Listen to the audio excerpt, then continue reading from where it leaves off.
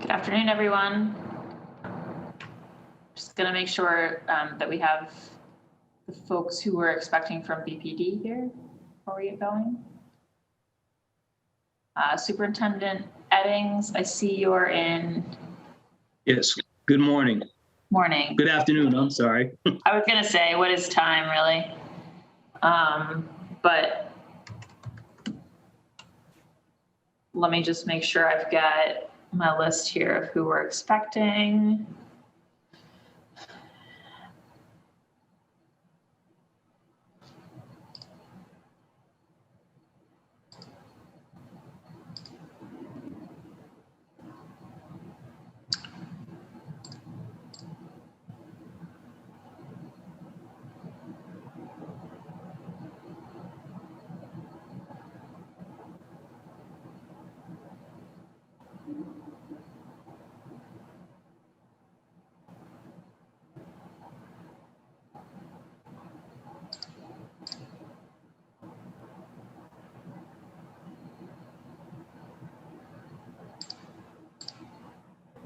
Councilor Bach? Yes, hi, Councilor Mejia. Okay, I just see a screen sharing. I just want to make sure I'm in the right place. Yeah, we haven't started yet because we're making sure we've got everybody from the department in who we're expecting. I think I'm still looking for, is Lisa O'Brien here? Yeah, she's with me, Counselor. Oh, great. Okay, so she's with you.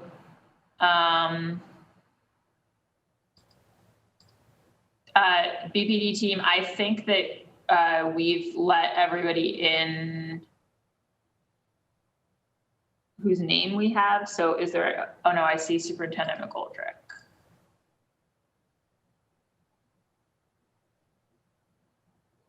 Is there anybody else from your group who is expecting to come in and who hasn't come in?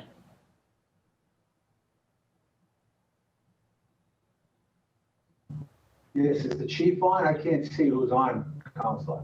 You see. You mean Commissioner Long? Yes. Yeah, he's not on yet. Okay. All right, so let me see. There we have Superintendent Baston, Donovan, Messina.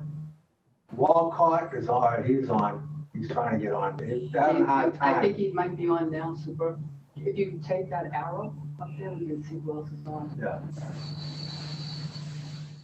Sorry? So we're trying to figure out why. No, the arrow to your left. Great. Right next to North, that little arrow. Superintendent Walcott's on, but I'm having some video issues. Can you hear me? Yep, we can hear you and see you, Superintendent. Oh, you can see me? Yep, both. Okay. What's up, Sean?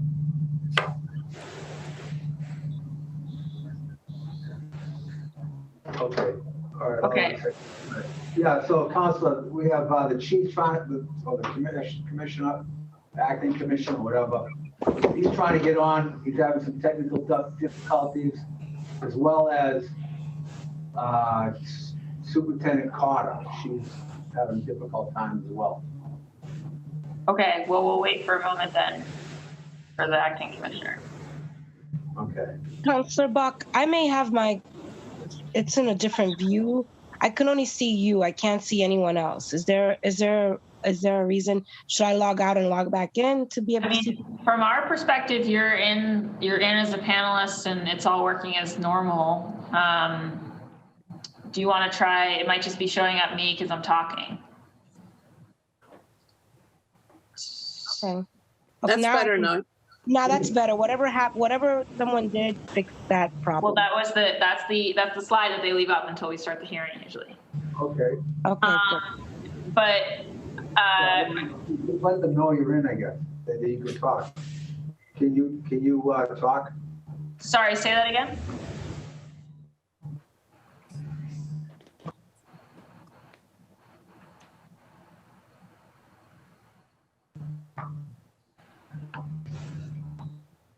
Yeah, I was giving people remote instructions on how to get in. So not that I really know what I'm talking about, but So that's what. So just so I understand, Superintendent, we're waiting on Commissioner Long, and then who was the other person? Superintendent Carter, and she can hear, but she's having a hard time transmitting or getting a picture. So you just see if she eventually made it in. And is she under her own name? No, it would be Captain Terenzi. Okay. Yeah. Yeah, so she I can bring over. So now it's just the commissioner we're waiting for, I believe? Yep. Yep, I think so. I don't see him up there yet. Okay, so she's asking to. I'm here, Captain. Oh, you are. Super, I'm up here. I'm under Captain Terenzi's name. Okay, very good, Superintendent Carter. There you are.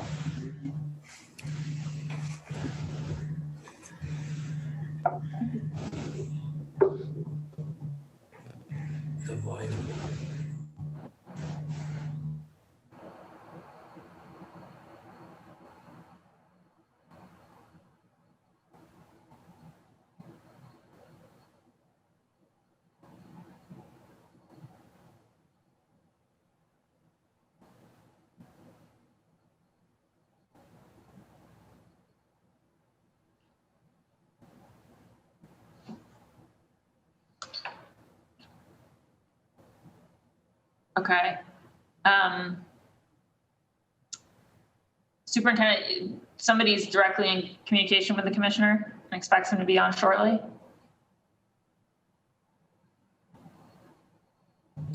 He should be coming on right now, Counselor.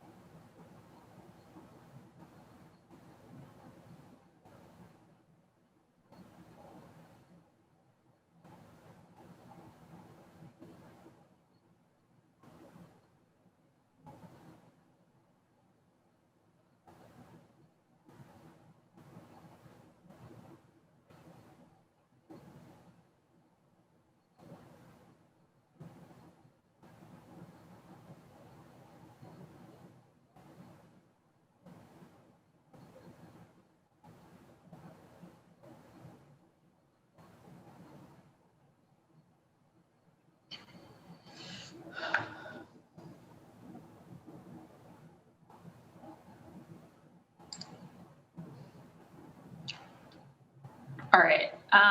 I think probably our best bet while we're waiting for Commissioner Long is for me to start the process of reading our opening statement, just because there is significant verbiage to get through there. And I'm mindful of everybody's time. We've got a lot of people sign up for public testimony and lots of folks on this call. So Candace, we're good to go? We're all set, Madam Chair.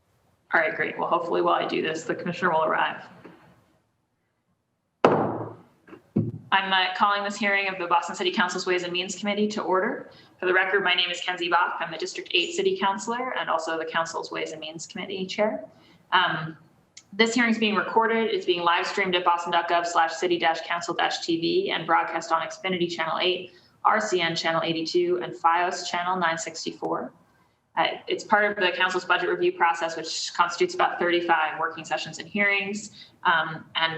We are eager to have you participate as a member of the public in that hearing process. So like I said, a bunch of folks are signed up today.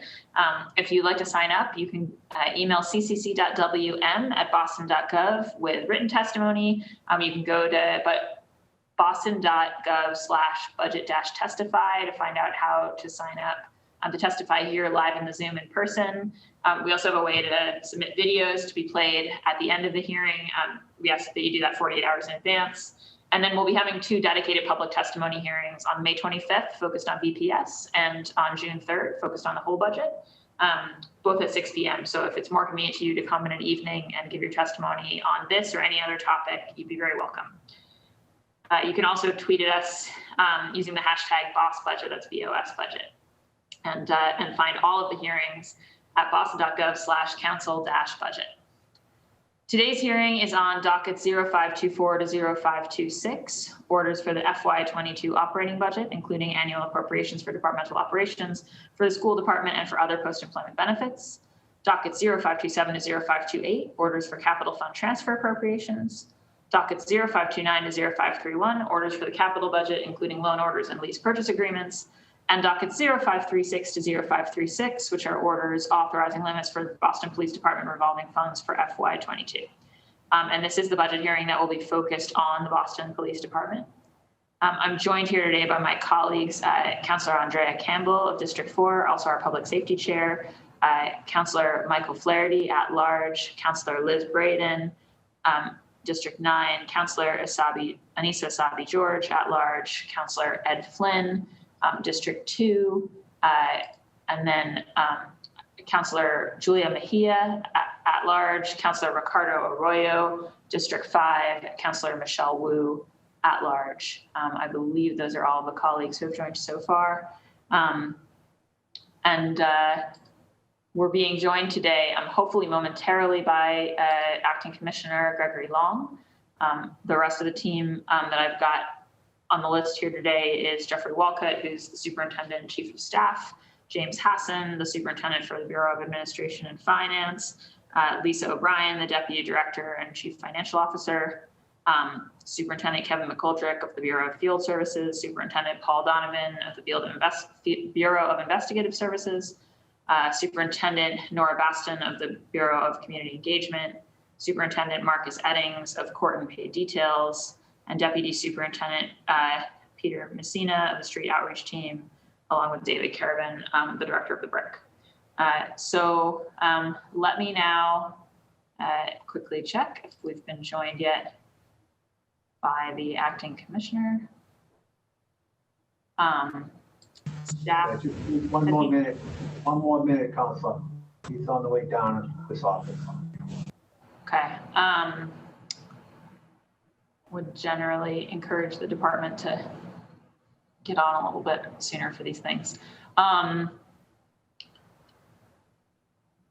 right, well, let me just, I'll address a few housekeeping items and see if he's on shortly.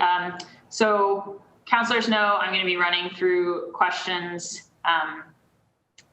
with my timer and my gavel. I would just say to everybody that we do have a bunch of public testimony lined up. I don't want to leave all of that to the very end of the hearing today. So I am going to just ask counselors to try to be efficient in your question asking and to leave space, as we talked about this morning, to just leave space in your time for the department to answer the questions so that we can get that real dialogue going and not just have a list of questions or statements. That would be helpful for the back and forth that we're seeking to have.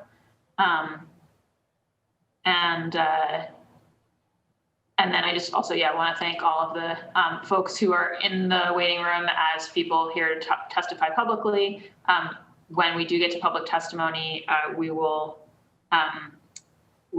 be bringing you over in as panelists. So just know that we know that you're there, and I'm grateful to have you here.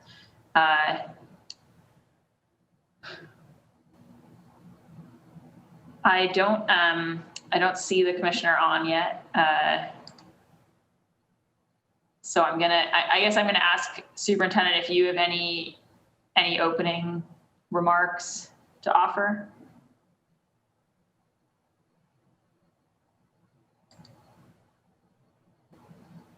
Superintendent Hassan. Yes, Counselor. I could have some opening remarks. I'd just rather wait, just give us another 20 seconds if you don't mind. Yeah, we can wait for a few more moments, but I just, the council noticed the hearing for 2. it is something where we do expect folks to be on time. Yep. Unfortunately, we tested that early. I don't know why it didn't work. It's right here. So, yeah, like I said, we tested it earlier. So, this way, you want to opening statements? Yeah, in general, I haven't been opening these with opening statements because we're trying to be efficient and get to actual questions and back and forth. Certainly, I mean, Councillor Campbell, as the Public Safety Chair, if you would like to say a few words, feel free. In terms of opening statement? Yeah. Oh, sure. So thank you. I'll just be short and sweet. I know that we have folks waiting to testify publicly and do want to create space. First, thank you to the department for being here. Thank you, Councillor Bach, of course, for holding the hearing. I anticipate that there'll be a lot of questions with respect to investigations, of course, questions around just how we get a department that's more transparent, accountable, diverse in the makeup of the department. And so looking forward to a whole range of questions from all of us, including, of course, council colleagues with respect to those topics. I will say, I know we were hoping that we were going to be efficient and swift here. So we submitted a lot of questions prior to this hearing with the hopes of getting a response, but there was very little specificity. So I feel like I'm going to be bringing up a lot of questions again, which is unfortunate. So I will, keep my opening remarks really short. But that's the goal is how do we create a department that's in the nation, the most transparent, accountable, equitable, and diverse. And there's still, I think, as we all agree, a lot more work to do. Thank you, Councillor Campbell. Yes, we did send a set of folks over, a set of questions over to the BPD, and we did get a memo back over the weekend, but I think a lot of the specific questions that we had asked are left to be asked here in the hearing. I think BPD, we have to get into it. So is there, of the many superintendents here, is there anybody who's prepared to sort of jump into one of the many topics at hand? So the acting commissioner is here, Counselor. He's right here to my right. Oh, great. I'm sorry, I apologize for being late, a couple of technical difficulties. So I did have an opening statement prepared, but in the interest of time, I'm just going to say, I appreciate the opportunity on behalf of the Boston Police Department to talk about, the department in general, the budget specifically, and also our commitment to the communities we serve, the commitment to police reform, and also, again, our goal is to keep communities safe. And I think throughout this, we're going to touch on all of those topics. Great, thank you, Acting Commissioner. So I think then, do you guys have a presentation prepared, or shall we move straight into questions? You can move straight to questions if you like. Great. Okay, all right, I'll start, and then just so folks know, the order is Campbell, Flaherty, Braden, Asabi George, Flynn, Mejia, Arroyo, Wu. I'll just start with, there's a proposal on the table in the proposed budget to control overtime, and the goal is to achieve I think it's been framed as a 1/3 cut in overtime compared to what's going to turn out to be our expenditure for this year. Of course, that's also what we could have said about last year's proposed cut, was that it would have been a 1/3 cut had it been realized, but it wasn't realized. And so I know that there are component pieces proposed here for making that real. One of them is medical triage.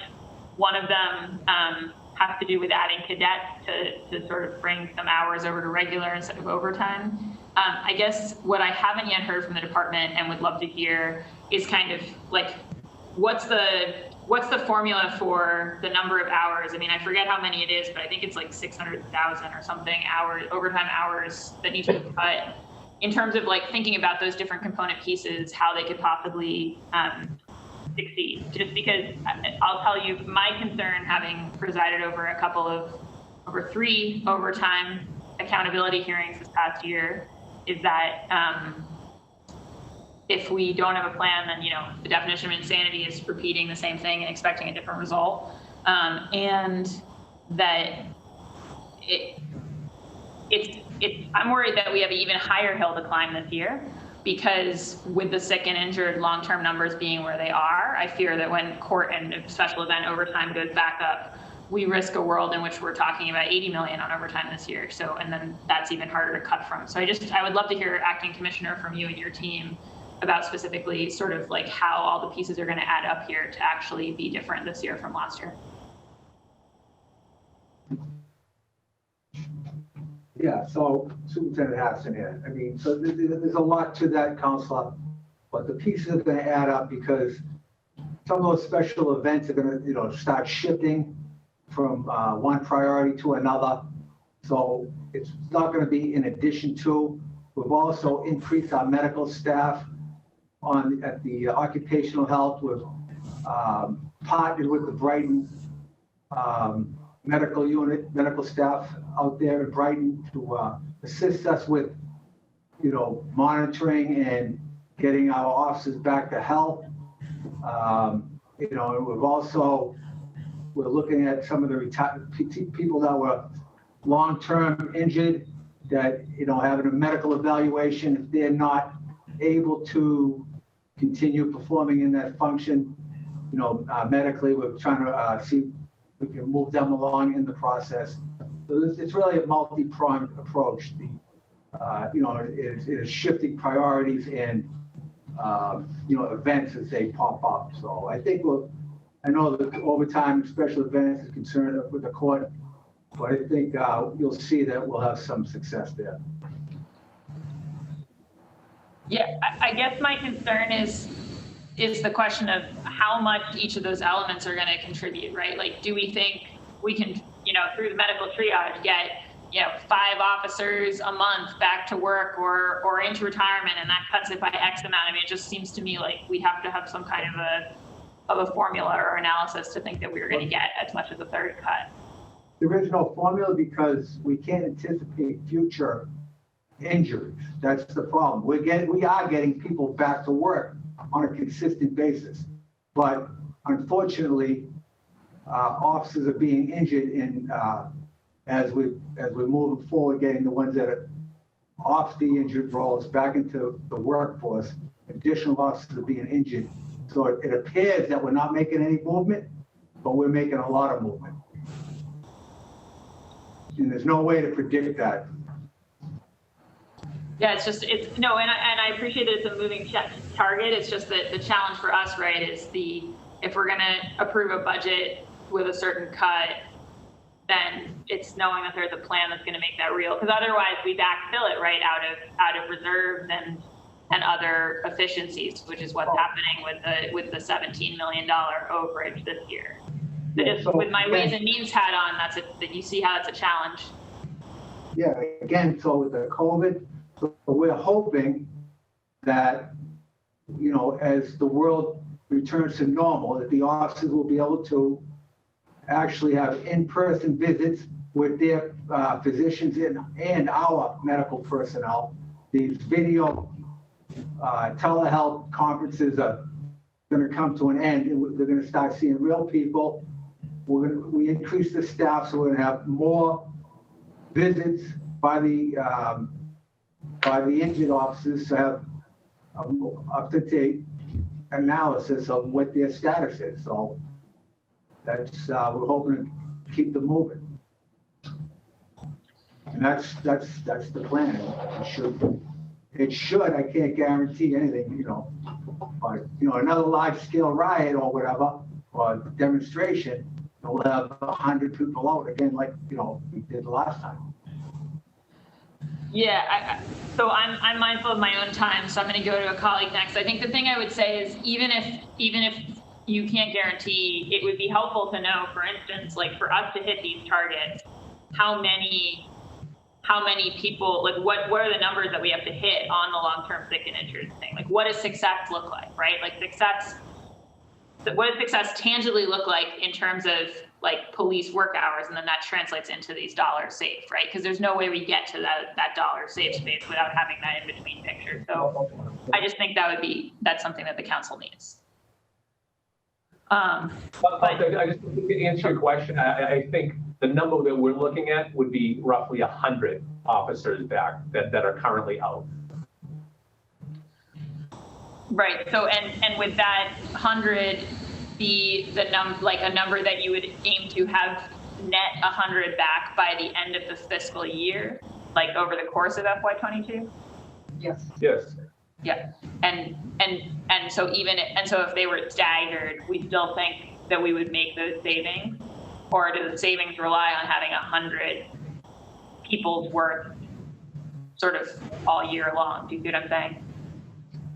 It would definitely be staggered, but also too, what else is gonna, in addition to getting the officers back to work, we're having 2 new recruit classes that's gonna increase our head count, which will hopefully offset some of those replacement costs that we're currently incurring right now. So it might be staggered, but the overall savings will be significant. But is the overall savings sort of equivalent to 100 officers worth back over the course, like for the year? Something like that? Hold on. I think I have a sense of, it's just then it becomes the question of like, okay, so do we have much chance of getting 10 officers a month back, and how do you do the math with the cadets? So, you know, I would love a little bit more definition written down about kind of how we get there. I do think it would be 100. I know what you're saying, 100 spread out through the years or throughout the year. Or you're talking like if we would, we would get 100 officers back next month, would that obviously start the process towards getting to where we would need? I think, obviously if we're looking at 100, the sooner we get them back, so the majority of the year, your net gain is 100 officers. I think obviously that would get us, kind of the numbers that we're looking at. I know the superintendent and the superintendent Hassett mentioned, it's tough to predict that, different variables come into play, how officers get injured. But yeah, I think the 100, I don't think it would be, 50 now and 50 by the tail end of the fiscal year. I would think, the sooner we could get 100 back, to net gain 100, then obviously the longer you have that 100 net gain, then the closer you get to your number. Right. Yeah, it's just if I said I was going to cut my spending on anything by a third, the first question would be, how are you going to do it? And how are you going to do it over the month, right? And how much of it are you going to do in July versus in September? So it's just, I just think that at some point that has to be mathematically describable for the council to look at. Otherwise, I can't imagine that we will achieve it. So just that's my note that I want to hammer here. But I will go next to Councillor Campbell. And like I mentioned before, after her, it'll be Councillor Flaherty. Councillor Campbell. Thank you, Councillor Bach. And again, thank you to the department for being here. We'll jump right into a few questions. One is, Councillor Bach, thank you for the question on overtime, because as you can imagine, this is the question that rises to the top of the list for many constituents, particularly the fact that it is just not sustainable. Coming out of COVID, there is just no way we can maintain a budget that's $400 million, a $70 million overtime budget that keeps going up when we have to be fiscally conservative coming out of COVID. And so the hearings that we had, of course, and did in partnership with Councillor Bach, were designed to try to get at some real strategies that we could do to rein in the cost while, of course, ensuring every district had adequate coverage for the number of calls they were getting. So I can't stress enough, when I got the new budget, I definitely am not optimistic at all that we're going to reach those savings. If we weren't able to do it last year, we weren't able to realize that 12 million, and that was, of course, with events down, not up. And so really would love some more specifics on how we plan on getting there. And so I just wanted to re-up that question through the chair. We need more specifics. And then I guess my other question outside of more specifics on the overtime is any updates on the investigations into this alleged officer possibly or officers participating in the Capitol insurrection. Any updates on the investigation into the Rose case and this McHale case? I'll leave it there, and depending on time, can ask additional questions before I see the gavel.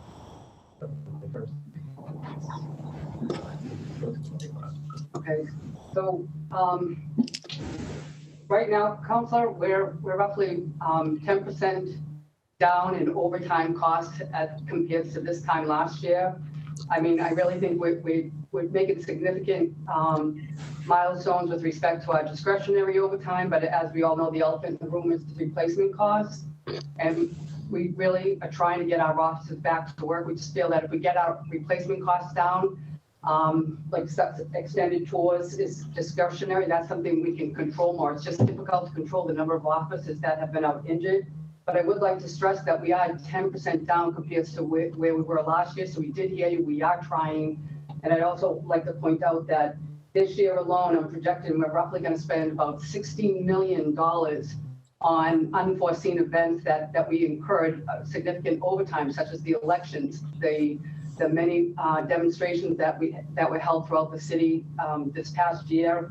COVID-19, as everyone knows, really hit us hard at the police department, and mass CAS is another area where the overtime has grown because that area is in need of attention. So that's like $16 million right there. That's going to hit our overtime budget this year that we do not plan for. And so Lisa, I know I'm going to see the gavels, so I got to be quick. So when you say 10% down, can you say that in numbers? Just, the public, what's the 10% equivalent to? And on the replacement costs, any thought to looking at some of the specialized units to send them back to the districts as a way to reduce those costs? Yes, that's one area that we're going to look at this year. Again, a lot of things were stalled this past year as a result of COVID. Especially, so for example, right now I'm seeing roughly about a $6 million savings compared to last year. From the 72 million to the 65 million projected. But it would have been even more significant, Counselor, had we not had some of the unforeseen events that we had this past year. All right, and then any updates on these investigations? Obviously, this is an ongoing question that we get quite a bit, as you can imagine. So, Council, in terms of the Capitol, like you in almost the entire country, I was disgusted by what I saw down the Capitol. I will say, I know you're a little frustrated by the length of time it's taken for this investigation. But the thing about investigations, I want to make sure that they're done the right way. So when they're concluded, that they're thorough, and there's no other questions to be asked about that. That being said, I expect that to be done, within the next couple of weeks.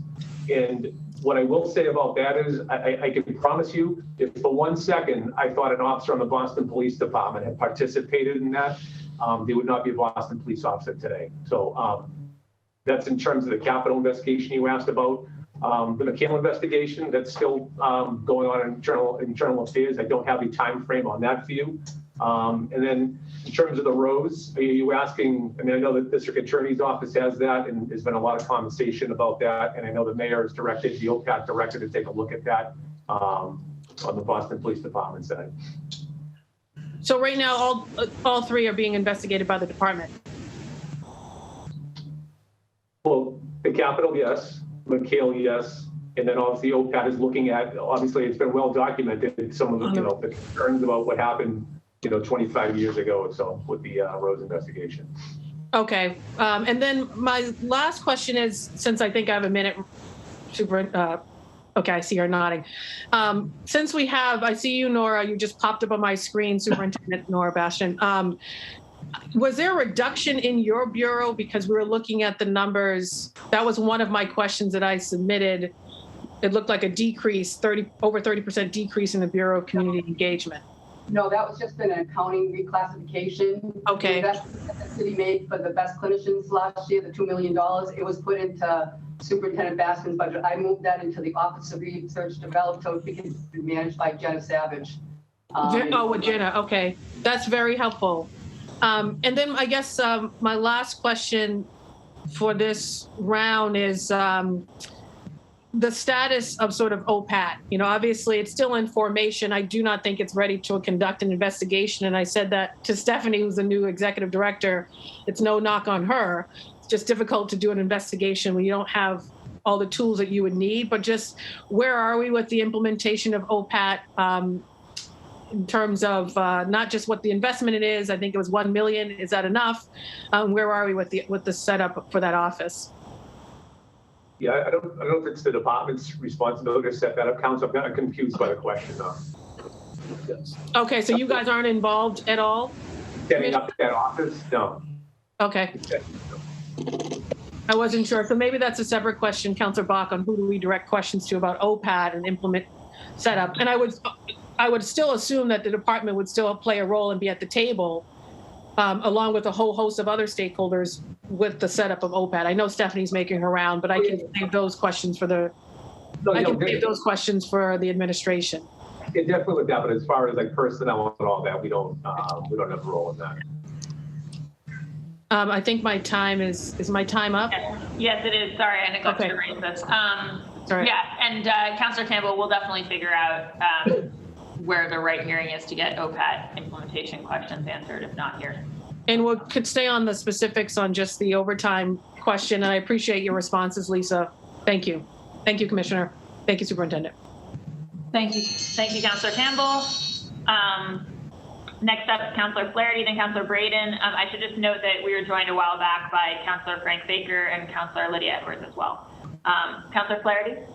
Thank you, Madam Chair. And I'd like to thank the Boston Police Department, in particular, Commissioner Long and his team, the superintendents and other personnel that are on the phone for their time and attention today and for the great work that they do. We're blessed in the city, not only having the first police department in the nation, but we have the best police department in the nation. And it's because they're well trained, and they're also, we can boast of having the best community policing efforts. Continues to be a model for other jurisdictions. So I appreciate the work that you guys do. You know, budgets, obviously we like to put as much predictability into budgets as possible, but we know when someone calls 911, that's when it becomes unpredictable. We just don't know the situations that you will find yourselves in, protecting the public and protecting the neighborhoods of Boston. So I appreciate your efforts and attention on that front. Everywhere I go, and as a citywide councilor, I get calls and emails all the time from across the city that they want to see more police officers, not less police officers. And I know that, and I've been privy to some recent polling that suggests the same across the city, that people love and appreciate the job that you're doing, and they want to see more officers, particularly those bicycles. That's a hot item. So as we head into the warmer months, Commissioner, the more that you can deploy the bicycle unit, as well as additional walking beats, I think that would be well received throughout the entire city and all neighborhoods. I want to touch base on COVID as well. Curious to see how many members, without obviously not getting into HIPAA, how many members had contracted COVID and or were subject to the COVID quarantine, and what, if any, impact did that have on manpower? Clearly also, one would think we would recognize the cost savings, because all the parades, festivals, major events like the marathon and et cetera were canceled. Yet, obviously, we had other issues to deal with. So I'm curious to see what the costs associated with that. So to see whether or not we actually got a cost savings or not. And then from a staffing standpoint, and again, going back to community levels and civic associations and crime watch groups who are again clamoring to see more police, I guess who and what determines staffing levels? Is that done by the ComStat? Is that done by activity in a specific neighborhood or arrest? And given that arrests are down, I get what mechanisms are going into play to help captains determine what's the appropriate level of staffing per shift, so that we have sufficient police protection in all of our neighborhoods. I know that some neighborhoods feel that they don't get as much as other neighborhoods, and they're constantly calling, asking, to see more officers in their neighborhood on this street. And then just lastly, if you could just give a breakdown as it pertains to the overtime costs. I know that as the longest serving member, I know we had 3 or 4 classes in a row that were around 100, 110. offices that came on. I think that was during the Clinton administration, and I think that many of them are reaching mandatory retirement age. What are we doing to prepare for that? What are we doing to backfill, number of experienced trained officers that we're going to lose? And I see that there's maybe something in this budget for 30. That's not going to cut the mustard. If we're going to get to staffing levels that are going to be commensurate with the demand and the need in our communities to deal with over hundreds of thousands of 911 calls, then I would argue that we need to put on more classes, and those classes need to be bigger. So that's it in a nutshell for me for the first round, and I appreciate the responses. Listen carefully.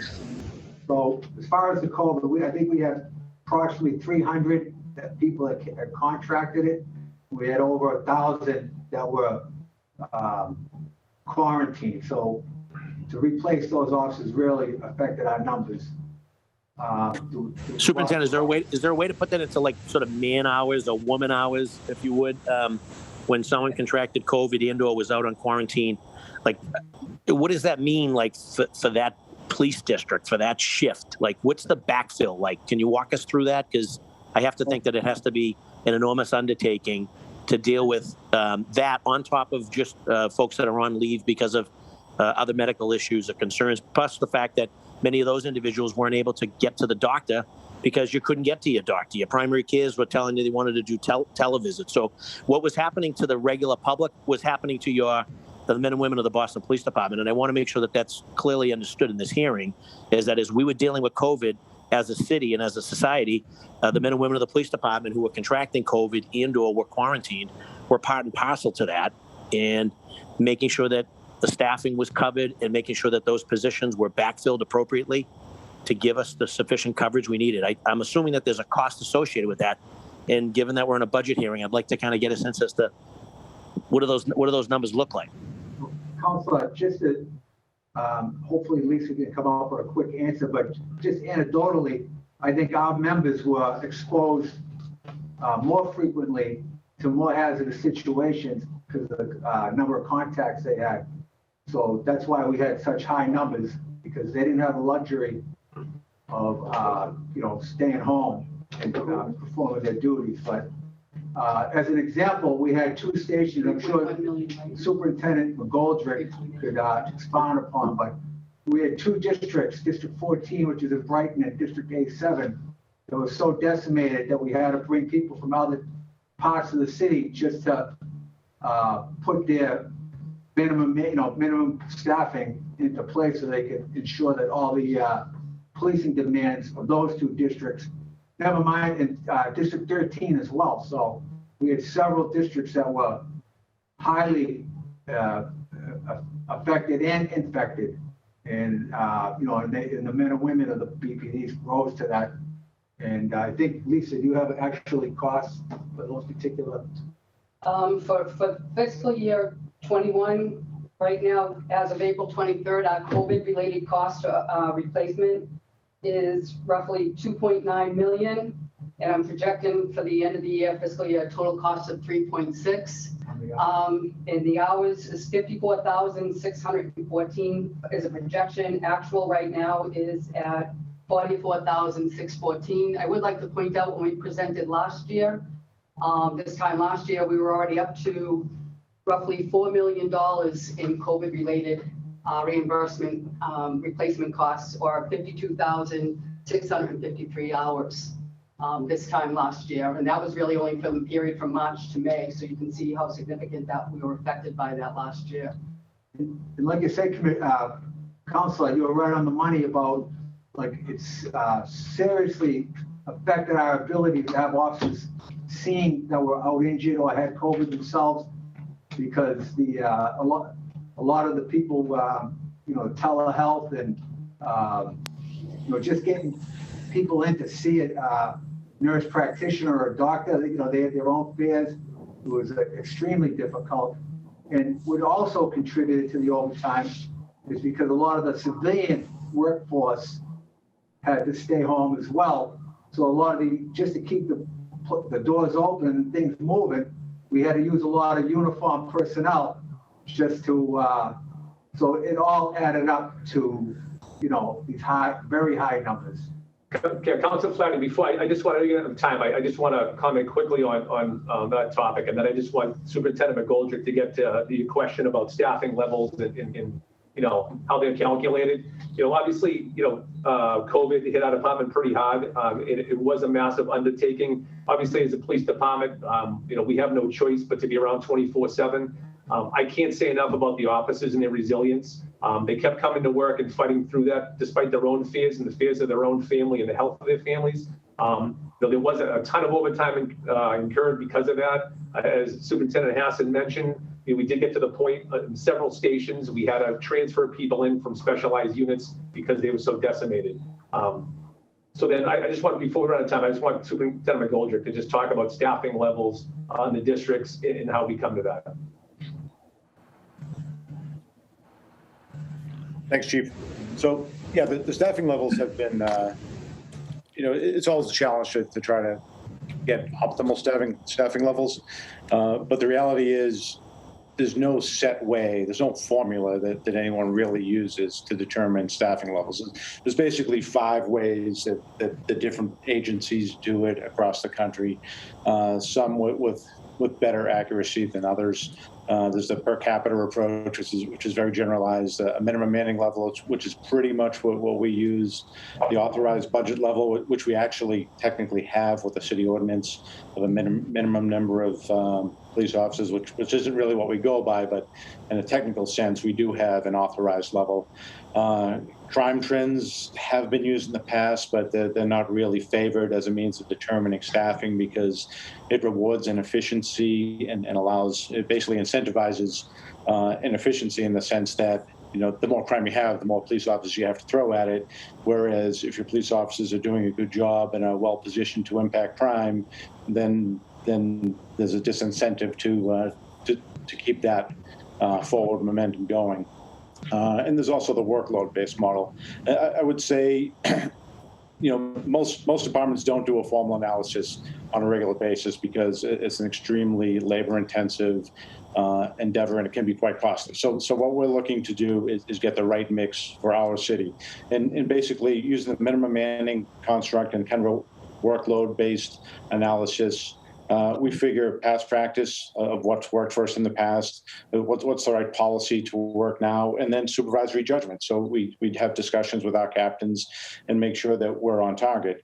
Unlike a lot of other cities, I think our 5-year crime trends and our current year-over-year crime trends indicate that we're doing better than most, and I think our numbers, if we're looking at it from a numbers standpoint, are good, better than most major cities. So I think, to some extent, the supervisory judgment aspect of it is validated by that. Obviously, there's always the budget aspect of it too. It's not just about what we're accomplishing, but how much is it costing. But those are the factors, those are the trends that we usually go into in order to validate, to kind of check on our own experience and what we're accomplishing. The Bureau of Administration and Technology is soliciting a bid for an outside vendor to come in and conduct a formal analysis, which I think is a great idea. I think looking at some of the data trends that typically go into such an analysis, I'd be surprised if it says we're overstaffed. My expectation is it will probably say that we're understaffed just based on the historical numbers that we're using and some of the population numbers, the call volume, and the other data points I think would tend to have us look towards more policing rather than fewer police officers. But that's the advantage of having outside professionals come in and conduct a formal assessment. It's somewhat costly and labor intensive, but I think it will either validate the way we've been doing things or show us a slightly different path. But I think we're going to be pretty close to what the experts will have to say. Thank you very much, Chief, and the superintendents, and of course, particularly during COVID, a lot of armchair quarterbacks got to stay home in their feety pajamas, but you guys didn't. Frontline and first responders did not. So I appreciate the work you did. And simple suggestion, obviously, I'd look forward to getting the results of that staffing inquiry, and just caution that just don't get them from Portland or Seattle. Thank you. Thank you, Councillor Flaherty. Councillor Braden and then Councillor Asabi George. Councillor Braden? Thank you, Madam Chair.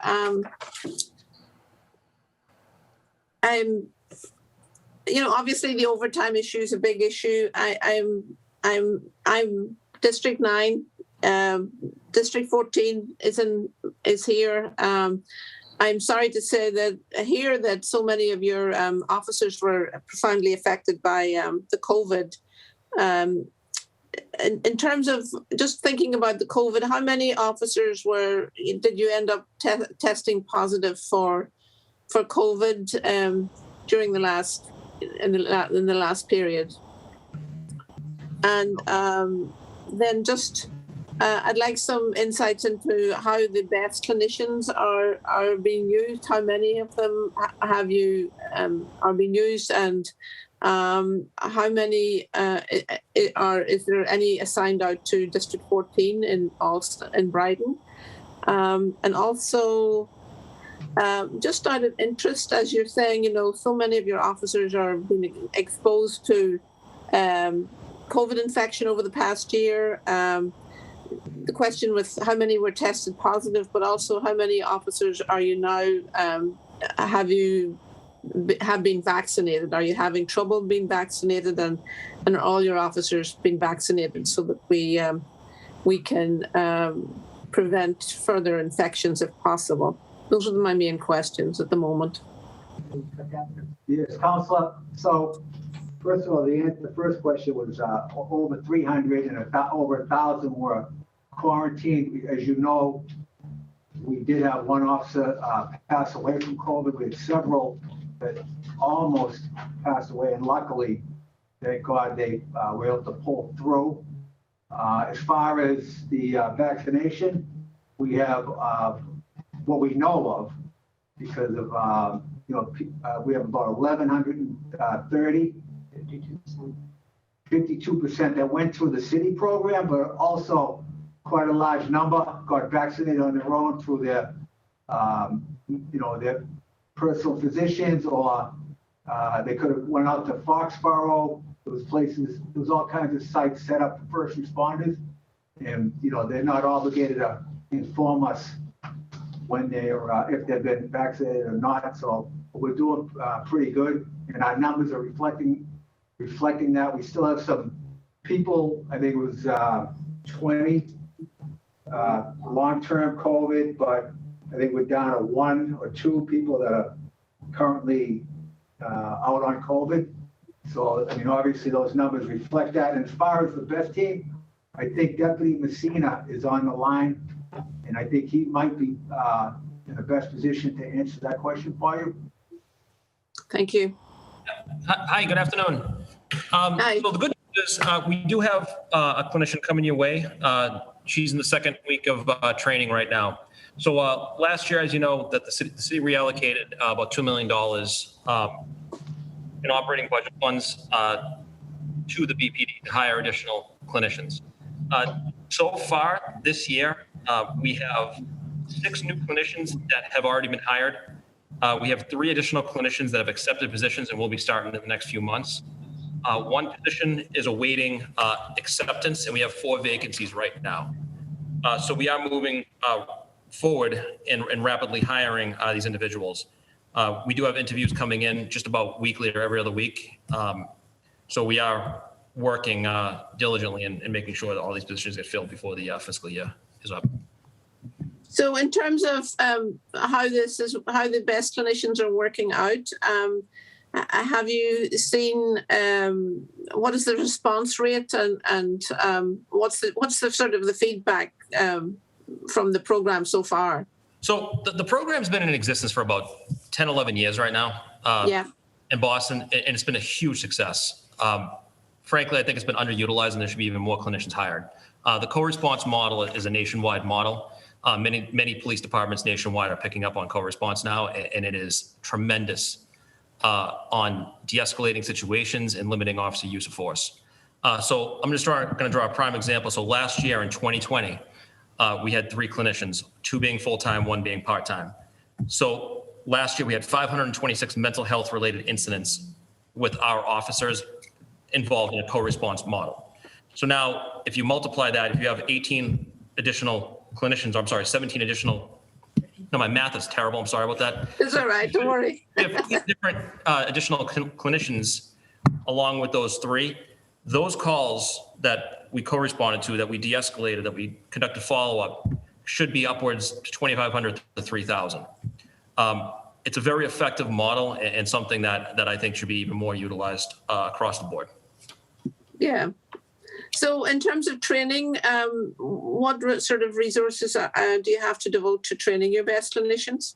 So there's actual best training where they actually train the clinicians as they're hired before we even see them. So we're part of the initial hiring process with them. Once they're hired, they go through best internal training before they're brought over to us. So today, right now, I have 3 clinicians with us today, riding along with my officers assigned to the street outreach unit.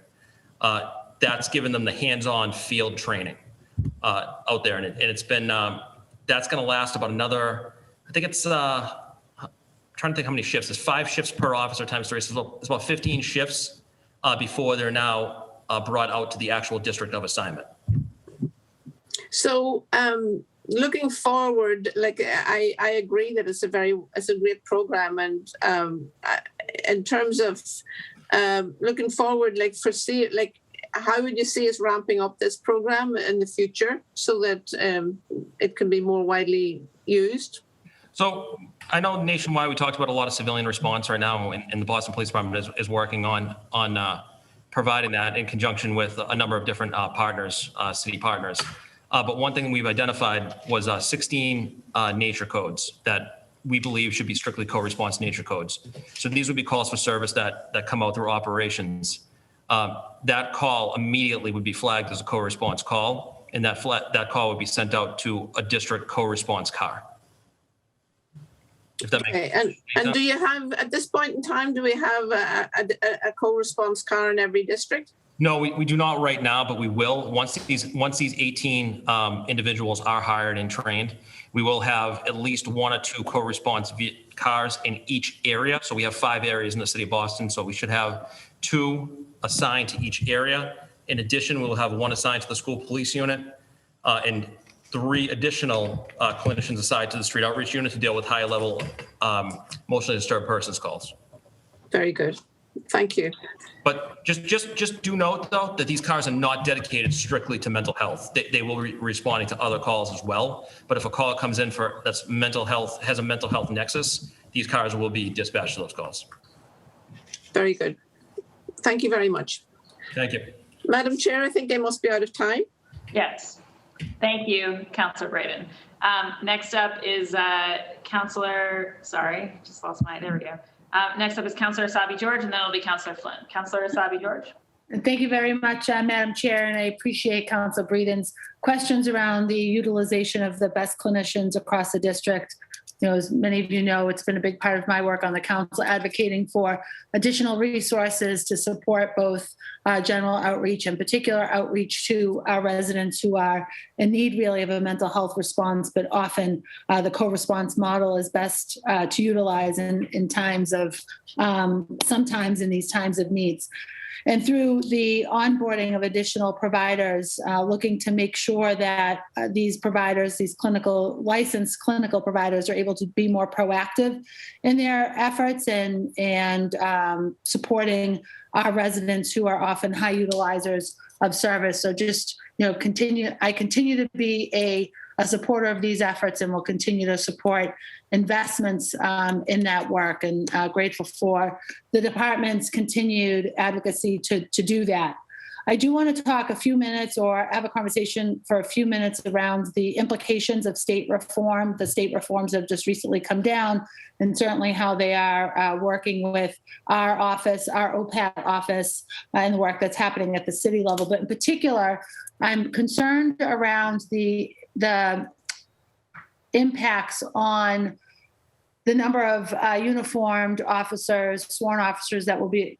So I'm curious about how the department's preparing to balance the training requirements that are now part of state reform, and to make balance the training requirements with sufficient staffing levels across the district as that rolls out in the next couple of months? Because the training, my understanding, will take a number of officers off the street on any given day. So how are we preparing for that? What are we looking at as it relates to the number of officers that will have to participate in that training at any given time? And how are we making accommodations to make sure that we have a proper staffing levels on the street? So, Council, you know what, I will, I'll answer one part of it. The other part, I can have Superintendent Carter talk about the training implications. You know, a challenge for us is going to be, you know, a Bureau of Professional Standards, you know, with the new police reform, you know, there has to, you know, when we get complaints in, there has to be a timely dissemination we're going to have between the OPAT and the Post. Got to be some, you know, it's obviously duplication of effort there, but there are strict timelines that we're going to have to meet. We're looking at staffing levels within the Internal Affairs Bureau itself. That's going to be a challenge. And, you know, we're looking internally where those bodies are going to come from. But make no mistake, their workload is going to be increased exponentially because of this. But we're going to have to increase the staffing there because we have to meet these deadlines. You know, just it's part of that. But again, by having to report to two different entities, obviously that's creating a workload that it's going to fall, unfortunately, you know, squarely on Internal Affairs. So we are looking at that. I don't have an answer exactly how many right now, but you know, obviously we've been talking to the Superintendent Dotton and Deputy Crispin about that, and you know, that's something as a department we're going to have to face and do. But as far as the training, I can let Superintendent Carter talk a little bit about the police reform and what that means to us in terms of training. Thank you. Thank you, Superintendent and Chief and Superintendent Carter. Okay, on, you know, as you know, the Boston Police, we have our academy classes. Our training goes like about 1,100 hours, and the MPTC, they only add for 800 hours. So our officers are obviously more trained than even the rest of the officers in the rest of the state. But with that said, with the new guidelines with the MPDC, we're going to have in-service training will be 40 hours every week, which we're already working on. Starting July 1st, we'll have it all up and running, and they're going to have MPTC has 24 hours that they're going to want us, all the officers in the department, to go through, and those are responding to mental health emergencies, de-escalation and use of force, cultural competency and mass gatherings, human trafficking, officer mental wellness, suicide prevention, critical incident stress management, and legal updates. But out of these, we have our own e-learning that we've been doing yearly anyway, so a lot of this is already covered. And with our curriculum in the academy, almost all of this is covered, and this is all online, and then they're going to have to come to the academy for 8 hours of ABLE training, which is active bystandership for law enforcement, which is an FIP training, fair and impartial policing, and then with the range. So we're ready to roll with all our new training that's involved in this with the Post. Oh, I'm very confident that you're ready to roll. I'm concerned about the number of officers that may be off the street in order to participate in this training. And the training is important for sure. And I appreciate and recognize that we do most of this training already on our own, and there may be a few added requirements because of the state reform. I'm most concerned about what implications it may have for coverage day to day in any one of our districts or through our specialized units. Well, with this training, the 24 hours of it is going to be online training. So they'll be able to do that. And we're going to have it set up that every month there'll be so many officers doing the training. So everyone will be trained on a yearly basis. There'll only be one day that they're going to have to come to the police academy, which will be 1 8-hour shift that will most likely impact the street, because they'll be here at the academy. And will this training be done on an overtime basis, or will this be done during a regular shift? Well, I don't think we've worked all that out yet, but most of it, it's set up in blocks, so it's different increments, and you're gonna have so much time, like, we'll say like 30 days to get the 24 hours in, so whatever way we can work it out. I'm not sure if we're gonna do it on overtime yet, but I don't think it will be. I'm not sure if the chief had something else to add there. I just, want to make sure, obviously, I think it is of my opinion that we are very much understaffed as it is today. And I worry about, although, again, I want to be clear that I support the additional training for police officers, I do worry about the implications it has for coverage on our, thinking about our public facing and the responsiveness of the police department due to pulling some of the men and women of BPD from their regular shifts into this training. Just want to make sure that we've got a plan in place to do it all and do it all so that it does not interfere with the ability to serve the residents of the city of Boston. Thank you, Madam Chair, and I do have questions for the next round. Great, thank you, Councillor Sabi George. Next up is Councillor Flynn, and then it'll be Councillor Mejia. Councillor Flynn. Thank you, Councillor Buck, and thank you to Commissioner Long and the men and women of the Boston Police that are also here with us. One of my top priorities has been discussed, but is the impact COVID had on the police officers that were sick and out of work because of it. But Commissioner Long, my priority is how is their health and how is the health of their family.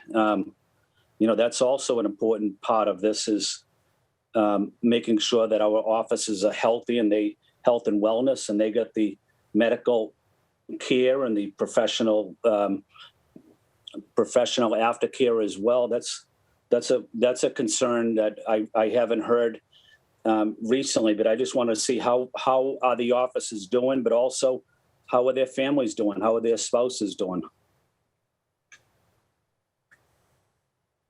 That's great. So obviously, Council, we talked about it. COVID has had a huge impact on this department in a ton of different ways, and emotionally is one of them. As Superintendent Hassan, mentioned before, we did have an officer die, Fontanez, unfortunately. It was a huge loss for the department, and obviously affected a lot of different officers in his family. We have had multiple other officers that, like no other reason other than a miracle, survived that. And they too, them and their families psychologically have gone through a lot. The best way to answer that is, our peer support unit does a tremendous job reaching out to these officers, staying in touch with them and their families, and trying to get them the support that they need. Obviously there's a lot that goes on that, especially these officers that were that sick and they're that sick that they almost died. Psychologically, them and their families, that's a huge burden. And then you've had other officers that were extremely sick. And again, the mental anguish, the stress about whether they were going to give that to the families. But I guess my answer is our peer support unit is the primary component that deals with our officers. They do a really good job. Thank you, Commissioner. It's good to hear that. Thank you for that response. That's an important comments that you made, and just as a way of background, after spending 25 years in the military and having a couple deployments, when people need their time off if they're exposed to, if they're hurt or if they're injured. I was exposed to, I'm part of a Gulf War registry. I was exposed to different things, but for me, it's not rushing people back to work. For me, it's getting the people back healthy and making sure that their family is healthy as well. So those are priorities I want to focus on, making sure we have enough money in the health and wellness program for the police. So thank you, Commissioner. And I also think that we're understaffed. I think about probably what do we lose through retirement? About 100 police officers a year.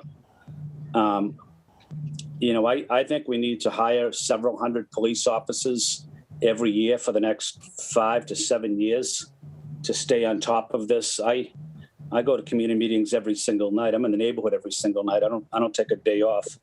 And residents ask me, they say, Councilor Flynn, I want more police protection in South Boston and in the South End in Chinatown and Downtown Crossing. The Boston Garden area, which I represent, all those areas, they rely on the police, and they provide a critical service for our residents. I just want to make sure we have enough police. We need more police on the street. They play a critical role. I was out on Saturday night. I did a drive along with police officer at C6, Officer Lawton, woman of color who's an exceptional police officer. But how can we get more police if on the street if police officers are retiring 100 a year? Are we hiring enough in these classes, Commissioner? Yeah, Council, next year, we have budgeted for 2 classes of 125, but I agree with you and your point. I think that has to be maintained over several years to be able to make up the difference of what we're seeing and the retirements that we're seeing and the pace that we've seen them and what we expect in the future. But I agree with you. I think, like I said, next year, 250. 250 are slated to be hired, but I think that needs to continue for the next several years. Yeah, thank you, Commissioner. I talked to Captain Sweeney and Captain Boyle and Captain Ciolo at least once a week, and I'm always advocating for more police in my district, and they're outstanding police captains. How could I possibly vote to decrease a budget and then, on the other hand, ask for more police in my district? I guess my point is we need more police. My final question, Commissioner, the bike patrols in the South End are effective. I'd love to see the bike patrol do more work, more outreach in the city, and just the problem properties that we also have on loud noises. I know the police are responding to a lot of parties as well. What's our strategy with dealing with loud parties, motorbikes? These quality of life issues are critical. It's not always about a police presence or response, but what can we do on those 2 issues? I think, I know the topic, it's been brought up, these, dirt bikes, ATVs that we're seeing around the city. It's been proven effective in the past it's kind of, it's a long-term approach to it that our auto theft unit does a good job of that. Methodically, they investigate and they're able to, confiscate a lot of those dirt bikes and ATVs that are either unregistered, clearly shouldn't be out in the city streets. And I think in the past you've seen it, and they're continuing to do that work. They're out there like every day through the weekend. They've done a very good job of over time mitigating the amount of dirt bikes and ATVs that you see out there through our media, BPD News. We've also put it out a couple different times. We're asking the community if they know where these illegal bikes are being stored, they call our tip line, and then we can use ordinances in order to confiscate them. And I think that has a serious effect on it. Last year alone, I know Sergeant Detective Humphreys, he testified at a meeting last week that his unit wrote over 3,000 citations, and that wasn't all traffic stops. He talked to them. There was different violations. He mailed in a lot of the citations, so there wasn't a lot of confrontation, and that really had an impact on that activity. And I think you're going to see that. You're going to see it decrease when we keep increasing some of the strategies that we now implement. Up in that area specifically, like last year, Franklin Park and Franklin Field, American Legion Highway, I can't say enough about, the officers, the B2, B3, the captain and Deputy Cologne for the work that they did there.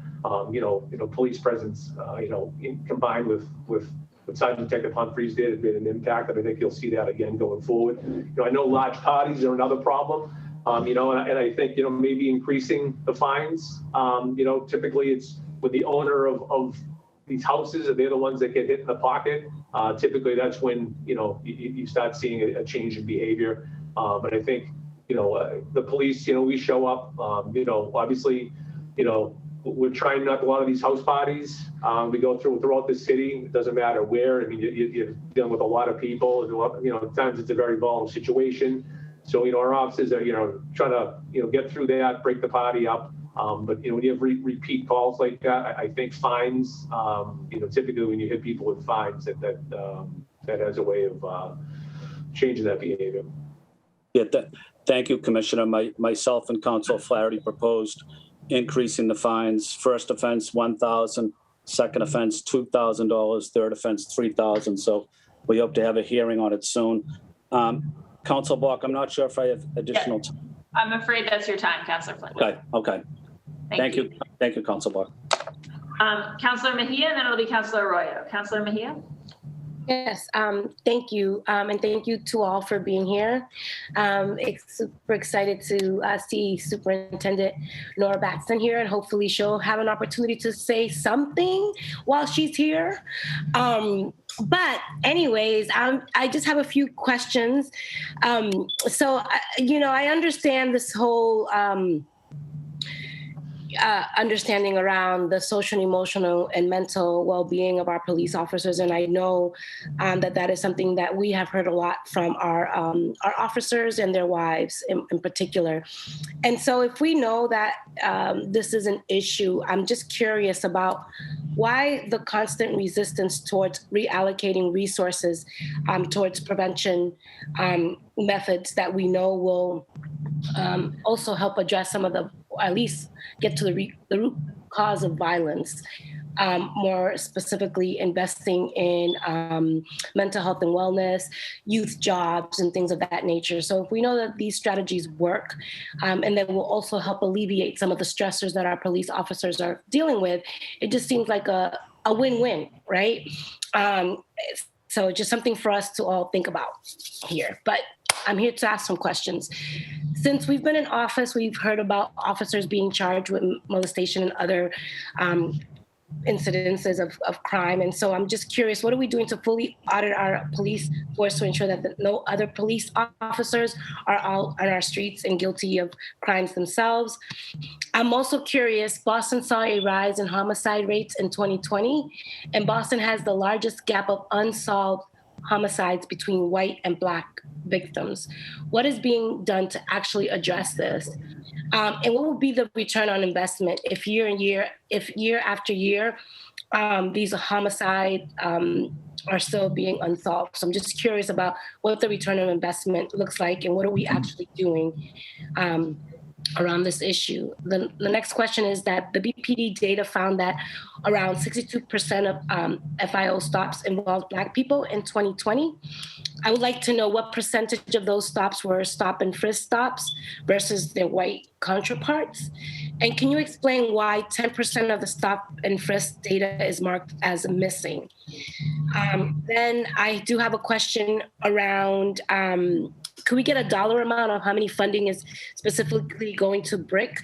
How much of that funding is going towards that versus general intelligence, quote unquote, and analysis funding? I'd like to know how many officers are currently sit on the federal task forces and what are those task forces?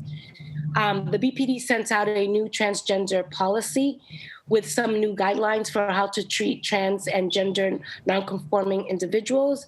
It says that the trans people need to be placed in holding cells that best align with their gender identity to the best extent possible. And my question is, what does to the extent possible actually mean? Can you guarantee that all trans individuals will be placed in cells that align with their gender identity? And that is enough for now? Well, I'll try to answer the first couple, Counselor, and then I think you could probably, some other individuals on this could answer it. As far as, what we're doing as far as auditing our offices, what I can say is, when officers, to get on the job, Recruit Investigations does a robust vetting process on each individual officer. By that, obviously, they interview the candidate themselves, neighbors, family, co-workers, schools that they've gone to try to get, a kind of a full picture of who that individual is. That being said, like every profession, I don't think we can predict what someone may or may not do when they get on the, later on when they're on the job, whether it's in their personal life. But what I can say is, an officer does get themselves in trouble, we do get information on that, then from a department, then, obviously, we'll investigate it fully. In terms of homicides, having been in the homicide unit myself, I can tell you that every homicide is investigated the same exact way. They are all provided the same amount of resources.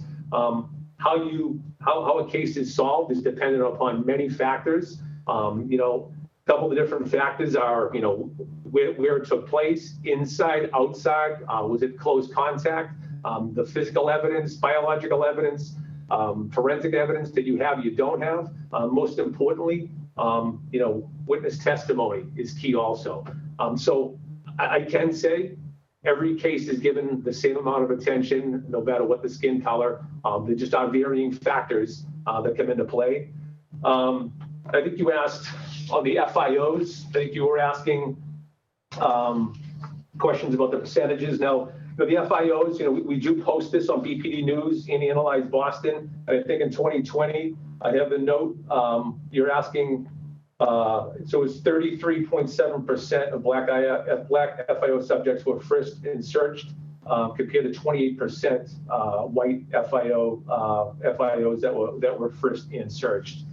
What else do we have? No, I said it was 62% of FIO. No, that was 62% that were FIO, but I think then you broke it down within then how many of them were frisked. Mm-hmm. The 62% that comprised the total number of FIOs, but then within the 62% was how many were frisked, comparing black and white, but 62% correct. That was the total number, which, I might add, the FIOs themselves, they've had an 81.6 decrease since 2008. And, there's a 29% decrease in 2020 compared to 2019. So, the numbers in the last 12 or 13 years have decreased enormously. So that means that more black people were stopped and frisked compared to white people? That's correct. I'm hearing that, right? That's correct. And so I see the gavel, Councillor Bach, and I'm sorry, but I just feel like there's still some questions that from my first round that have yet to be addressed. So can we just at least get one more, please? All right. Go ahead, Councillor Mejia. Okay, so can we just go back to the, can you just talk to me about the transgender policy? What was your question on that again? I don't have the policy. The BPD sent out a new transgender policy with some new guidelines for how to treat transgender and non-conforming individuals.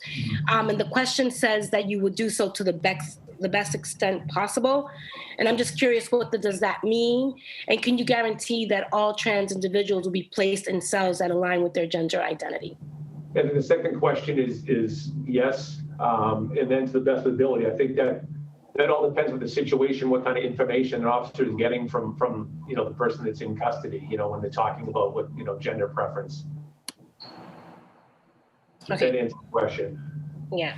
Oh my God, I have like 10 more other questions, but I'm going to go to round 2 for that. Don't worry. Thank you so much for that. Thank you.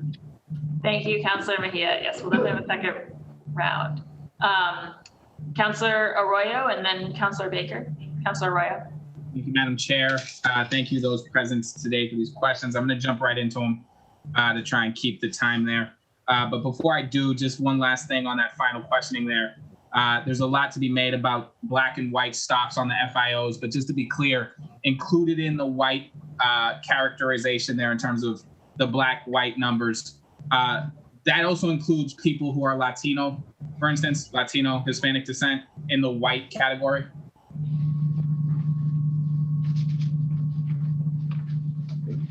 Kelsey, you have to rephrase that. So the FIO data that you released. Yes. Yeah, it has two categorizations, black and white, 60-something% black, 30-something% white. Right. Hidden in that white number, because I think most people assume white and then they don't think about the ethnicity that comes with that. In that white percentage of 30-something%, that's actually where white Hispanic origin descent is, correct? No, I think this, if I'm reading correctly and understanding you correctly, there's another category for Hispanic origin and not of Hispanic origin. Is that what you're? No, you're not hearing me correctly. You have two separate things. So you have black and white, just the race, because those are races.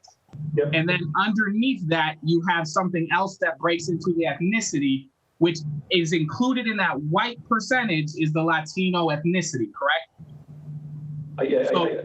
So are you understand what I'm saying? I'm not understanding you on that, no. So when you fill out a census, for instance, I would be white Latino.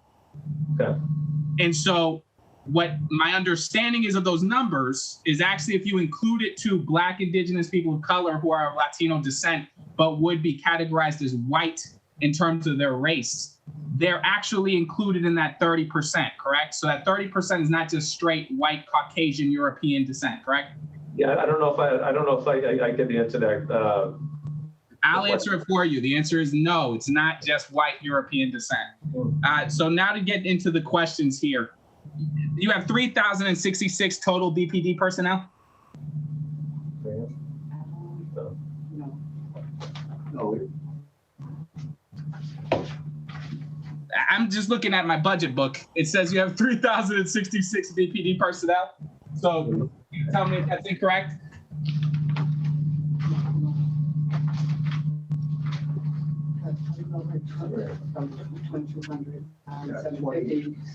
Yep, that's correct. All right, great. How many of that personnel is sworn officer personnel? So we have, total personnel is 2883. Is that sworn police officer personnel? 2,055. 2,000, how many? 55.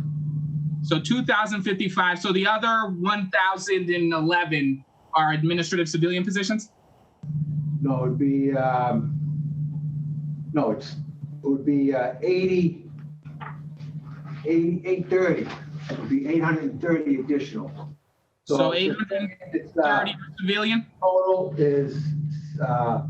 Total civilian is 735. All right, you're seeing where there's an issue here with how the numbers add up, right? So 735, 2,055 total sworn BPD personnel, 735 civilian. So that 22,055 did not include the recruits, so total, including the recruits in the academy, yep, 2148. 2148 total, including recruits, and then 735 is the civilian personnel? Yep, which includes cadets, school traffic supervisors, and civilians, yep. All right, and so there's still some difference there between 3,066, but I'm gonna just in the sake of the I don't know where you get to 3,066. But that 3,066, Counselor, is at a certain point in time when the Office of Budget and Management prepared the council packet for you. I think some of those counts were as of January 1st. The count that Superintendent Hassan is providing to you right now is as of April 28th, I believe, 2021. So then that might be the delta between the 3,000 and the 2,883. All right, so that gets us to 2,883 is the total right now? As of April 28th. All right, great. And then in that, there's 2,148. Some of those are academies, so we'll skip that right now. 2,148 sworn police officers. That means, and you can correct me if I'm wrong here, but let's just do this the easiest way possible. how many of those officers are assigned strictly to districts? Out of the 2,148. How many of those officers are assigned strictly to the districts? In other words, how many of those officers are at E18, E5, E3? We understand. Superintendent McGoldrick can answer that question for you. Thank you. Yeah, we have about 1,363, give or take. There are some fluctuations with transfers and issues like that, but that's generally the latest data poll that we have. 1,363? That's right. And then you have a bicycle unit, correct? That's right. And how many officers are in the bicycle unit? I think they're down to 28 now. 28 total? That's right. And then you have the youth strike task force? Yes. Or the gang unit? How many people are in that? Last count, they were somewhere around 46. 42. What about the drug unit? 42. How about the gang unit? Is that 42 the drug unit? I'm sorry. Yeah, that's the gang unit. Yeah. Yeah. So 42 for the gang unit, 28 for the bikes. How many for the drug unit? Drug unit falls under investigative service. I don't have those numbers. Okay, but that's a separate unit, correct? So that's separate and apart from people who are actually stationed at the districts full time? No, they're a separate unit under BIS. They are generally assigned to the district. There is a small unit that works in headquarters, but generally they're staffed at the district level. Okay, and so I'm just trying to distinguish here, just so folks understand what I'm trying to do here. I'm trying to distinguish between which officers or how many officers we have specifically stationed at district units, which are at 1363, I believe is what we said. And then how many are part of these sort of citywide units that get pulled into different areas, which would be the youth strike task force, the bike unit. And if you don't mind just telling me what other units qualify in that sense, that they're pulled into other places, not counting the emergency deployment teams, which happen sort of, I think, day to day there. So the emergency deployment teams are just district officers that are pulled out from their district. That's exactly why. Yeah, I agree. I know. So that's why I said not counting them. Yeah. And I do see the gavel. So I'll just, as soon as I can figure out exactly how many of these citywide units we have, I'm happy to save the rest for second round. Sure. So we have mobile operations patrol, the motorcycle unit under special operations, and we also have the K9 unit. Both of those I would consider patrol units. In addition to that, there's the explosive ordnance unit, which I would consider more technical, not necessarily patrol. We also have the harbor patrol, which I would consider patrol, but specialized. And then I think there's a fugitive task force, correct? Yes, that's also under the Bureau of Investigative Services. Okay. And so is that the complete accounting bike gang unit or youth strike task force, motorcycle, K9, explosive, and harbor patrol? We have a small commercial vehicle and hazardous materials unit of 4 people. And is that more technical than patrol? Similar to I'd say it's patrol on the commercial vehicle side. They are out in the street conducting motor vehicle stops, just more targeted towards commercial vehicles, but I'd consider them a patrol unit as well. Thank you. And I'll get into the rest of this for second round. I see the gavel, Kenzie. Madam Chair. Thank you. Thanks, Councilor Arroyo. All right, next up is Councilor Baker and then Councilor Edwards. Councilor Baker. Madam Chair, can I have Councilor Edwards go in front of me? I'm kind of in a little bit of a spot. I'd like to get someplace else to ask my question. So Councilor Edwards before me, if it's okay. If she's ready and willing. Looks like it. Yes. Thank you. And I'll be next. Councilor Edwards? Yes, you have the floor. Yep. All right. So a lot of what I had has been asked already. So I'm trying to pick through my questions to make sure I'm clear. And just for my clarification, I was in transit. When OPAT came up, we understood that the budgeting and the infrastructure is not with BPD, right? Okay, thank you. All right, so I'll just take this off. Now, I had a quick question about, I saw in the budget, $1 million investment for racial training and equity training as part of the task force recommendations as a response. Could someone just break down what that $1 million is going towards? That OPAT training under our budget? For them to decide. It's for them? Yeah, that's for the OPAT, for them to decide. We're not part of that discussion. The $1 million for racial training and equity training from the task force recommendations for BPD? Racial, okay. Okay, because they're, not right here. OPAT training recommendations. Yeah, $1 million, that's what they use it to fund that office. I don't think the $1 million is for OPAT to get the training. I think it's for BPD to get the training. Yeah, I think what that is when the city, the OPAT's working on that, when they come up with diversity, inclusion, equity training, then that's what it's going to be used for. And obviously, that'll be department wide. So as far as breaking down what the cost will be at this time, I can't give that to you because I don't have what the training's going to look like at this moment. But I would envision that $1 million is going to be to try to get that out department wide. When that occurs. It would be really helpful, I think, for us to be able to explain how that $1 million is going to be spent. I think due to the atmosphere in right now, and I think in many cases the goal of BPD to continue to have the trust, earn the trust, and increase the trust of the people of Boston, to show a robust excitement and plan for that $1 million would be helpful. Maybe before the end of the budget cycle about what you plan on doing. It was a recommendation from a task force that was put together in response, to the moment and the time, and trying to help us build a, lasting infrastructure. So I'll just add that as it would be great to see that kind of vision and excitement for that training. And then there's, I think, $1.75 million investment in health and human service to coordinate with the police community and stakeholders. There's a pilot plan for implementation, shifting mental health calls from BPT to health and human services. So how do you see that $1.75 million working? Yeah. 1.75.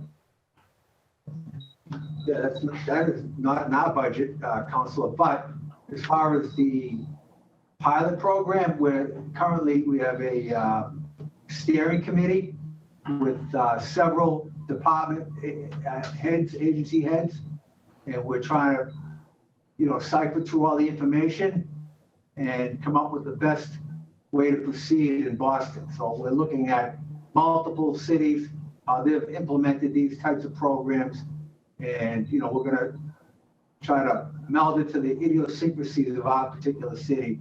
And we have quite a few people on that committee, and it's just starting to formulate, it's just starting to gel now. So we can't give you any definitive answers on what it's going to look like. We do have a time frame, 90 to 120 days for implementation. But like I said, we have several high-level city hall staffers and agency heads working on this. And did you say what? How many months? No, 90 to 120 days. 90 to 120 days. All right. So would that be? No, our budget cycle would be over then, Councilor Bach? Yeah, so my understanding is that, am I right, the 90 to 120 windows started when, the mayor made that announcement maybe a couple days before the budget came out in early April, am I right? Correct, yep, so we're bringing it to about the end of July, somewhere either July or August. Right, so that's when the sort of, when it's due by, but I would say, Councillor Edwards, that to your point, obviously the $1.75 million authorization is in the HHS proposed budget that we're being asked to vote on. So I think it's fair that the council wants some definition of this program before the end of June. And certainly I think it'll come up we actually added the Office of HHS explicitly to the hearing with EMS and BPHC because of this additional investment. So we'll definitely circle back to them on it too. But I feel like if there are questions related to the police department collaboration that you want to ask, you should feel free. Yeah, and the other thing, Counselor, we're not the lead agency, we're just one of the participants. Yeah, but I think no one's debating that. I think that, again, and demonstrating transparency and accountability that we as counselors have been asked to have with folks, and also just being consistent with what I've written about in an op-ed, and also filed legislation about with Councilors Wu and Councilor Mejia, looking at alternative forms of policing outright, just creating it. And then here in response, or in total just doing their own whatever, comes this line item and this funding specifically to kind of do something else. I like it. Does it mean that the legislation isn't warranted? Does it mean that we're starting something new? What does it do? Would be helpful to help inform potential legislation that we're looking at. So that the details of these things, and I think for those of us who are trying and working and building bridges, which it's all of my colleagues. I'm not trying to separate my colleagues.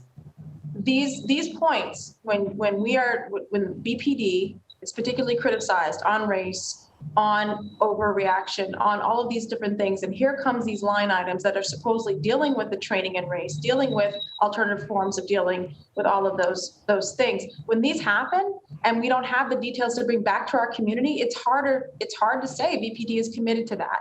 I know you have the gavel up, but you let some people go a little bit over, Councilor Buck. So I just want that to be clear. This is your time to shine. This is your time to break it down, like how committed you are and how you vision a more racially equitable and what the training would look like, and that you're excited about those things. This would be the wins as far as I'm concerned, for you to break down what you want to do. And so not knowing what you want to do or not having quite yet a plan for it isn't helpful. I'll say that. Like this, like many other issues, we heard the council, we heard the citizens, and like many other issues, we are in complete agreement, 100% agreement with you and the council in this particular area. So, and Councilor, I could sit here and list some of the things that we've already done. Okay, in terms of that money, in formulating training, we'll work with the Mayor's Equity Office. So some of that training, again, like I said, I can't answer your question in terms of that money and what it's going to go to at this moment. I can list off all the things that we've done in terms of police reform, but I don't think there's anybody taking it as serious as we are, right? If you want me, I know last Thursday or Friday, we sent over to the council all the things that we've done, with steps that we've taken in terms of police reform so far. I think, and I appreciate that, and I appreciate that information. This was specifically about two line items then, the $1 million and the 1.75. So I wanted that. And then I did get a check-in from a constituent specifically about, I have been asked publicly this question, and I didn't have an answer to it. And it was specifically about whether, I think it's Sergeant Clifton McHale was back working in the field, back working for BPD. And I didn't have an answer. This is on Browdy, so I'm asking this question: where is he currently right now? What's he doing for BPD if he's working? This I understand he was caught. Well, he's Councilor, just so he's not currently working. He is on admin leave. So he is in fact on admin leave and assigned to desk duty. Yeah, okay. Sorry. Yeah, he's working. He's assigned to desk duty. That's correct. Yeah, admin duties. He's assigned to admin duties. So he's inside. Yeah. Thank you. I'll wait until the next round. Councilor Bach. Great. Thank you so much, Councilor Edwards. And yes, when I put the gavel up, people still have 90 seconds. So there's some grace after that. All right. Next up is Councilor Baker. Councilor Baker, are you in a better place? I am. Hello.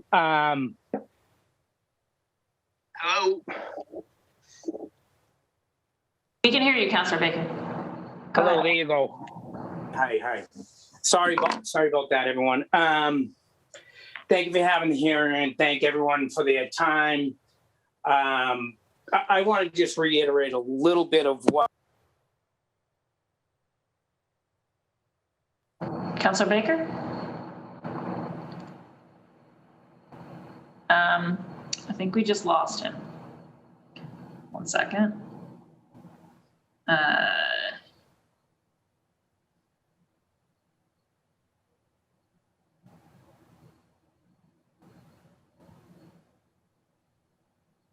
One second while we try to bring Councillor Baker back.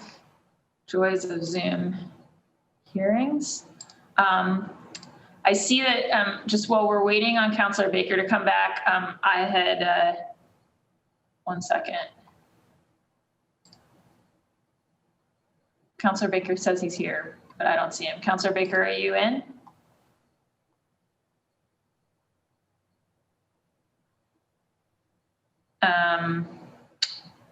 Oh, there you are. Okay, great. All right, he's back. Sorry about that, everyone. Councillor Baker, you have the floor again. And then we'll go to Councillor Wu. Councillor Baker, you're muted. Okay, thank you. Thank you, Madam Chair, and thank everybody for their time. I'm sorry that I'm bouncing around here. I would like to reiterate a little bit of what Councilors Flaherty and Flynn were saying. I think if we're going to talk about overtime, honestly, we need to talk about adding 200, 300, potentially 400 police officers. And also what I'd like to get a sense of, if we have 2,055 sworn officers now, in our height, and not going back to the 40s, 50s, 60s, like 90s to now, what was our highest amount of officer, highest amount of officer would have? What would be a sweet spot for us? And maybe this one's for you, Commissioner. I'm not really sure. Where would you feel comfortably staffed?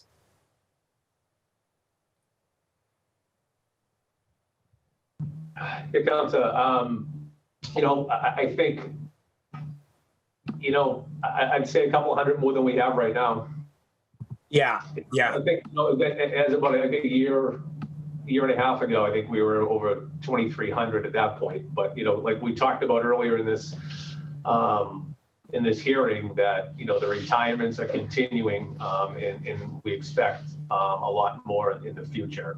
So again, to be able to keep up with that, we have to, obviously keep putting classes in, but, I think, like I said, we're down 2,300 from about less than. Yeah. So is adding 125 in the classes over the next couple of years, is that going to be enough? And out of those 125, how many do we expect to, out of the 112, how many will actually graduate and become police officers? I don't know. So generally, Councilor, so we currently put in the last two classes, we put in 110 each. And I think this class, we're going to have 93 graduate. And I think it was a similar number on the other class. So that's about a 17 number dropout rate on that. So if we bring that up to the 125, so maybe we could get maybe 105 out of that 125. Yeah, but if you have 200 plus leaving, we're never going to catch up with those numbers, correct? Yeah, no, we're not going to catch up. No, we'd have to put more classes on. Okay, we can move on from there.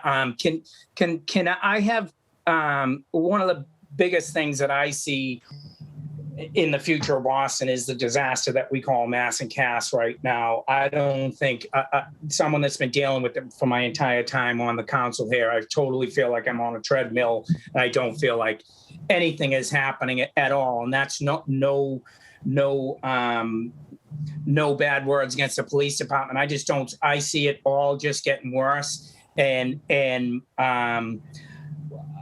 we were, I think, making some moves, some good strides, probably pre-COVID. Everything seems to be pre-COVID, but we had the encampment policy that we're following through, that Peter Messina was working on. But it doesn't seem, I'm not sure we're doing that anymore. So can we talk about Peter's group a little bit? How many and if it's okay, if I can have Peter speak, or I don't know if somebody else wants to speak. Peter, how many people do you have now? And congratulations on being made superintendent. How many people do you have now? What is slated for the new budget, and what do your resources look like? Thank you, sir. I appreciate it. So currently in the unit, we have 9 patrol officers, 1 sergeant, and myself. So it is important to note, especially at a budget hearing, that we're not utilizing, outside of the cost of personnel on just paying the salaries of personnel, we're not utilizing any city overtime or anything above what we're allocated through grant funds.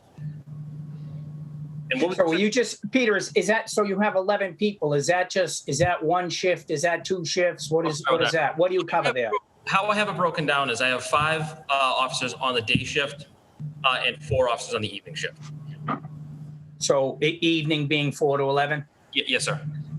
Yeah, so we have most of the day covered. But outreach, are you all down Mass and Cass? I mean, are you into Lower Roxbury and Edward Everett Square and Andrews Square now? And how it works right now, so we're a citywide unit, and I have the officers.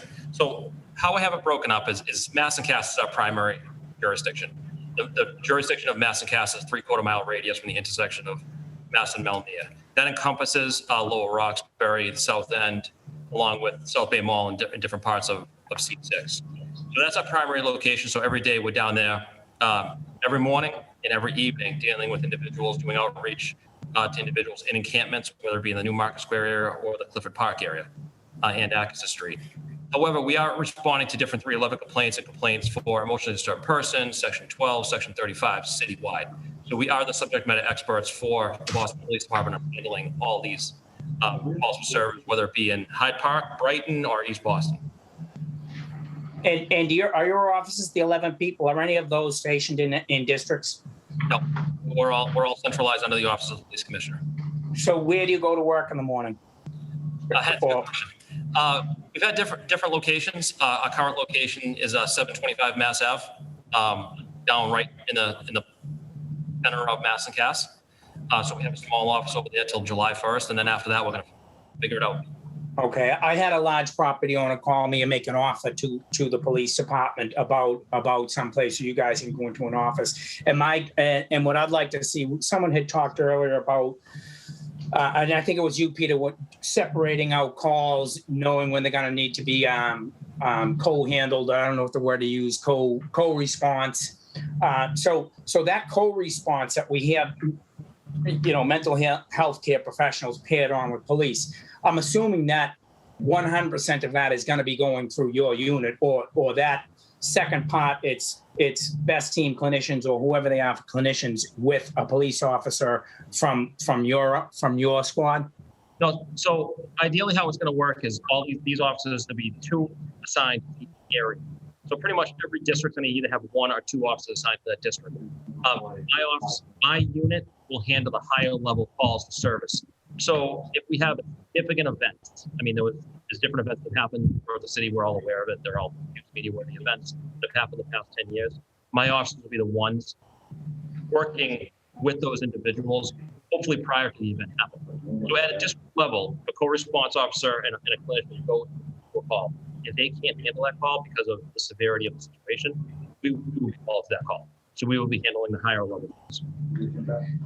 So, I mean, I would advocate just looking at this. If this is the way we're going to potentially look at policing moving forward, why aren't we looking at, and this is more suggestion, why aren't we looking at the outreach team, your team, in the same way that we look at the gang unit or the drug squad, and expanding your role, expanding your people, give you a place to set up shop. I mean, maybe we'll turn that to the commissioner. Commissioner, would that be something that we could have a discussion on moving forward? Because that's going to be my ask in the budget is let's beef up this outreach team as much as we possibly can, because I think I know I need the help down in Mass and Cass. It's getting out of control. Is that something that brass would be open to?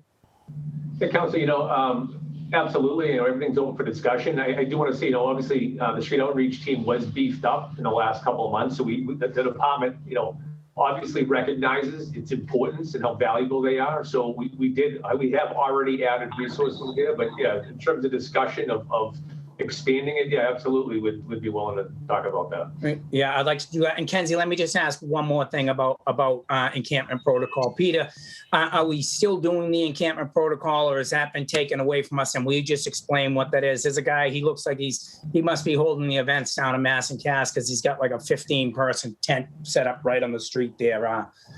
So are we still doing that protocol? And can you give us a little bit on it? And that'll be my last until next time. You're on mute, Peter. You're muted.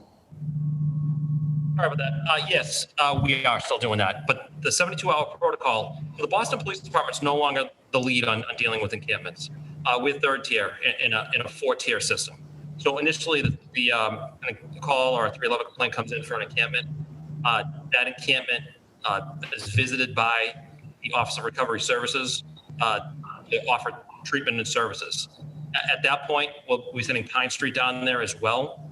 But initially, I'm sorry, going back to this really quick, Office of Recovery Services and the I&E team to basically post a notice to the encampment they have 72 hours to leave.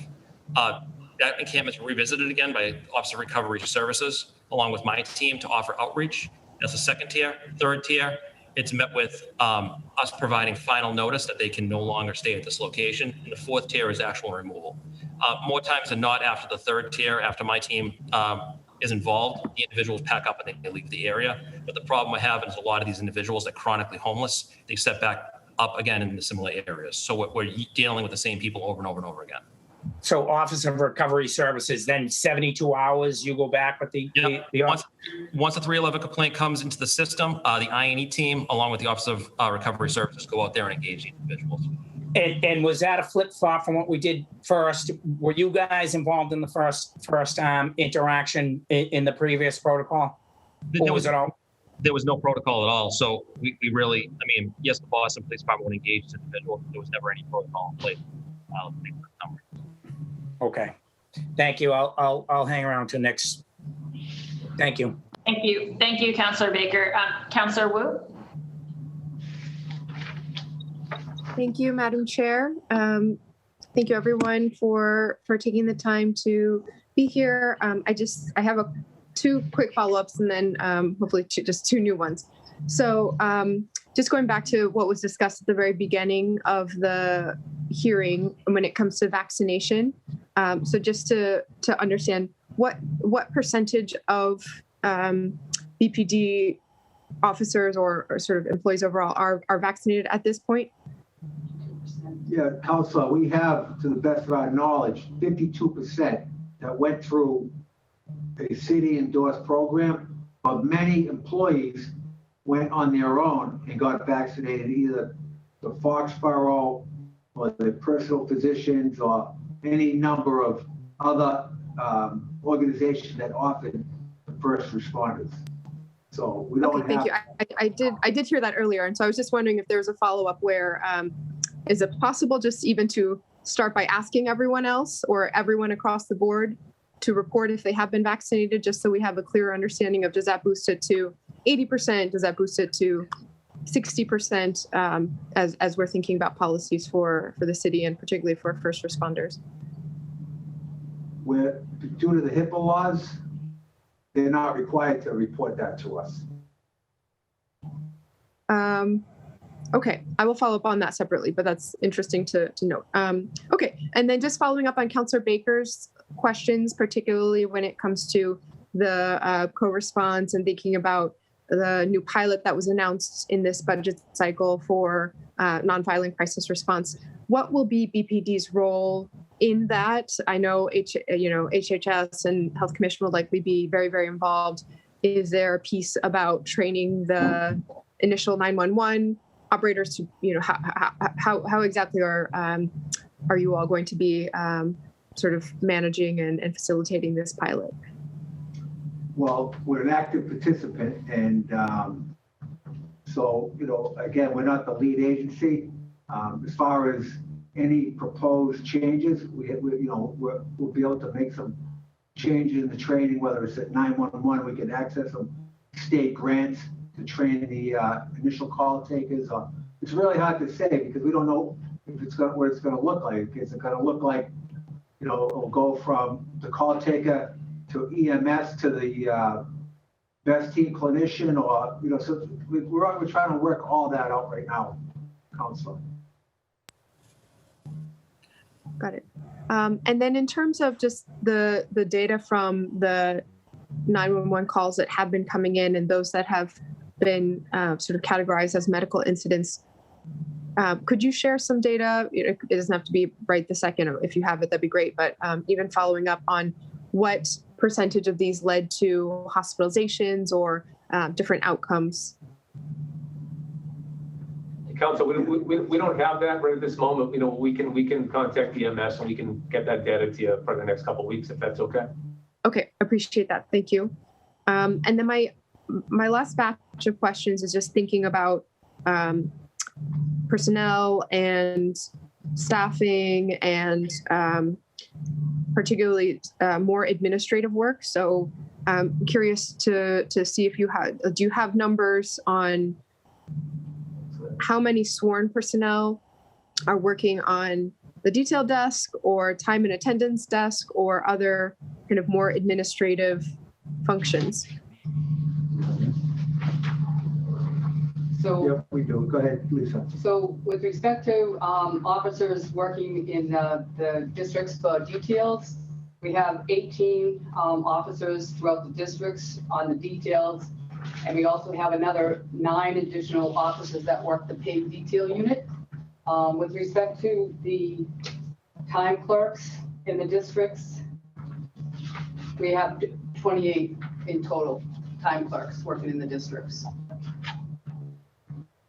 And so these are roles that are full-time on this, managing the detail assignments or keeping track of time, or are there some places where folks get pulled into, what one might think of as more traditional, beat work, or is it mostly administrative throughout that full-time position? Yeah, I'm not really sure the question you're asking. Let's ask those positions full-time.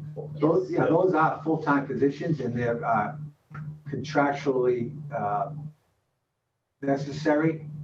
So, they're full-time. Yeah.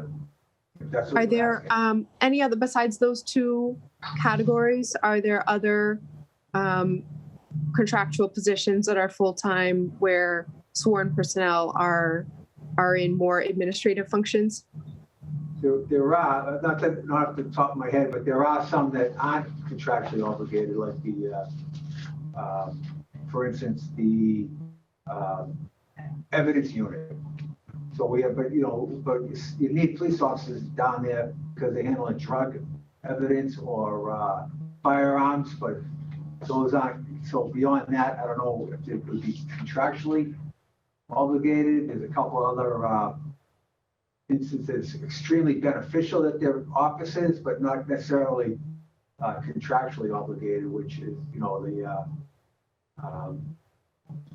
like the ISG or something like that, because they get out there and work with the officers in developing technology that they find beneficial. So there's only a couple there, not a lot of movement there. So. Got it. Thank you. Thank you to my colleagues for great questions beforehand, Madam Chair, and thank you so much for taking the time to answer my questions. Thank you, Councillor Wu. So in a moment, I'm going to do my questions and we'll do the next round. But because we passed the 2-hour mark, I am going to take the first 3 people on my public testimony list because I've got quite a long public testimony list and we're keeping a number of these folks waiting a long time. So I'm going to take 3 public testimony.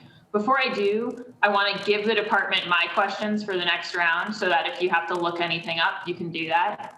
And they're all things that from the request that I sent over. So one is an immediate dovetail with Councillor Wu's question, which is that back in last July, when we had the slides from the department, you put up kind of a description of about 100 sort of positions being done by sworn officers that we could look at long-term civilianization of. And so that's related to what Councilor Wu was asking about, but what I really want to know about is sort of what, if any, progress have we made towards civilianizing some of those roles? How, like, what's the proportion of them? It sounds like about half of them maybe are contractually obligated in terms of the detail desk. Sorry, I just blanked on the other category, but just would love to understand what, if any, progress we've made towards civilianization kind of systemically, and what we need to do, and what's contract side and what's management's discretion. And then our FY21 and 22 requests for information that we got from you have a different number of officers out on paid administrative leave for the year that are in the numbers that were given by the department to BU researchers recently. And so that discrepancy was brought to my attention, and I just would love to understand.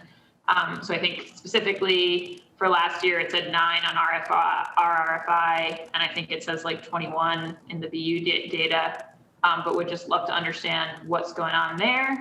And then the third thing is swinging back to this question about the alternative response. I understand that the design is very much up in the air.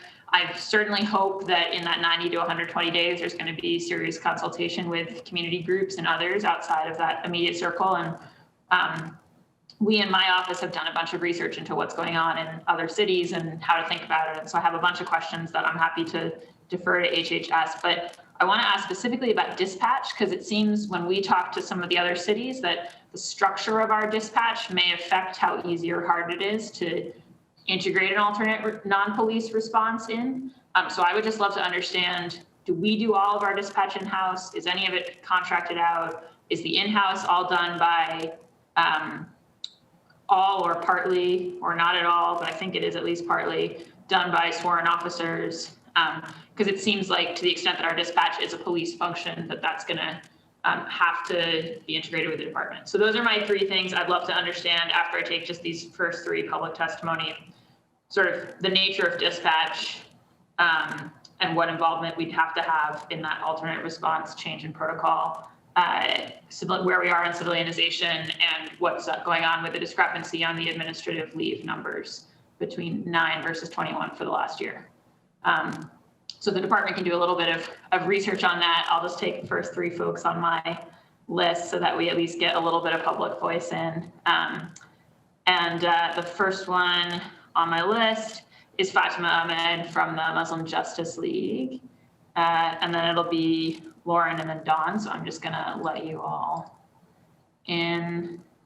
And to counselors, I am sorry to keep you waiting, but I think, we're also keeping, got north of 20 folks here waiting as well. So I wanna be considerate on both sides. Fatima, you have the floor. Awesome, thank you. And really appreciate you, Councillor Bach, for having a few of us speak now 2 hours in. And also really appreciate all of the councillors, questions about this budget. I know many of you heard from me last year and last time around and might be wondering, what more is she going to say about this? And yet in the past year, we've seen from the Boston Police Department scandal after scandal, right? And it's not just the usual scandals of racial disparities in stop and frisk and FIOs and the gang database. It's not just the usual, monitoring of social media or flying drones over people's neighborhoods. But we're talking about, leadership of the Boston Police Department committing, acts of violence against children specifically. That's not the only, I think, allegation that has come out, but that might be the one that most folks know about. And also being protected by other officers for that.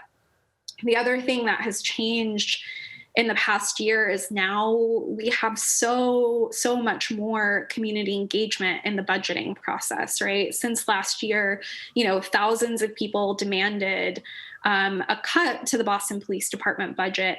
And beyond that, right, people want participatory budgeting. People really want funding to go to the resources that we actually need that support our communities. And like one of the officers said earlier, when, for example, someone's in a mental health crisis, you want de-escalation, right? Not use of force. And there are real solutions that we know actually work for addressing violence that folks have advocated for. And yet you still have the BPD, avoiding answering questions about minimum staffing levels, how overtime actually functions, and many of the questions that have been repeated time and time again, every budget season. So, for me, it's just like wildly disrespectful that we would consider continuing to approve a $400 million budget for the BPD again, and thinking about hiring even more officers, which I believe is part of the current plans for this budget, and as a supposed solution to overtime. Although I think Lauren from the ACLU will speak to how we know that's not a solution, and it hasn't been, a solution in the past to the budget for BPD. And so I, and many other folks who have been advocating for this want to see, again, a cut to the Boston Police budget and funding move towards community resources, right? Community-led alternatives. I think there have been moves in the past that have been made without actually, talking to communities and getting community support. But we want to see beyond that cut. We want to see a hiring freeze. Why are we even considering hiring more police officers? If you just think about the racial disparities that we're talking about, these kinds of things have to be addressed before we can continue to, expand the power of the Boston Police Department. So that, I think, is, the main new thing you're going to hear from me and many other folks and many of our organizations this year. If, BPD can't even explain their minimum staffing levels and how overtime functions and provide really clear, budgeting details around BRIC and other departments, then not only do we need to cut funding from overtime, we need to cut from beyond that and implement a hiring freeze. Thank you. Great. Thank you, Fatima. Next up, Lauren, and then Dawn. Lauren Chambers. Yes, thanks so much. Can you hear me okay?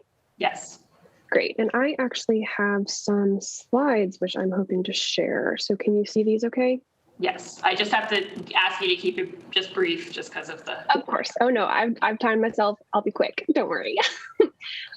So good afternoon, everybody. And thanks so much for the invitation to contribute today. Again, 2 hours in. Thank you so much to Fatima and others at MJL for your leadership on this issue. I'm the staff technologist at ACLU of Massachusetts, and today I'm here to keep it, simple and urge the council to reject the proposed budget that Mayor Janey sent down because of its unacceptable allocation to the BPD. I've got 3 quick reasons why you should do so, informed by our recent Data for Justice analysis. So firstly, the proposed budget deceitfully proposes new hires as a fix to the OT problem when it isn't that fix at all. So Mayor Janey proposes adding new hires to the BPD as a solution to extreme spending, but historical data from the city of Boston, which I'm showing here, provides no evidence that increasing the size of the police force actually reduces OT. On the contrary, in many years, as you can see here in 2014, 2017, and 2020, larger forces coincided with more OT spending. And so we have no reason to believe that hiring more police officers will lead to less OT spending. We have, just as much reason to see it could lead to greater costs. And additionally, we don't understand enough about how staffing is currently managed to make any sort of evidence-based claims about how adding more officers might affect the budget. So as we saw today, Superintendent McGoldrick said that there isn't a formal formula for how that's currently done. It seems to be a sort of room where it happens process where it's very informal. as Councilor Arroyo said around this issue in an article last week, quote, "I don't know how anyone could say we need more officers without knowing what formula we already use for staffing," end quote. So I will just +1 that and agree that maybe we need the council to require that the police do use a formal formula to determine staffing in order to get this under control. My second point is that the proposed budget relies on overtime cuts that are currently unenforceable. So Mayor Janey's proposed budget would cut, as we know, $5 million more from the OT budget, coming down to 22 less than what we're currently projected to hit for fiscal year 21. But as the past year has taught us, because the city currently chooses not to enforce allocation limits for spending on OT within the police department, BPD chronically overspends.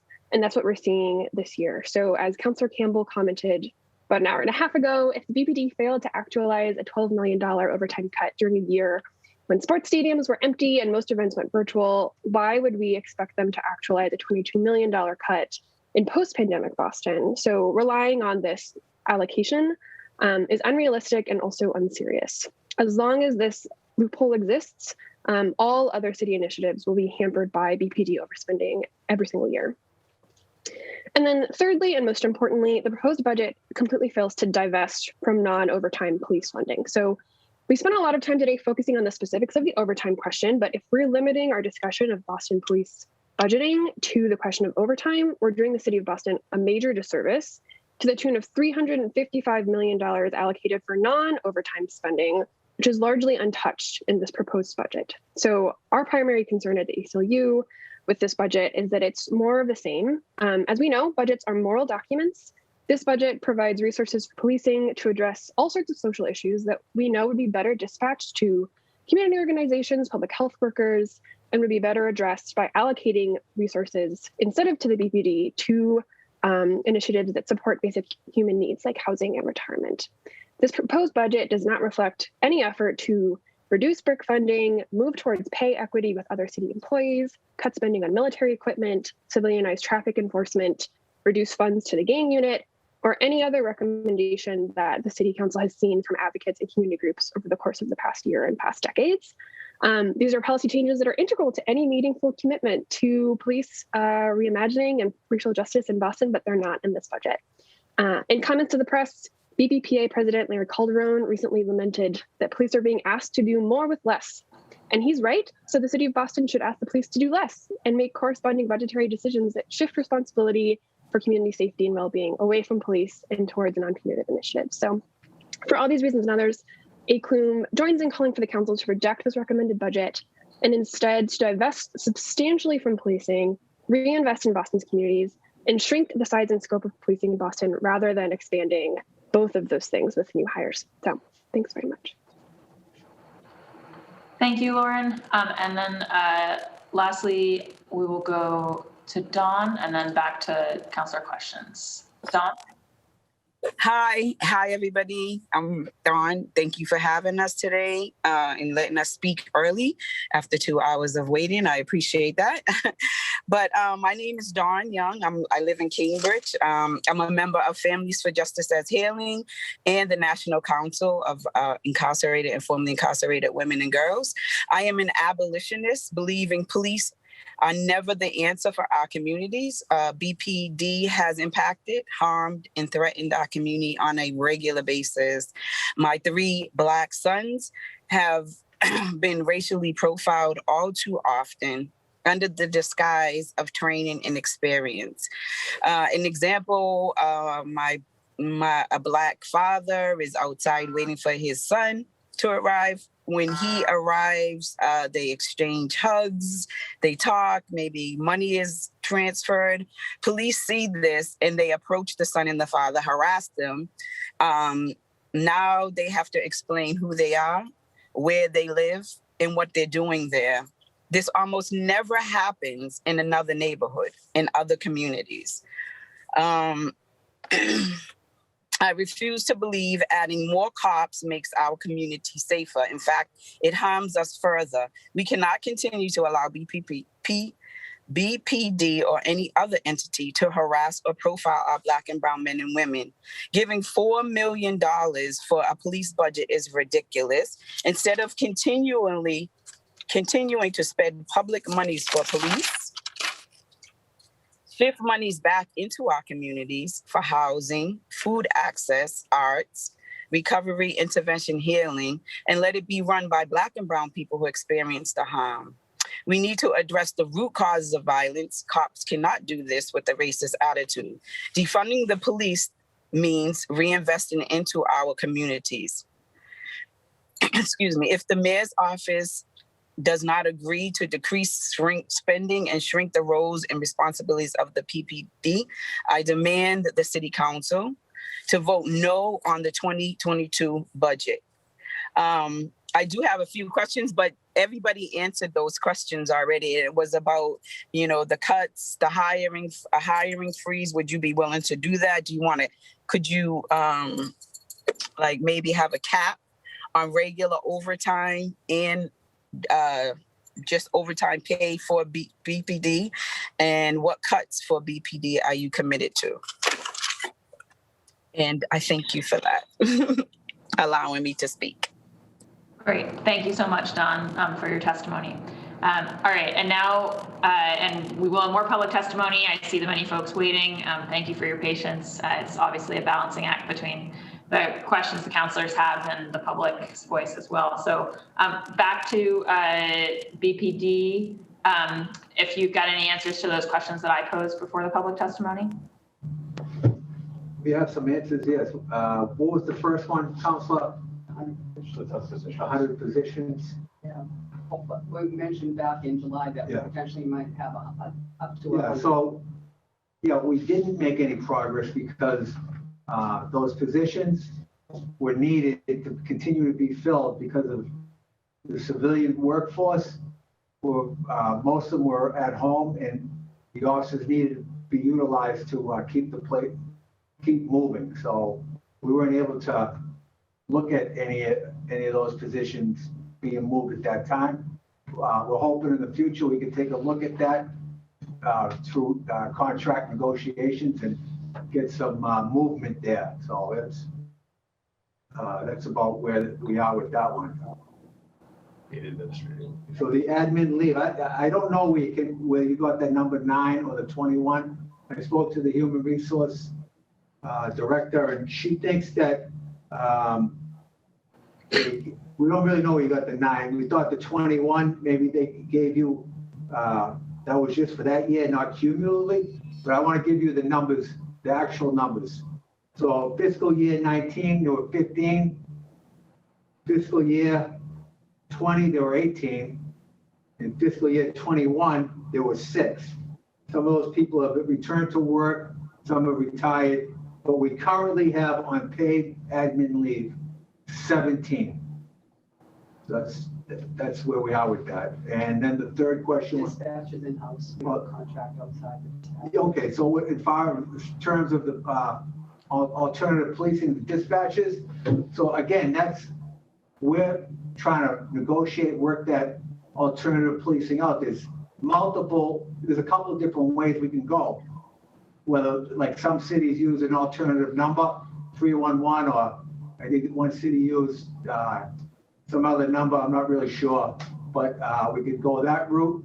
Or our dispatch is capable of handling this additional task with the right training. And so we've been in contact with the state. They do have some great grant funding that we could utilize to train out call takers. And as far as most of them, or all of them, are civilians up in the call taking and dispatching. If there's an extreme shortage, we do have some officers that are trained.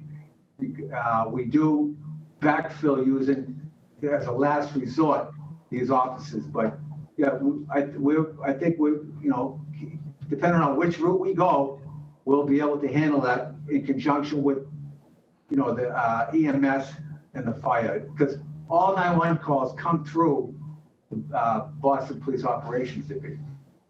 So Okay, all right. Well, it's helpful to understand those are civilians taking those calls right now. It certainly seems to me like the only way this triage is really going to send things to an alternative is if it comes through 911. I just think it's hard to get the public to learn another number. That's what we talked about at the steering committee, Councilor. Exactly, those are some of the obstacles. So we're trying to work it all out. Councilor, what's important to note is that the BEST team is not just a co-response team. The BEST team also has an 800 number, and they have mobile clinicians that respond to these calls. That 800 number, for everybody that in the call to know it, 800-981-4357. It's a helpline. So 4357 is help. This has been in existence for a very long time. These mobile clinicians consistently go out on their own to civilianized response, and they handle these calls that come into that helpline without the police, mind you. Great. No, thank you. And do you want to say that number one more time, Deputy Superintendent? Yep, it's 1-800-981-HELP, which is 4357, the last 4 digits. Great. No, that's great. And just to note, this alternative response model that we're dealing with, we dealt with it, we're meeting weekly on it. And one thing that's important to note is that all the players now are, about 2 weeks ago, we're all now at the table. And these players consist of the BEST team and operations, along with Boston Public Health Commission and varying agencies throughout the city right now. Great. No, and I think that, there's a lot of good thinking about what this could look like that a bunch of people in the city have been doing, including on the community side, some of the counselors' offices. So I just think, there needs to be some opportunity to take in input from a bunch of other places as well. And we fully support it. I think it's a fantastic thing, to be totally honest with you. But I just caution against knee-jerk reaction and rushing to get this plan rolled out. And just on the paid administrative leave, it's on slide 9 of the request for information that the response that the department sent to us for FY22 is the report that there are 9 officers on paid administrative leave for FY21 through March. So I don't know where the discrepancy is coming from, but that's something that I'm getting from a document that came from your all department.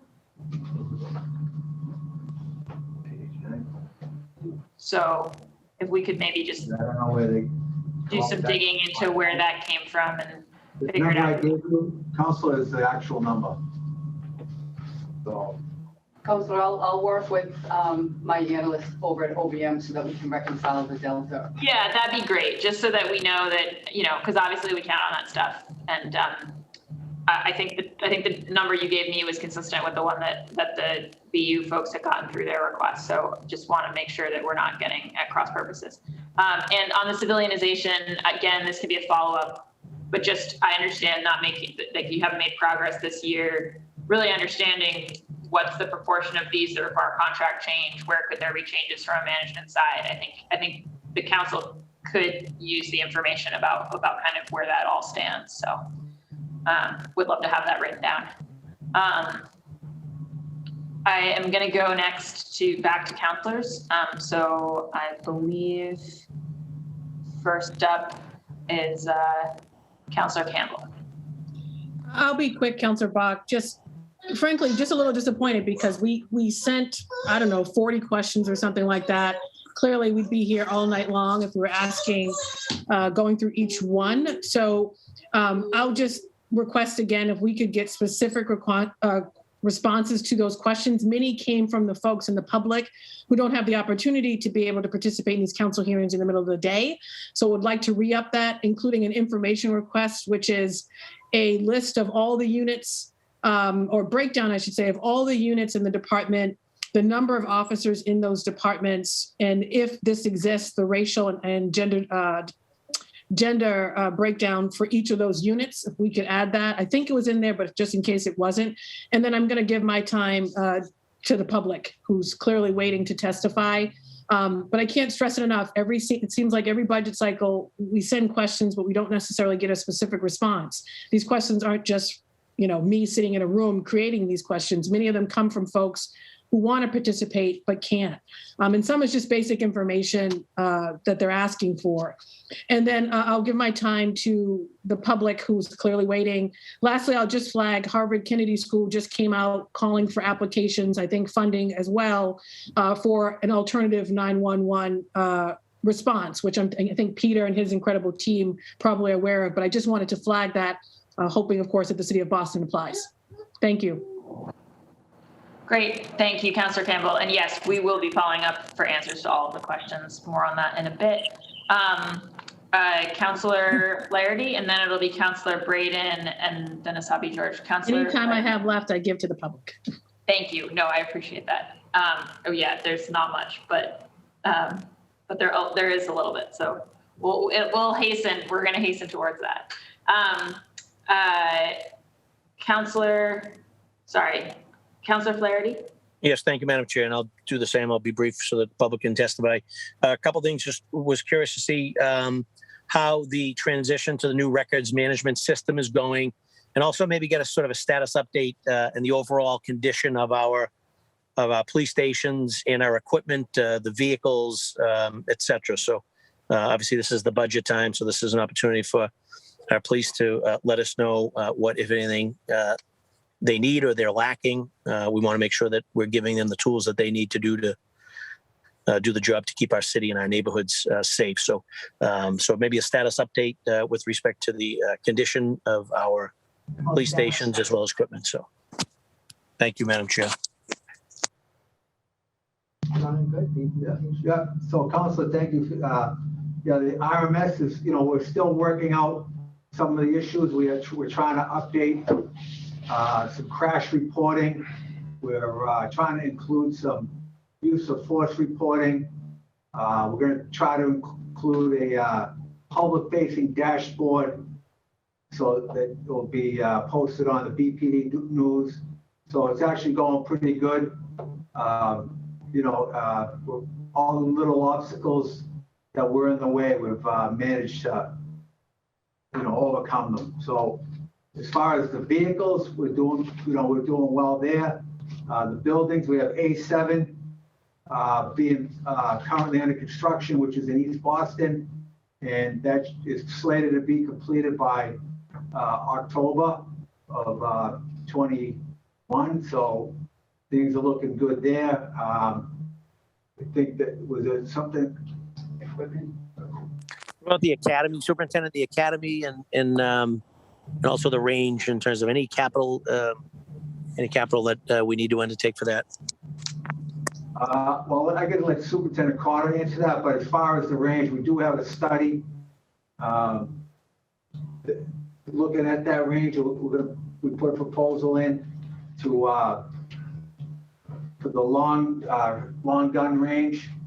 So there is something in the works there, and I'll let Superintendent Carter talk about the academy.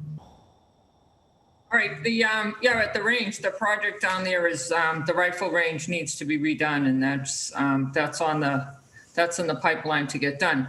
For the police academy, I guess we could use a whole brand new building and structure, but right now we're making do with what we have. We've done a lot of renovations inside of it, and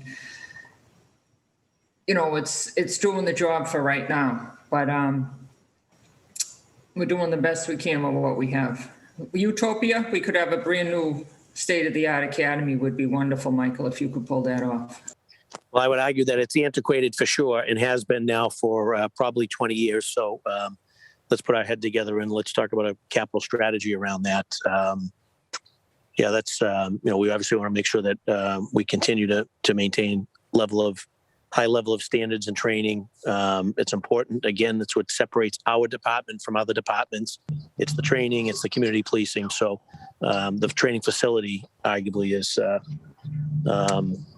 I guess I'll be nice and say antiquated. So let's try to figure out how we can get that academy up to par with sort of 2021 standards that we see across the country.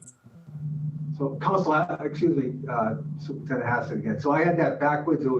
We had 100,000 for a study for the academy, and we put in for a study for the range, but it wasn't we were able to get it approved for this year.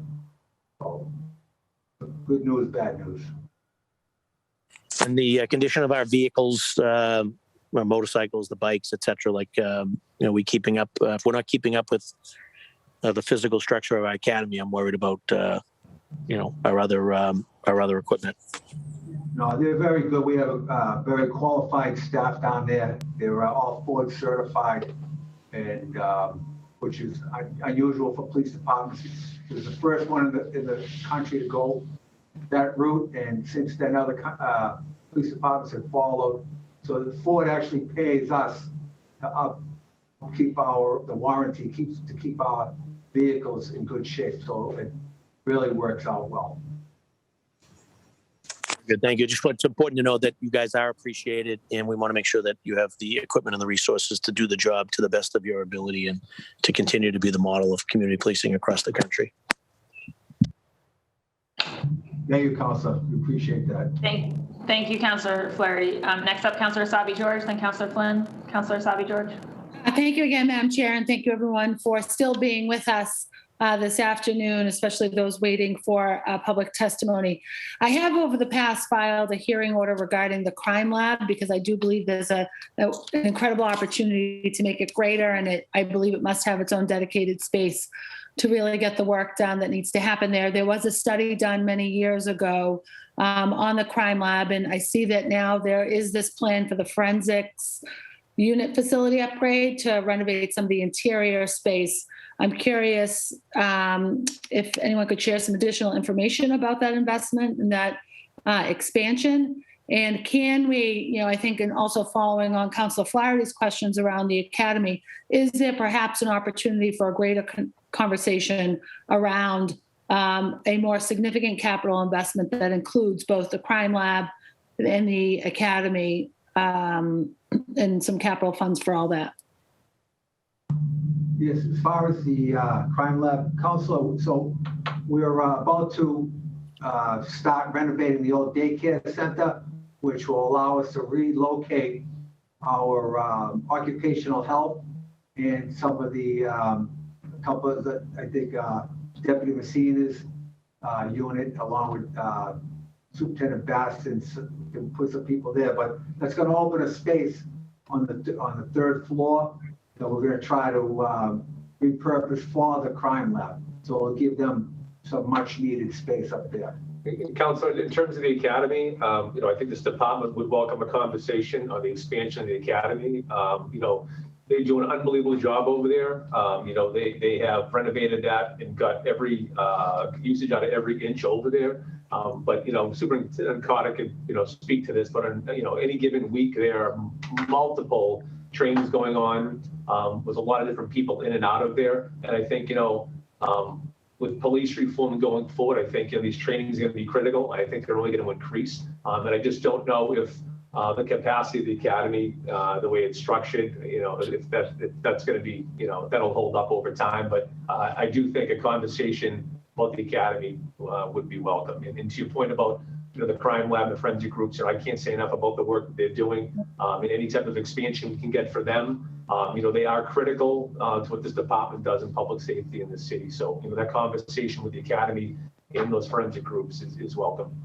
Yeah, I think that, there has been in the past a study done around some potential improvements around capital investments to our facilities. So I think maybe a larger, more sort of coordinated conversation around all those capital improvements could be needed. And I know that, Peter's group, Deputy Messina's group needs some space. I know Superintendent Baston's group needs some space, especially as we see the importance of doing, I think, additional community outreach and engaging our community in perhaps an even more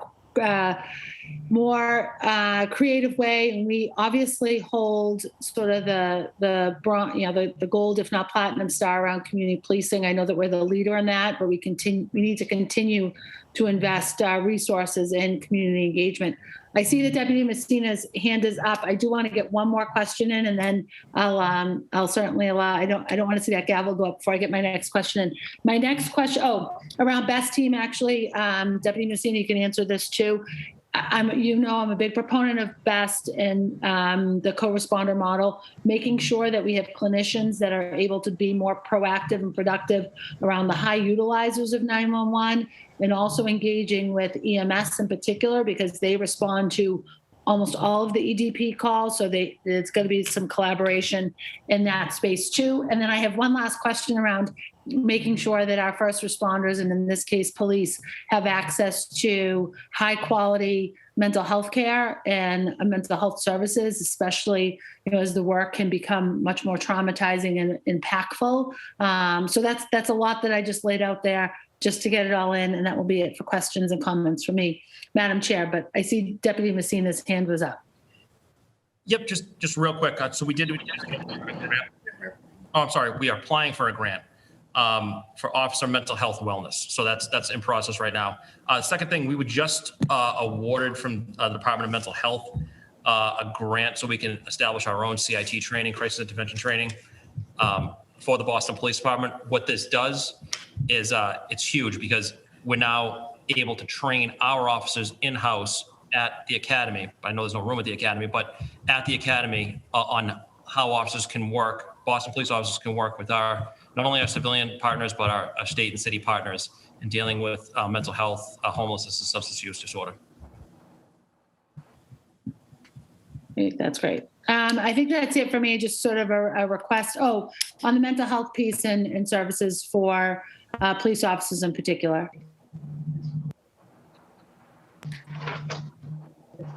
Yeah, Council, I talked about that before, in terms of that type, this type of services, our peer support unit does a great job with that. Again, they're always looking to, get funding, as Deputy Messina said, to increase the services that we provide, because to be honest, I don't think we can ever provide enough to our offices. We do a good job in that, but again, a conversation about expanding that into a funding is welcome, and I know Sergeant King in peer support does a tremendous job with that, but again, I think, the more we invest in that, the better off for our department, our officers, and their families. I'm all set, Madam Chair. We'll follow up with a conversation maybe around a more coordinated effort around some capital investments. Great, thank you, Councillor Asabi George. Next up, Councillor Flynn. Thank you, Councillor Bach. Thank you, Commissioner, as well.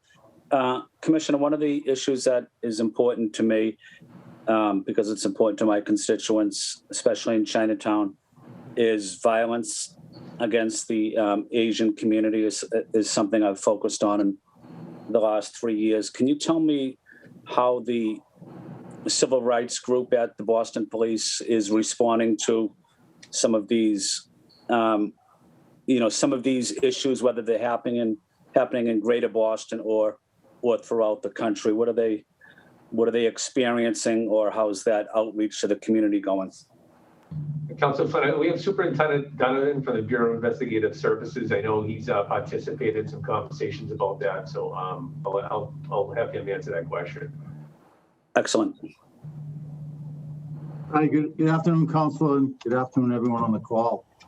So regarding this civil rights unit and specifically towards incidents in the Asian community, is that your question, Council? Yes, Superintendent. So there has been with the COVID crisis, there has been an increase in incidents towards, members of the Asian community. We have not seen the level of violence in the city towards members of the community, although there has been, an increase in the number of incidents. Those incidents we've seen, there's been on a few occasions, they have been criminal in nature. Many of them fall into the category of protected speech. So it's hate speech that's being directed towards members of the community, but yet that speech doesn't necessarily rise to the level of a crime. So from the police perspective, we can't, take any action in the courts against these individuals. But yet, we're seeking to provide services to the members of the community, provide assistance where we can.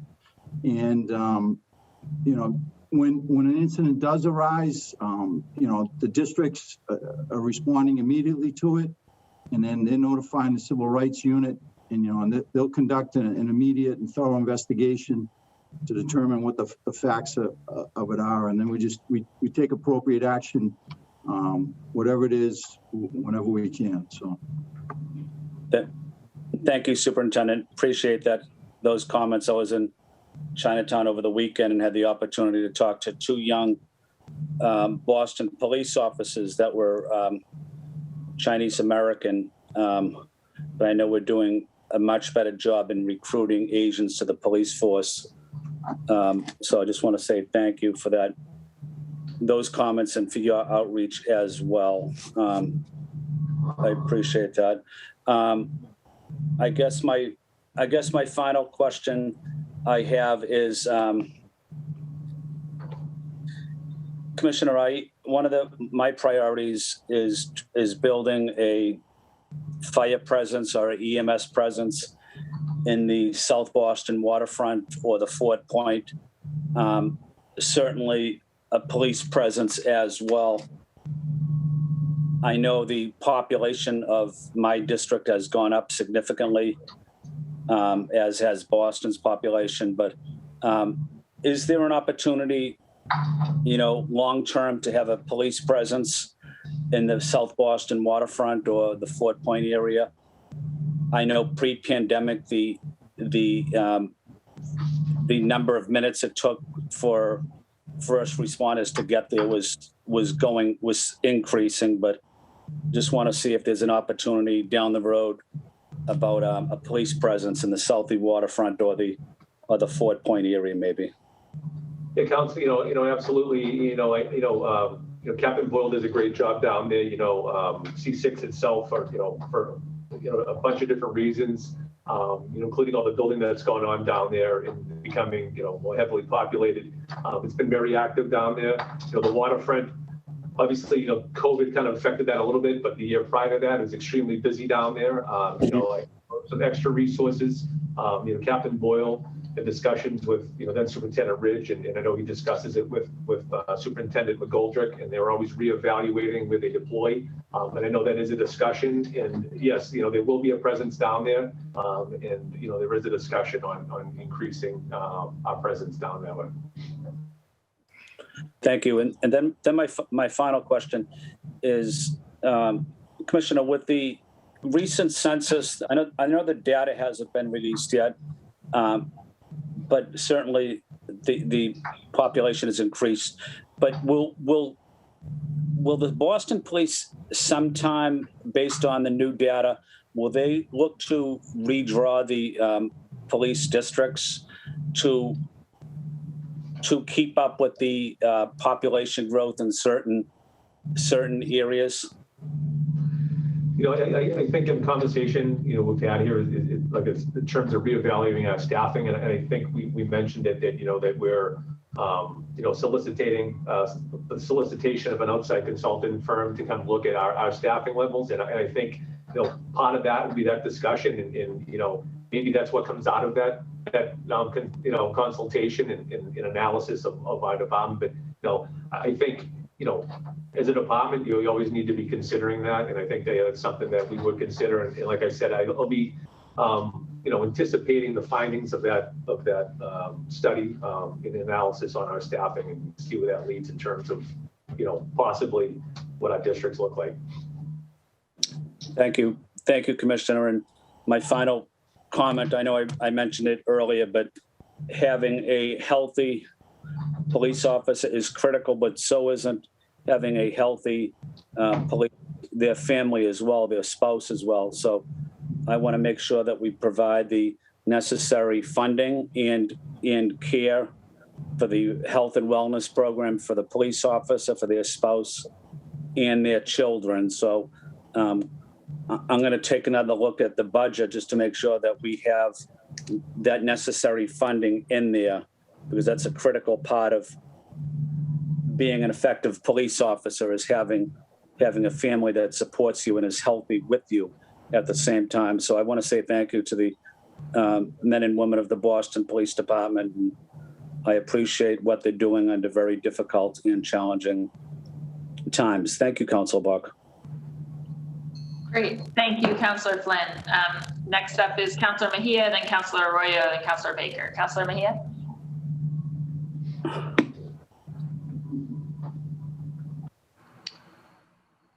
Councillor Mejia?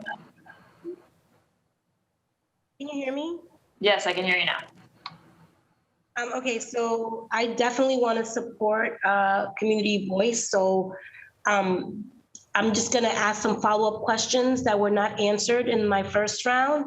And it's specifically around, I would like to know how much money is spent on BRIC and how many officers are on federal task force.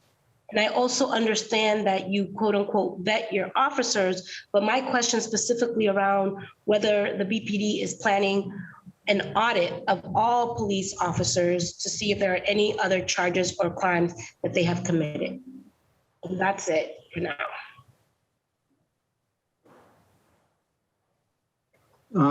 So Councilor Superintendent Donovan, as far as the federal task forces, so the Boston Police Department has a total of 74 officers assigned to different federal task forces with different federal agencies. Not all of those 74 officers are assigned on a full-time basis. They're on a part-time basis, and that may vary from the amount of time they put in a week, a month, a year.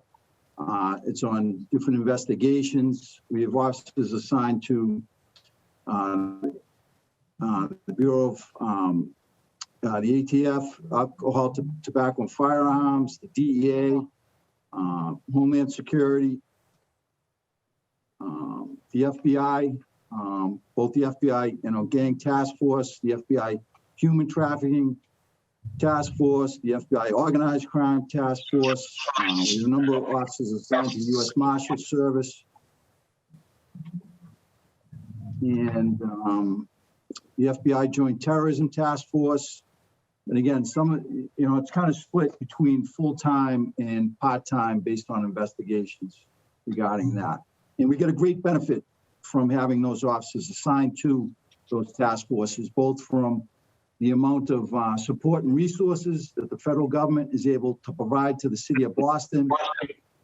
And then it also gives us the ability to, have a hand in knowledge of what these federal bureaus are doing within the city of Boston. Without our officers being involved in these task forces, to some extent, not totally, but, the FBI and these other agencies, they're very good at letting us know what's going on. But having someone in there firsthand to give us a heads up on what's going on is certainly beneficial to the city. Thank you for that. Can we make sure that we get those other two answers, just because I know? So, Councilor, so for the BRIC, it's $3.6 million. And what was the other, number of personnel? No. What was the other question, Councilor? So the question is how much money is being spent on the BRIC? How many officers? So I just want to know an exact dollar amount. And I also understand that you quote unquote vet your officers, but my question was specifically around whether or not the BPD is planning on an audit of all BPD officers to see if there are any changes or crimes or any charges or crimes that they have committed. In terms of the crimes that committed, we would be notified by a jurisdiction if an officer was under investigation by district attorney's office and or a police department. That's how we would find that out. But if we found out in previous, I'm just concerned about the process. Like, if that's the process, then I'm just curious about the Rose situation in particular. Like, if you have a system in place, are there any other officers that we need to? Have you come across any new information about other officers that potentially have also committed crimes?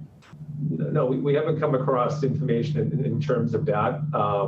like I said, when we do have information, that does come to us.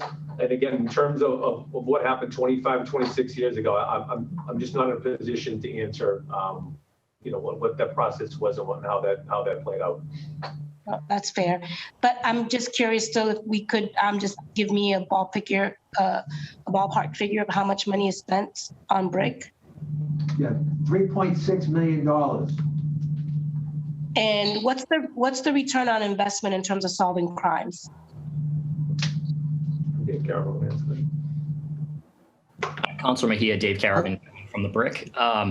So a lot of our work goes towards proactive police measures. So a large portion of the Boston Regional Intelligence Center consists of analytical staff. I've presented on this to the council in the past, so I don't want to get into too much detail with that and waste time. But a lot of work that we do is in support of both proactive police measures, so we can identify crime patterns, crime trends, problem locations, a variety of things that are of high priority nature to the police department, and share information with the folks that are responsible for deploying resources in the appropriate areas across the city of Boston.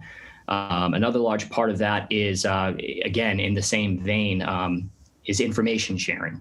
So as Superintendent Donovan alluded to, there are a lot of agencies that are operating in and around the city of Boston. One of our primary roles is to make sure that we have seamless communication with those agencies for deconfliction purposes, but also so that we identify emerging threats, emerging issues that could have a serious impact on public safety. So we play a strong role in that. Lastly, but not least, we do provide a significant amount of support to active police investigations. So it could be through a variety of different analytic means, but that's another way that we support that. The Joint Terrorism Task Force comes out of the Boston Regional Intelligence Center, technically out of the Bureau of Intelligence and Analysis. So we have a few people that are assigned to that task force with the sole responsibility of investigating and working towards counterterrorism efforts for the region. So we got quite a lot going on. Some folks look for metrics in this regard, and we have a lot of success stories, but a lot of proactive police measures are difficult to evaluate in terms of, how do you determine whether or not you stop something when there's no one to speak towards it? So I'll leave it at that. Yeah, and is that the gavel that I see there, Councilor Bach? Oh my goodness, this is so unfair. But you know what? We have people who have to have their voices heard. I'm going to let that happen. And I really do think, I'll just say this, is that it has been very frustrating for us to show up hearing after hearing without answers, and then to just have these 7 minutes to just dive deeper during the budget season. It just feels that, we're really serious about building trust, and we have to do a better job at showing up and being accountable and answering these questions, because now 7 minutes are up and we don't even get a chance to drill down on some of the things that we've been wondering about. But thank you for your time. And I also would just like to know that I have not heard from Superintendent Nora, and I believe there was also another gentleman of color that was on this call. And, I'm always going to press the issue around diversity, right? We don't have the racial tension that exists in the city of Boston is because I believe continues to persist because people who are in leadership positions are not reflected in all decision-making processes. And I'm very disappointed that I haven't heard anything from Nora or the other man of color that was on this call. So I just think that speaks volumes. Either they didn't have much to say, or we didn't have questions directed to them. Regardless, they should have participated a little bit more.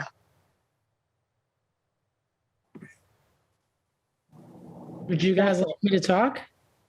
No, I'm just, I always like to hear your voice, but I know my time is up, but I'm just really, I know you do amazing work out in these streets and so many programs that you produce and how hard you work.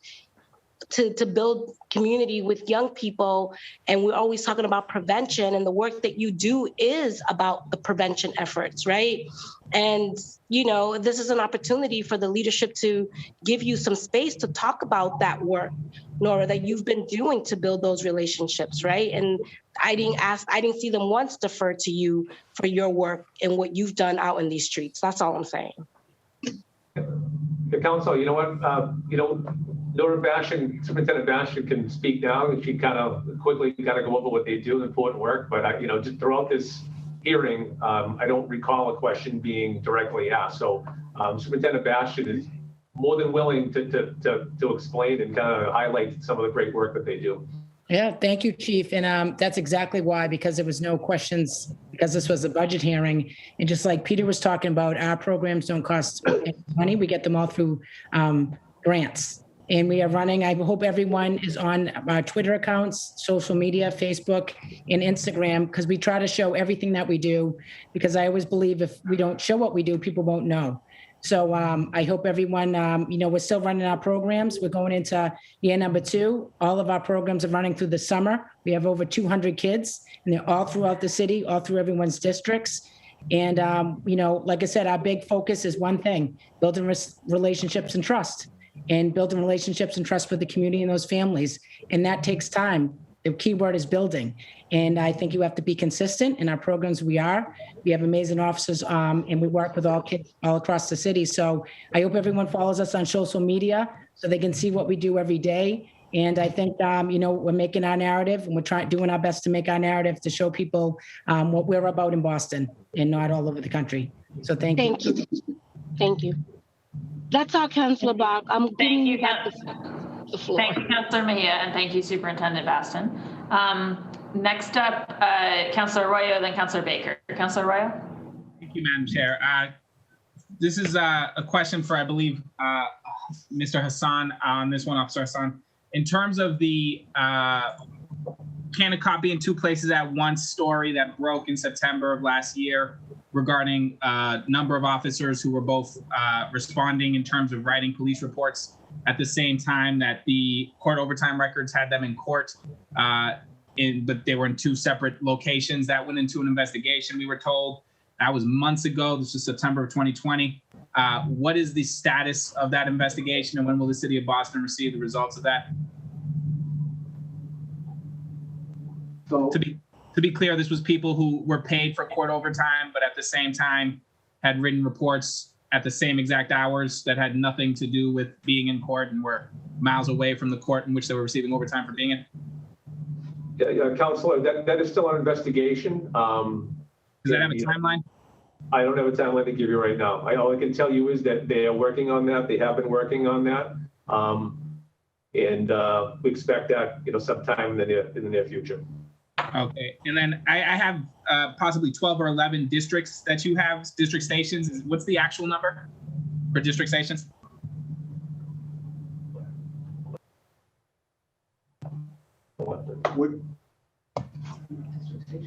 How many? Yeah, there's 11. There's 11 districts. Is that what you're asking? How many district stations there are? There are 11. Yeah, there's 11. Yeah. So you got 11 stations. Back to where we were at last time. You got 1,363 officers. Just doing quick math, that's about 123.9. So let's just round it down because I don't know 0.9. But you got 123 officers per station. Is that accurate? No. How's that possible? You have 1,363 officers. You got another 785 citywide, and you got 11 stations. You told me you got 1,363 that are assigned to districts. How can you not have 123 officers per station? They're not split up evenly, Councilor. Some busier stations, some bigger stations. Some of those stations have more, is what you're saying. Correct. Great. All right.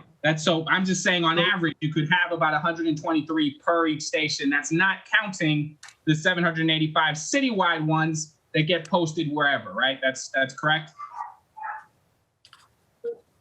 Well, Council, you're also, you need to take into consideration the Bureau of Investigative Services. So that's comprised of sworn personnel of both detective and police officers. So there are personnel assigned to BIS, investigative services, that are assigned to districts, the district Do they detectives. investigate crimes? And we have a number of BIS personnel that are assigned to citywide specialized units, i.e. the homicide unit, the sexual assault unit. Do those units investigate crimes? And a whole slew of other units. I hear you answering questions I'm not asking. Do those units investigate crimes? Units that The investigate units that crimes? you're telling me to separate. So you got 123 units, 123 officers per station on average. You have more in some, less in others. Get it. You're telling me that I also am accounting for, in that number, the Bureau of Investigation Services. My question is, do those officers that I'm accounting for in the number total that we've gotten, do those officers that you're telling me that I'm not accounting for, do they investigate crime? Are those just civilian administrative positions, or do they answer? Bureau of Investigative Services investigates crime. I mentioned the homicide unit. So that's included in that number. Pardon me?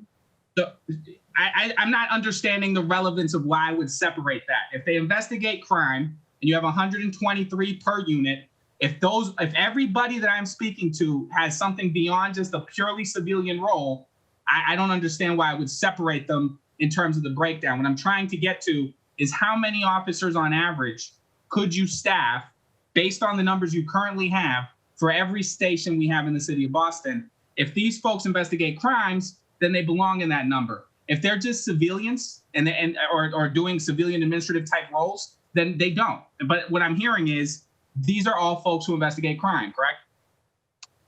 In the Bureau of Investigative Services, the vast majority, there are a handful that do administrative tasks, but the vast majority are investigating crimes, correct? Fantastic. So we have 123 per station. Here's where my consternation happens when we get to the budget on this. Crime was down last year 5% overall, correct? I know that it was up in some departments, down in other places, but it was down overall in the city of Boston 5%. Is that correct? It was down overall, yes. It was down overall the year before that as well? I believe so, yes. I believe in terms of recent history for homicides? Yes. And then it was up slightly. It was up slightly. Homicides. Okay, so I'm talking about, I'm not talking about last year. I know last year's homicides were up slightly. They were back more in line with 2018. But 2019, we had a record low on homicides, correct? It was 37, yes. Low. Yes, okay, great. Was crime down in 2017 as well? In 2018? Overall? I don't have the fees in front of me, but I believe it was. So here's what I'm getting at. I keep hearing about population size. I keep hearing about 911 calls. And then I keep hearing that we got to hire hundreds and hundreds of officers and throw millions and millions of dollars at these problems. But crime is down. I'm not seeing a causation or a correlation between 911 calls and actual crimes. I'm not seeing an actual correlation between population size and actual crime. And so what are we using as metrics to determine that we need more officers when we have on average, you could get 123 to each one, not counting 785 citywide unit officers. And so I have a difficult time with understanding what metrics we're using to do this. And I'll just end with this last question. That's a more specific question about BPD overtime with special events and overtime. What is categorized as special events? What does BPD use to determine a special event as overtime? And what's the process for determining something is a quote unquote special event? I'll let someone else answer that one. So, Councilor, the International City County Management Association does extensive research on police staffing, and the least recommended methodology for police staffing is crime rates and trends, for the specific reason that it is just not the recommended approach because it's inefficient. It rewards inefficiency. It doesn't really relate to how many officers one might need. Other methodologies such as workload-based assessments and per capita approaches are a little more relevant, and the minimum manning level is obviously something that's used pretty regularly. So that the methodology you're recommending is the least favored by that very experienced. I'm not recommending any. What I'm saying is if what's already happening in terms of if the idea is we're talking about crime prevention, I do think we should have a strict formula for how we do staffing. The fact that that doesn't exist, Counselor. As I mentioned, there's no set formula that you could find that everyone's going to universally agree upon when you're talking about police staffing. It's just not, there's no universally accepted methodology to. I think that's why. Exactly how we're going to staff policing. It doesn't exist. Yes, I know it should, is what I'm saying. Okay, but that's not, because something should exist doesn't mean that we can just develop one. We need to use a standard approach, which is why, as Superintendent Hassan mentioned, we're going to contract with someone to bring their outside perspective into Boston and see how we can best accomplish this objective means. But there's no software you can just punch in the crime rate, the number of people who live in the city, the number of police you have, and have an answer if it's the right number. It doesn't work that way. Clear on this, and then I'll set the floor. If I could just be clear on what I'm saying here so that it's not misconstrued. I'm not saying that we need to change our funding based on what the crime rate is or isn't. What I'm saying is if the argument is we need more sworn personnel, I need to know how we're making that determination based on the fact that crime is down. It doesn't seem to have any causation or correlation with other aspects that I've heard on this in this hearing about where the population is, where 911 calls are. Doesn't seem to have any relevance to that either. And so what I'm trying to figure out is what metrics we use for bang for our buck, for where our dollars should be going, how we're making those determinations. And when I hear there's no formula or it's a little bit of this and a little bit of that, but we don't have a set metric, I don't do that. That's not how BPS talks to me. That's not how the libraries talk to me. That's not how Parks talks to me. I don't understand this idea that we don't have a program or a way. Public Works certainly knows why and how they come to their staffing decisions. And so I don't understand this informal process, and I'll leave it at that.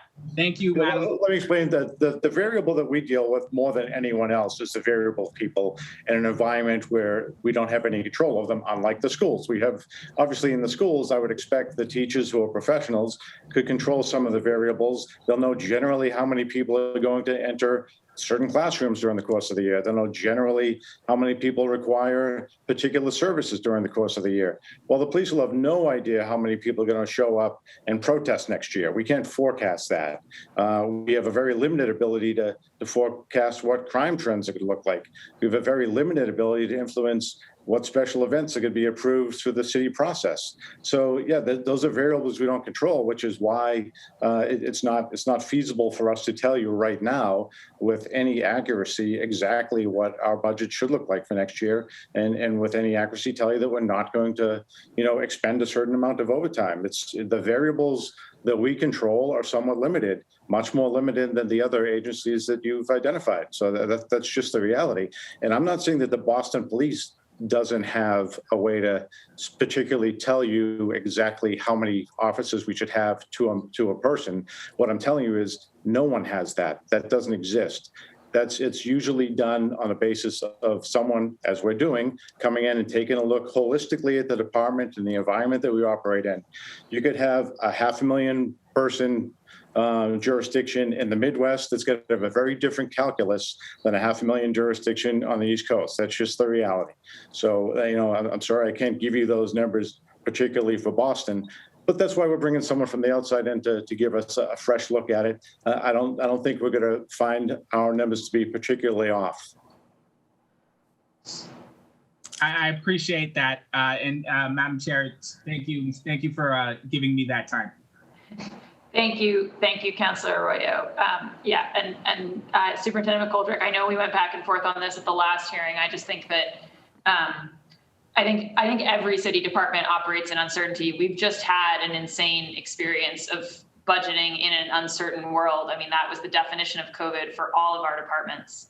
I just think that the reality is in the world of big data and averages and trends, like there are ways that we cope with uncertainty beyond just saying that the budget is endless. And obviously we all know that like the world couldn't just be what it is and then the Boston Police spend $1 billion, right? So, it's a question of what people think the limits are, what people think are reasonable. And, I think that the council, this specific committee's job is to ask the police department, like all other departments, to explain how it's throwing the darts against the dartboard and commit to living within a certain level of means, and that is within the context of an uncertain world.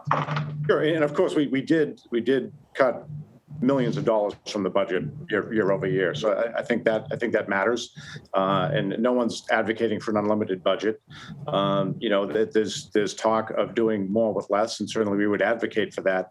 And the reality is, in order for us to do less, though, it's not just a unilateral approach. We're going to need other city agencies to pick up some of these things, because what's going to happen is people will continue to call 911. People will continue to have an expectation that police are going to respond. That is a given. That is definitely going to happen. When people call 911 and look for a police response, they're going to expect to get it. So the process of having other people take on the roles that we're currently being dispatched to, I think most police officers advocate for that fully. We don't feel that we're the best to handle every situation that we're called to handle. The reality is, though, until something else is established, and I understand it's a work in progress, but until it's actually a work in practice, we cannot simply say, hey, we're not going to be involved in that because people don't want us involved, or because we don't want to spend the money, or for any other reason. We're out of all the agencies that were mentioned, we're the only one, with the exception of, obviously fire and EMS, we're the only one that when we're dispatched to something, we have to show up, even if we don't think it's necessarily something that we're best suited for. I think, to your point, we are working on figuring out the alternatives on that front. But I'm mindful now we're well past Councillor Arroyo's time, and I've moved into it. So Councillor Baker, you have the floor, and then we're going to be going to public testimony. Councillor Baker. Thank you, Madam Chair. And again, thank you everybody for hanging in there. So Superintendent Hassan, you had talked about a relocation of Assistant Superintendent Messina's group, and also Superintendent Nora Bastian's group. Where are they being relocated to the same place? You can just talk about that briefly, where they are and why they're going where they're going. Yeah, so because they need some office space, Councilor. So yeah, the new renovations, we're hoping that we're going to put the occupational health in half of it, and then the other remaining square footage would be divided amongst Lieutenant Baston and Deputy Messina's groups. Is that at police headquarters? Police headquarters on the first floor, yes. Yeah, I would have to. I would rather see Peter's group right down on Mass and Cass, but we can talk about that later.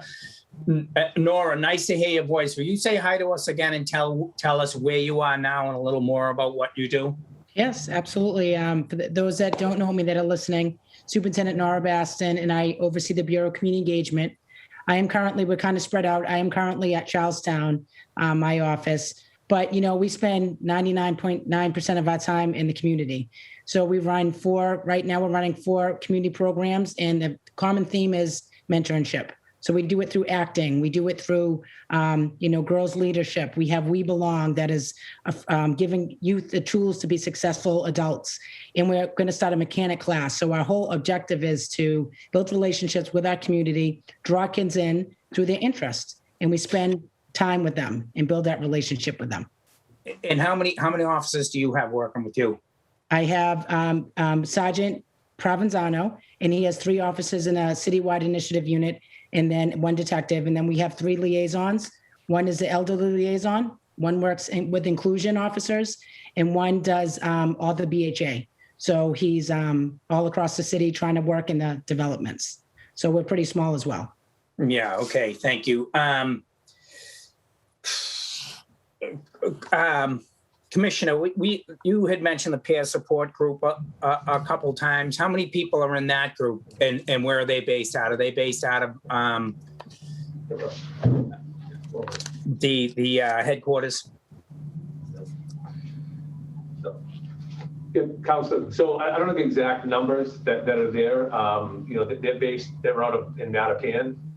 They're not necessarily at headquarters peer support. Some of them do have stations up there in different capacities, but primarily out in Mattapan. Yeah, so they don't go to the state. They'll go to the stations when there's a need. So, but they're together. Like they come in, they're in one spot.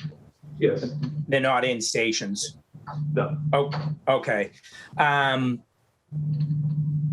Can we talk a little bit? Is David still on? David Carabin? Yeah, you are, David. The grants that are being held up by this body here, can you talk a little bit about those? What would the grants go towards? Yes, sir. Hi, Councilor Baker, Dave Carabin here. So the one of the grants that's held up at the moment here is from the Executive Office of Public Safety and Security. It's a state grant. Mm-hmm. Our intention for that is to fill a total of 7 positions within the BRIC. 3 of the positions would go towards civilian analysts that work within our real-time crime center. That is a unit that we refer to as a tactical unit of civilian analysts that are responsible for supporting officers and public safety officials as they respond to crimes of a priority across the city. At times that could range from shootings to bomb threats, to individuals that frankly have been struck by hit and run vehicles, supporting investigations with that. They also are the primary focus of the BRIC that handles what we call requests for information. And that is inquiries that come into the BRIC looking for investigative or other types of law enforcement support. Just to give you an idea of what that looks like. On an annual basis, we typically see over 4,000 of those requests for information that come through. Sometimes it's reached as high as 7,000 requests from other law enforcement agencies. So it's quite taxing at the moment right now. So we're looking for 3 analysts there and a supervisor that will help us out during the evening shift. We currently lack having a civilian analytics supervisor to support that effort. We are down a couple positions at the moment due to turnover, and in those situations where we're required to use overtime in order to backfill that position, it's those positions are deemed essential, similar to how 911 operators are deemed to be essential. So this will provide us with more backfill and capability should somebody actually want to take a day off or go on vacation, something along those lines. Keep in mind that that part of the operation runs 2 shifts a day, 7 days a week, and we're just incredibly short-staffed. The second part of that are 2 analysts that are hired intentionally to liaise with a couple key agencies that operate within the city of Boston that have substantial property, that being the Massachusetts State Police, Massport, and Transit Police. As I'm sure you're aware, Massport and MSP have a substantial amount of property in the waterfront area throughout the city. Parks, other areas, thoroughfares that are policed by MSP. What we're looking to do is increase our liaison capabilities so that as crimes occur in places like Southwest Corridor, the Seaport, over near the terminals, things of that nature, that we've got a more seamless approach for sharing that info. Considering the nature of the threat environment that we're working through, everything from terrorism to threats from state actors overseas, smuggling of weapons, people, drugs, you name it. There's a lot of reason to make sure we have a seamless capability to, 1, ramp up should there be a threat towards some of these places that are high volume transport locations for the public, but also in order to help connect the dots on criminal issues that are happening across borders and jurisdictions. And the other one is obviously the MBTA. The MBTA shares a ton of property with the city of Boston, so we're looking to beef up our capabilities there. So that's a state grant. Is that the 800,000? Yeah, there's 850,000 there. There's another $850,000 that's currently on hold that hasn't made it to the accept and expend process. Our forecast right now is that this will sustain funding for city employees for about right now 6 years total going into the future, and we've been receiving this grant for quite a while, so we don't see any stop, especially when they see the value of the partnerships that we're creating and the crime prevention and response capability being enhanced. And are there end dates on those grants? Yeah, June 30th is the drop dead date on our ability to accept the latest grant funding, and then of course they have to put timelines with budgets together on the funding. So when we first went through an accept and expend process with this, we had forecasted it out, and now we're going to have to request an extension should that money be allowed and granted towards us. So I think we can work through it, but we do have a limited amount of time to act. Okay. And thank you, David. I had some more questions for you, but I can get them to you personally. Kenzie, just 1 second, please. If I were to request body cam video, how would I do that? Would that be a 17F through city council, or would that be another way? Yeah. I think certainly we can do it through a 17F, but I think also you could ask the department directly. Okay, and then Kenzie, I had a question for you, actually. You mentioned alternate police response. I'm not sure what that is. Can you give me a heads up on what that is? You're like, are those just ideas for what we're gonna do with the police? I was referring, Councillor Baker, to the $1.75 million pilot that's in the HHS budget that has the 90 to 120 day clock. Yeah, but there has to be some sort of, and is it specifically say alternate police response? There's no specifics around that? Yeah, I think it's, and it might not even, I'm not sure that's the exact phrasing. It might be alternate mental health response or something. I think, it's been, okay. We haven't gotten many specifics. That's what they've referred to having a committee meeting about. Okay, thank you. Thank you, everyone. Thank you so much, Councillor Baker. All right, and I did see, Mr. Donovan, that your hand was up. Did you want to say something? Just quickly, Councilor. Yeah, so I've heard the term return on investment mentioned a couple of times here. I just want to say that if you're looking for a return on investment, look no further than the brick. The services that the brick provides to the Boston Police Department and the citizens of this city is invaluable and incalculable. Without the brick, our crime rate is not where it is today. There is a direct correlation between the crime rate, the reduction in the crime rate in the city of Boston over recent years, and the work that is done by the brick that's provided to our investigators and our field officers as far as deployment. So if you want to defund and dismantle things, I caution you in how you do it. And before you do it, you need to have something else in place that is tried, true, and works before you take something apart and leave this city vulnerable to who knows what. Thank you. I totally agree. Thank you, Paul. Thank you, Superintendent, and thank you, Councillor Baker. So I'm about to go to public testimony, but before I do, I just want to thank Acting Commissioner Long and the superintendents, the command staff for being here with us today. Superintendent Long, it's a pleasure to meet you. I wish it had been 20 minutes sooner. I will just say if we could next time make sure that we're able to start on time for the council, just because we've got so many folks, as you can see, waiting to talk. And then the last thing is just to let the department know, I will go through public testimony. I'm actually going to not adjourn this hearing, but rather recess it to the backup time we have on the calendar, which is May 26th at 3 p.m. because there's a large number of specific quantitative questions that the council has out, both in the information requests we sent over and also that have come up in the hearing today. And it is quite important to me as Ways and Means Chair that we actually get answers on those things. And I'm really a read the document, look at it person, as opposed to kind of doing these number quotings in the hearing. So we are going to be following up on that. So I just want everyone to know that I will be recessing the hearing to a time certain rather than adjourning today. But again, I want to thank the team for being here and for all your work.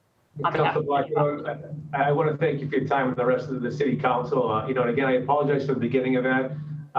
As you well know, in this COVID world and, the Zoom world that we're all operating in, sometimes there are technical difficulties that you have no control over, and today was one of them. So I apologize for whatever delay occurred at the beginning of the meeting, but I appreciate your time and the rest of the town and the city council. No, we certainly appreciate you being with us here for these past 3 hours. So thank you for that. All right, and with that, I'm going to go now to public testimony. So I'll be going in the order I've got the list in front of me and letting people in kind of 3 at a time. That'll start with Kelly Reddy, then Becky Pierce, and then Hyatt Amon. Becky, I see you twice, so I'm just going to let both in.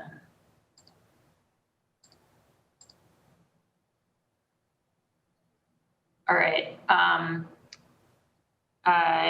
going first to Kelly. And if folks can just remember to I'm here. Just introduce yourself, describe your residence or affiliation, and just keep your comments to 2.5 minutes, just so that we can get everybody in. We've got a lot of folks waiting here a long time. So thank you. Okay. Thanks, Kelly. You're welcome. My name's Kelly Reddy. I live in Dorchester. I'm a member of Dorchester People for Peace. And we are really have been looking at the idea of defunding the police. The incidents in the last couple of years have made it clear that there's a real problem there, and ultimately we like to see things change. But in the short run, let me see if I can find my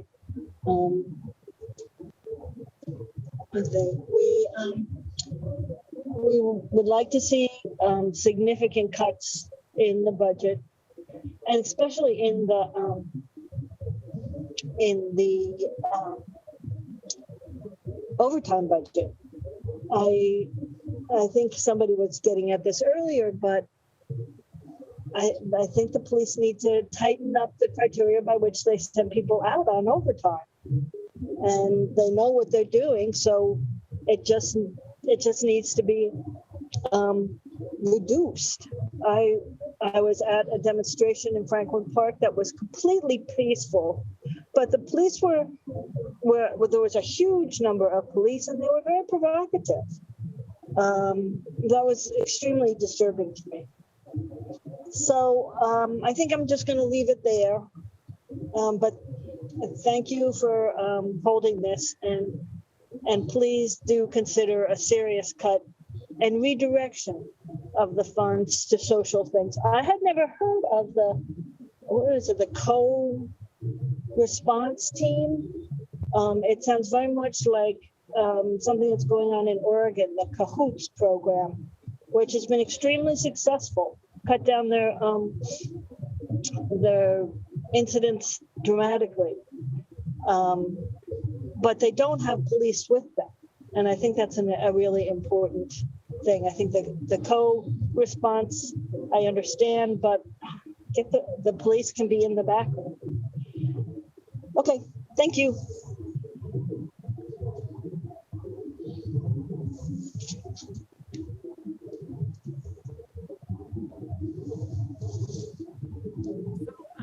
If you're talking to me, I can't hear you, Kenzie.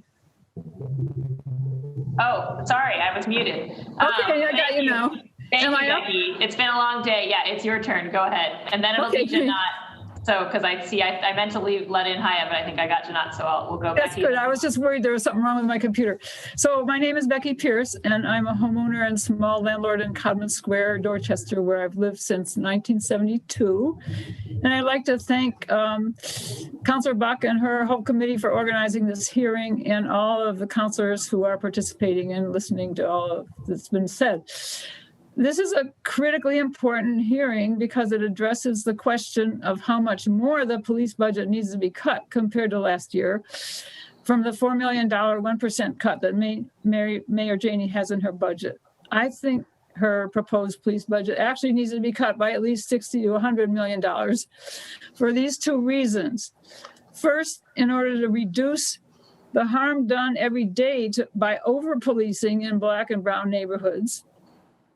And second, in order to shift public funding from armed police presence to the services actually needed in Black and brown neighborhoods to provide real public safety and to reduce crime.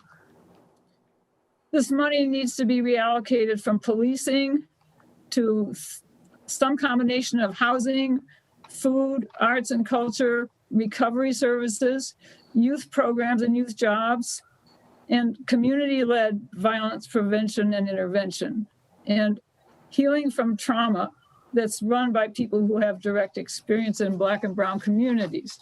So to make that possible, I'm asking you all on City Council to freeze all hiring of new officers and cadets, commit to deep cuts in both the overtime budget and the regular BPD budget, cap overtime spending by the police and make that happen somehow, because it has to, eliminate at least three things: the gang unit, the 125 school police officers, and the 4-hour overtime minimum.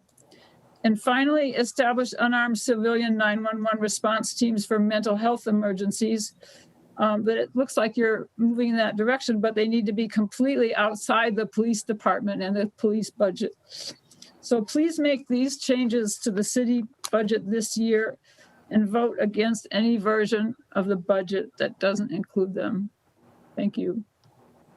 Thank you, Becky. And thank you for telling me earlier when I was muted. All right, next up is Janat, and then it'll be Eliza Perrin. Janat? Good afternoon. My name is Janat, and I live in Jamaica Plain. By ignoring the calls for help from residents only worsen the situation we currently are in. You are putting too much money in a corrupt organization. By funding police, you are giving the middle finger to Black and brown communities. They have fought long and hard to be seen, to be heard. Instead of funding police, take some of that money and invest in communities that are calling for your help. You may think asking for more cadets and officers will protect the city, but in reality, Boston cops racially profile, illegally search, hurt residents, and target Black and brown communities. By funding them, you are giving them more resources to hurt our people. I am asking you to invest this money in building a stronger bond with the communities that are demanding to get treated equally. Why do you advocate to help during your campaign, but once you get elected, you forget the sole purpose of your promises? You weren't elected to ignore the residents' need. You were elected because you advocated for change. Where is that dedication when we need it now? I am asking the City of Boston and the City Council to freeze all hiring of new officers and cadets in the Boston Police Department. Why would the community and City Council support adding police when there hasn't been any data or discussion on how to decrease existing over-policing? With many others alongside me, I reject the idea that more cops on our streets will mean a safer and more vibrant city.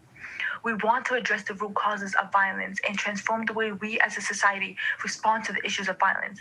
We know police do not and cannot do this because of the punitive and racist way they engage with Black and brown communities.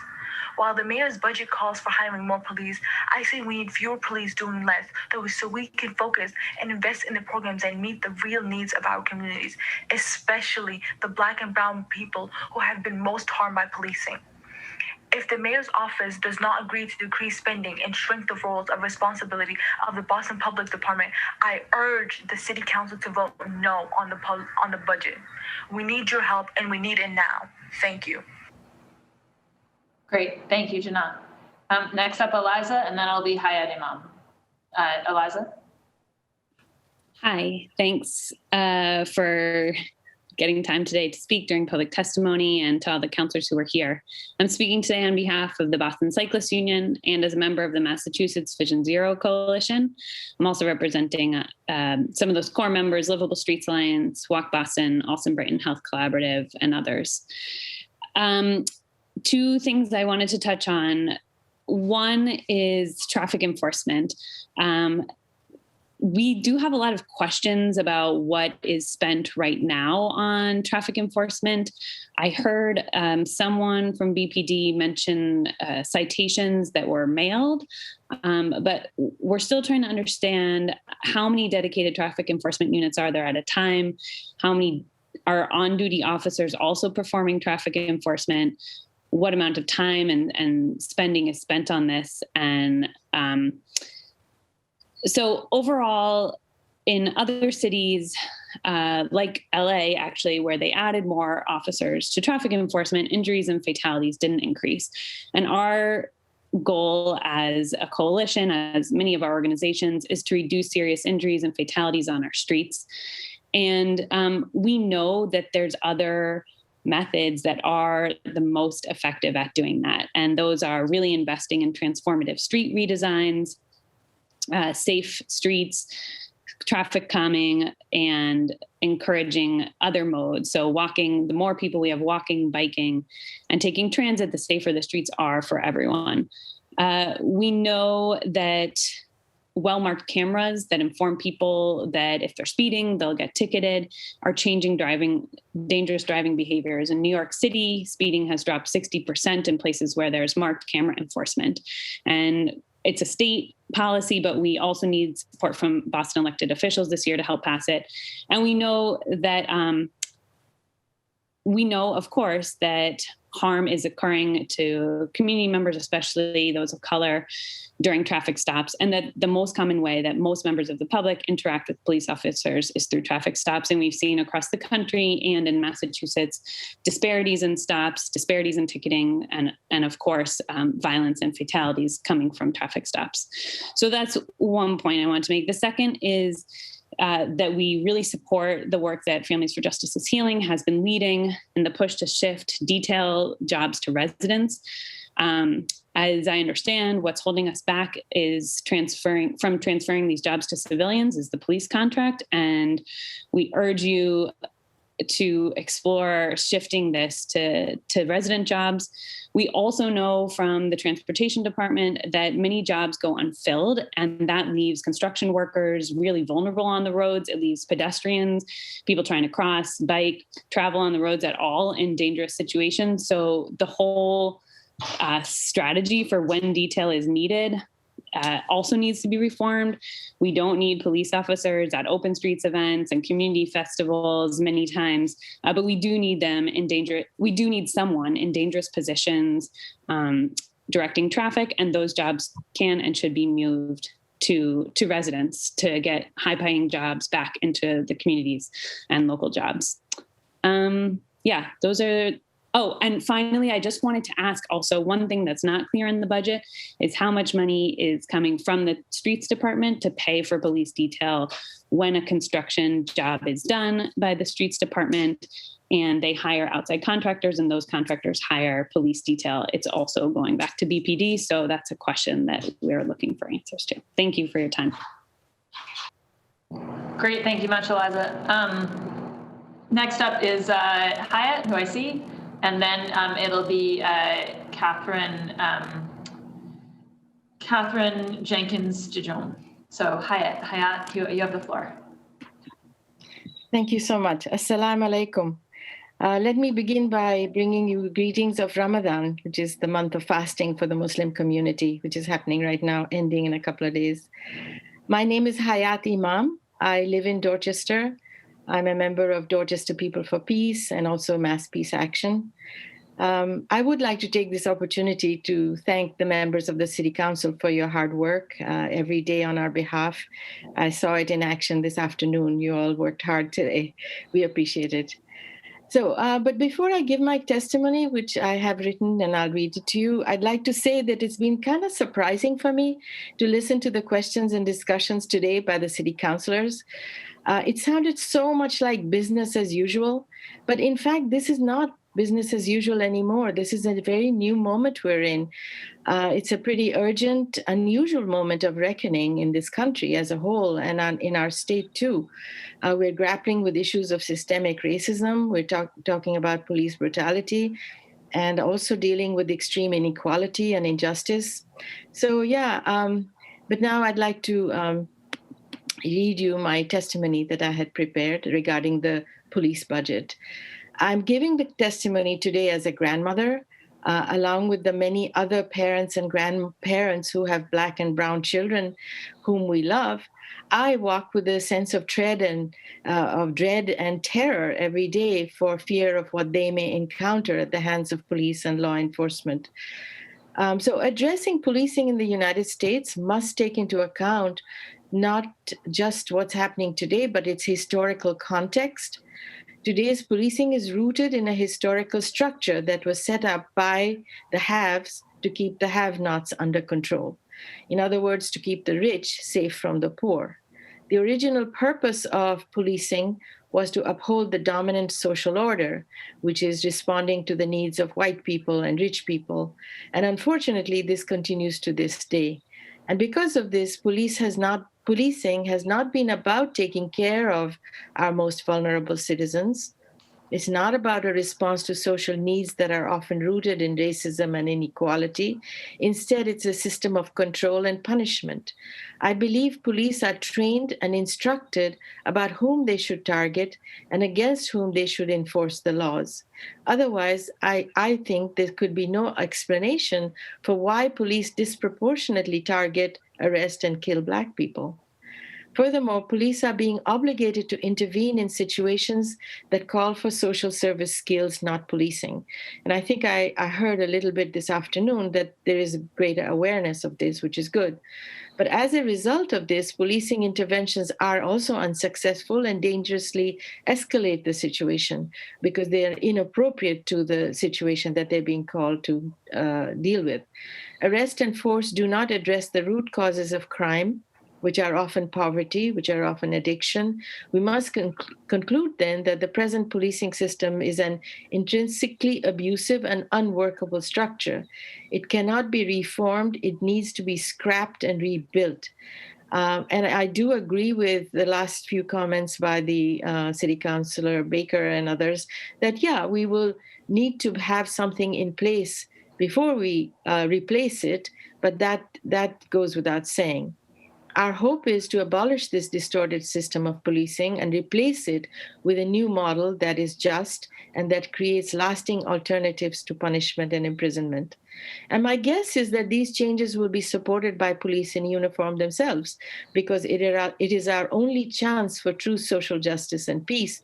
And it will be better for their mental health too, which I heard as a concern by city councilors today.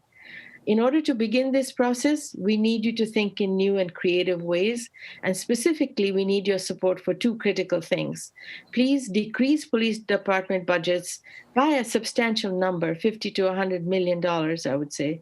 And second, please reinvest that money in critical community needs, which would include housing, access to food, and most important, really, to community-led violence prevention safety models. Thank you very much for hearing my testimony. I appreciate it. Thank you. Thank you so much. And sorry. Yeah, and Assalamu alaikum and an early Eid Mubarak. Hope it's a holy conclusion to your fast. Thank you. All right, next we're going to Catherine. And then after Catherine on my list is Serene Mansouri. So Catherine, you have the floor. Thank you very much. Thank you, counselors, and thank you, community members who have showed up to share your testimony. I'm building on a lot of what has been said already, particularly most recently by Ms. Hayat Imam. I come to you today as a mother,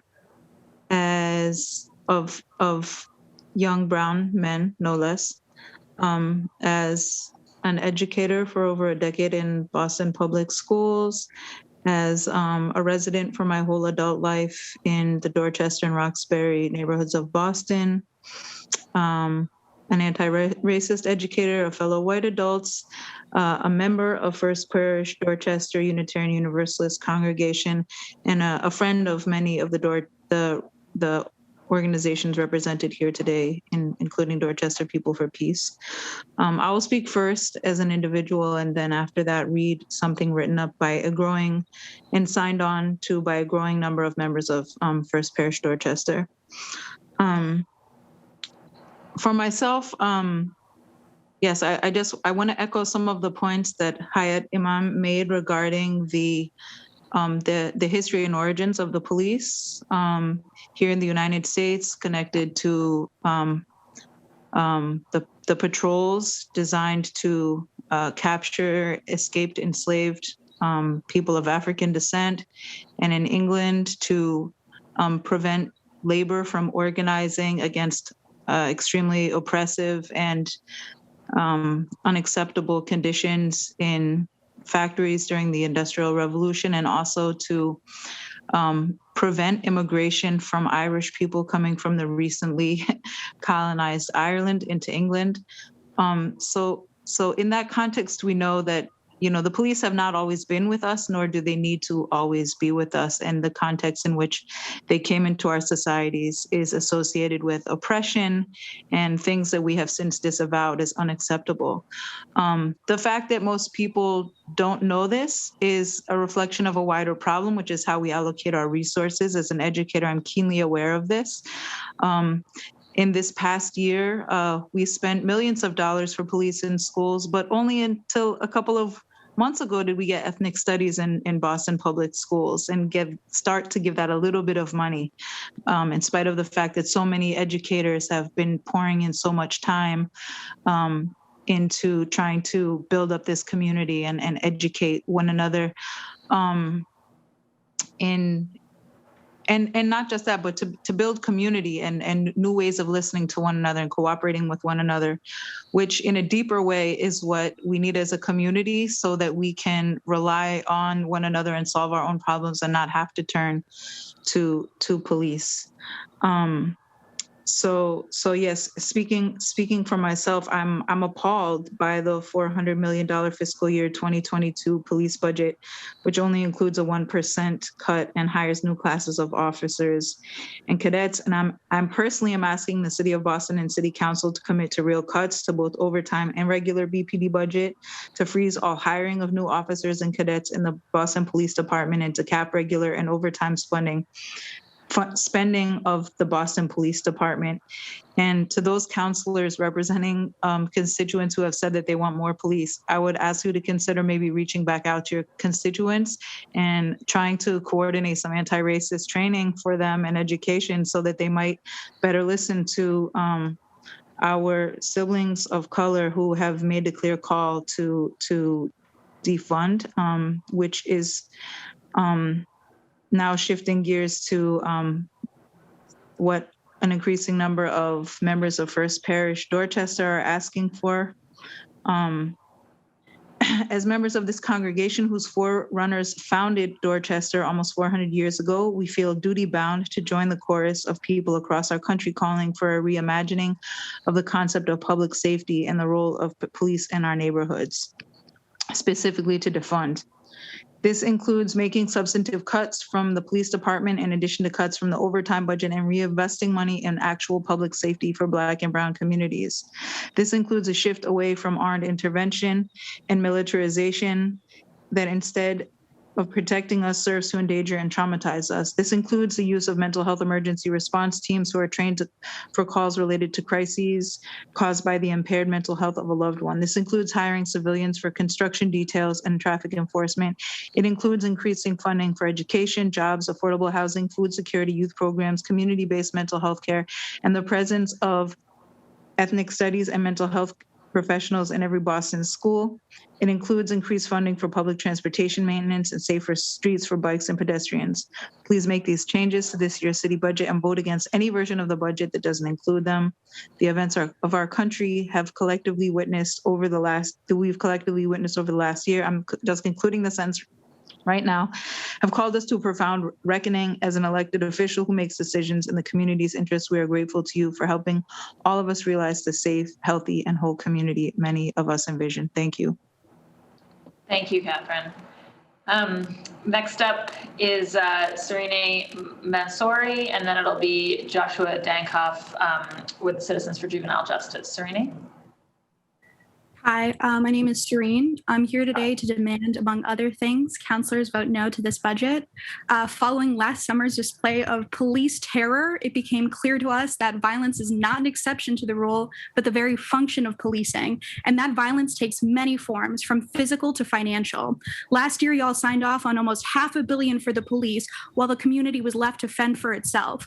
We were told to accept an overtime reduction that never happened. Now we're being handed that same performative cut that actually increases the number of police officers, directly contradicting the demands of the public to defund and abolish the police. Y'all keep asking alternatives to prove themselves when they have no funding, yet police with their $500 million are not treated the same. They just keep getting funded.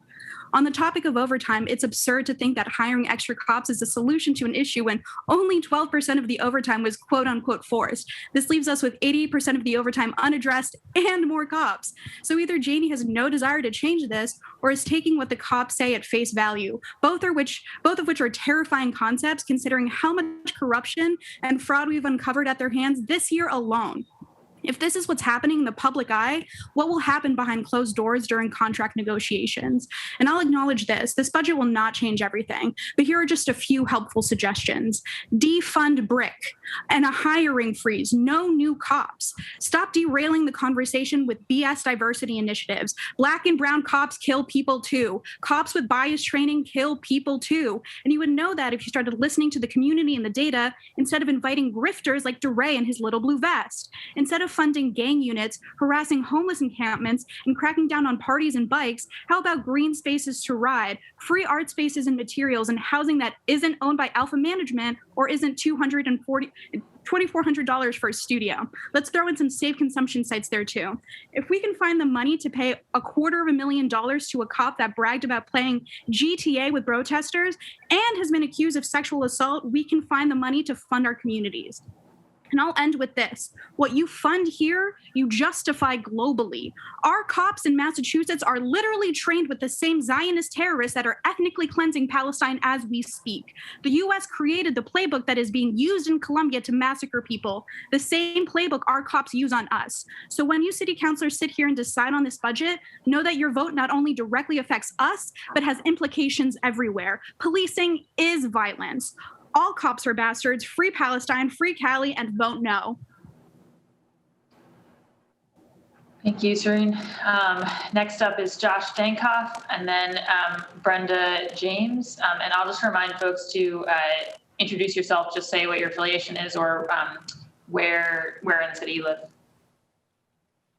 Thank you so much, Chairperson Bach, Vice Chair Sabi George, and members of the committee. My name is Joshua Dankoff. I'm here representing Citizens for Juvenile Justice. I'm also a Boston resident in District 6. Respectfully, we submitted written testimony that has a lot of numbers, and we encourage the committee to take a look at that as well. Briefly, Citizens for Juvenile Justice is the only independent nonprofit statewide organization working exclusively to improve juvenile justice and other youth-serving systems in Massachusetts. We advocate for smart policies that prevent crime and help youth develop into responsible citizens while using resources wisely. Unfortunately, we feel that this budget is falling short on some of the resources to ensure developmentally appropriate treatment for youth. First of all, the proposed BPD budget is tone deaf to community expression of need. Police interactions with young people impact how youth view the legitimacy of our government institutions. At this time of deep reflection on the nature of police interactions with residents, and after a year of community demands to divest in police, we find it surprising and unfortunate the proposed budget would hire more officers. It seems tone deaf to the community, contradictory to expressed needs, and ignoring some of the active harm that police cause in schools, as well as over-policing of communities of color. Now, the majority of incidents that BPD responds to now are nonviolent and non-criminal civil incidents. And I'm basing this on BPD's own data. We're really pleased to have from the Boston Police and the City of Boston public-facing data that is available on the city website on what they call the crime incident reports. Now, CFJJ is working on a report, not yet done today, but hopefully in the next couple of weeks, that will expand fully on this. But what we see in our analysis of this data set is that this report asks two fundamental questions. One, what are the incidents that Boston Police currently respond to? And also, what types of incidents could be handled more effectively and efficiently by some non-policing alternatives that can still meet community need? So our analysis divided police incidents into 6 broad categories. And again, our testimony shows these categories there. But broadly, these include non-criminal incidents, which make up about 23%. This is fully, nothing related to anything criminal-oriented. Drug and alcohol incidents make up 5%. Driving and motor vehicle incidents that were discussed earlier in this hearing, 12%.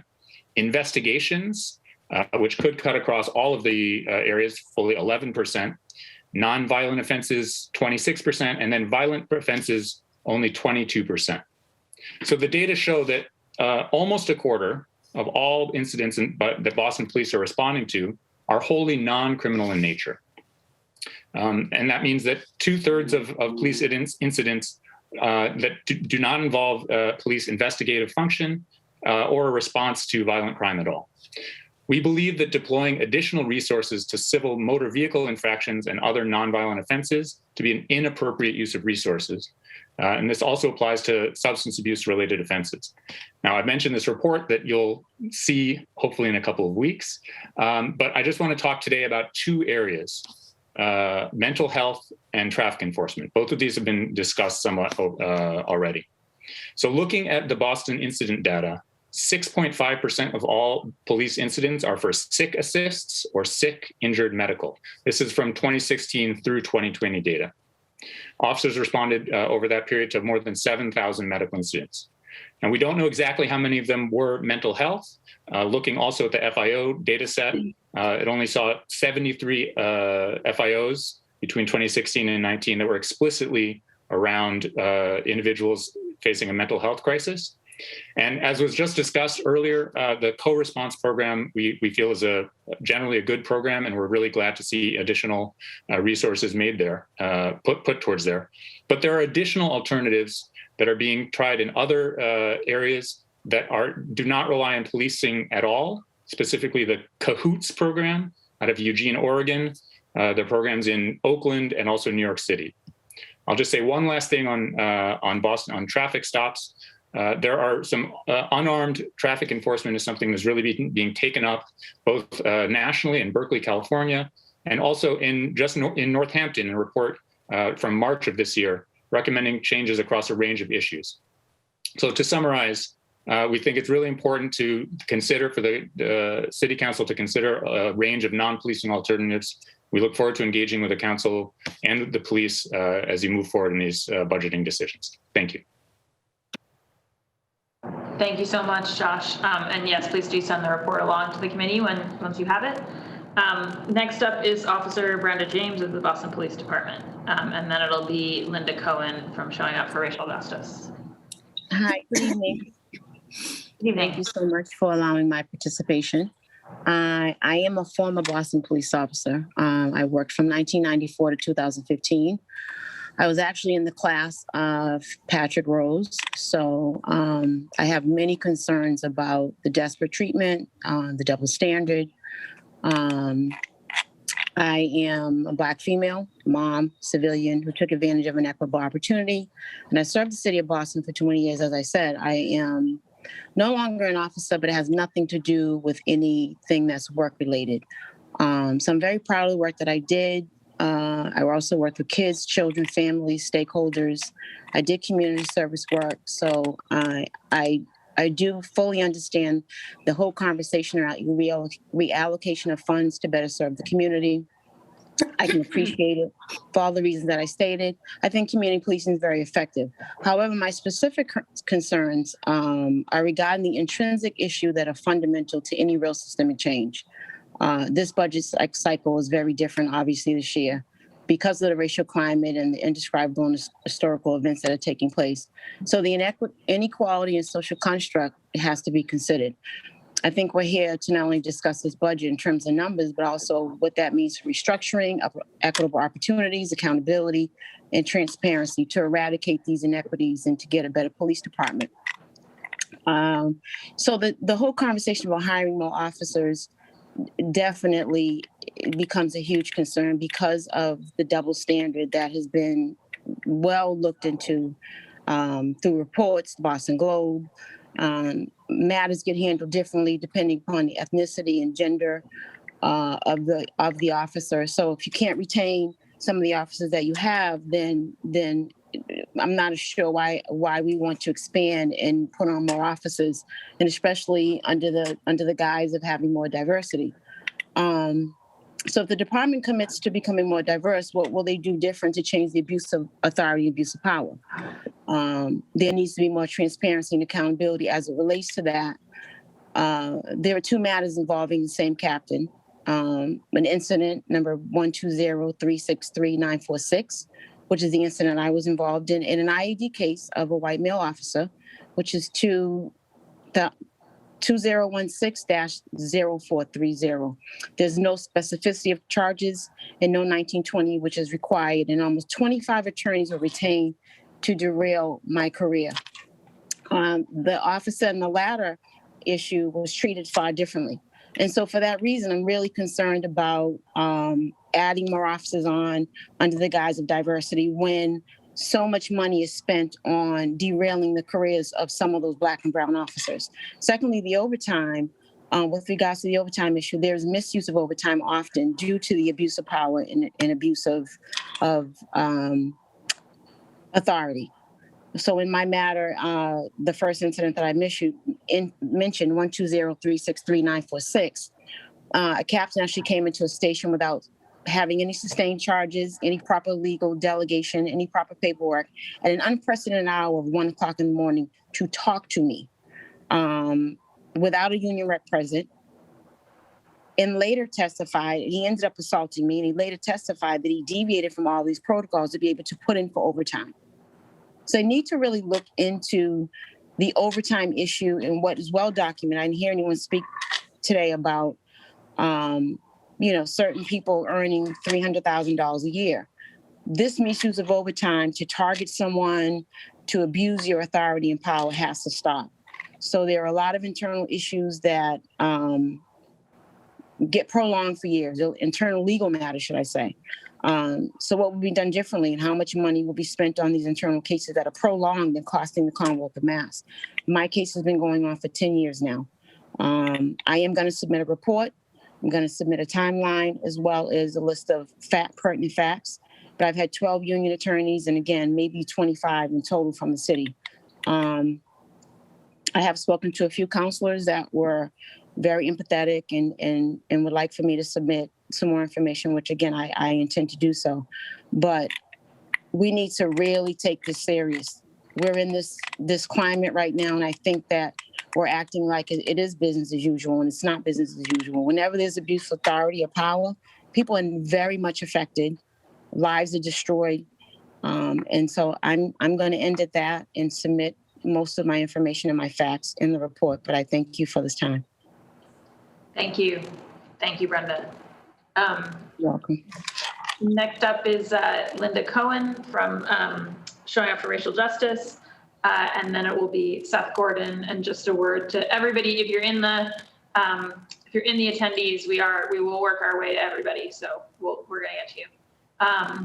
All right, Linda Cohen. Linda, I think you have to unmute.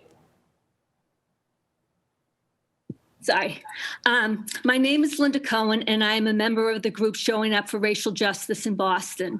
I am also someone that was directly affected by the Boston Police Department. A few years back, I had a mental health crisis. The police were called instead of social workers or mental health workers, who I believe would have de-escalated the situation.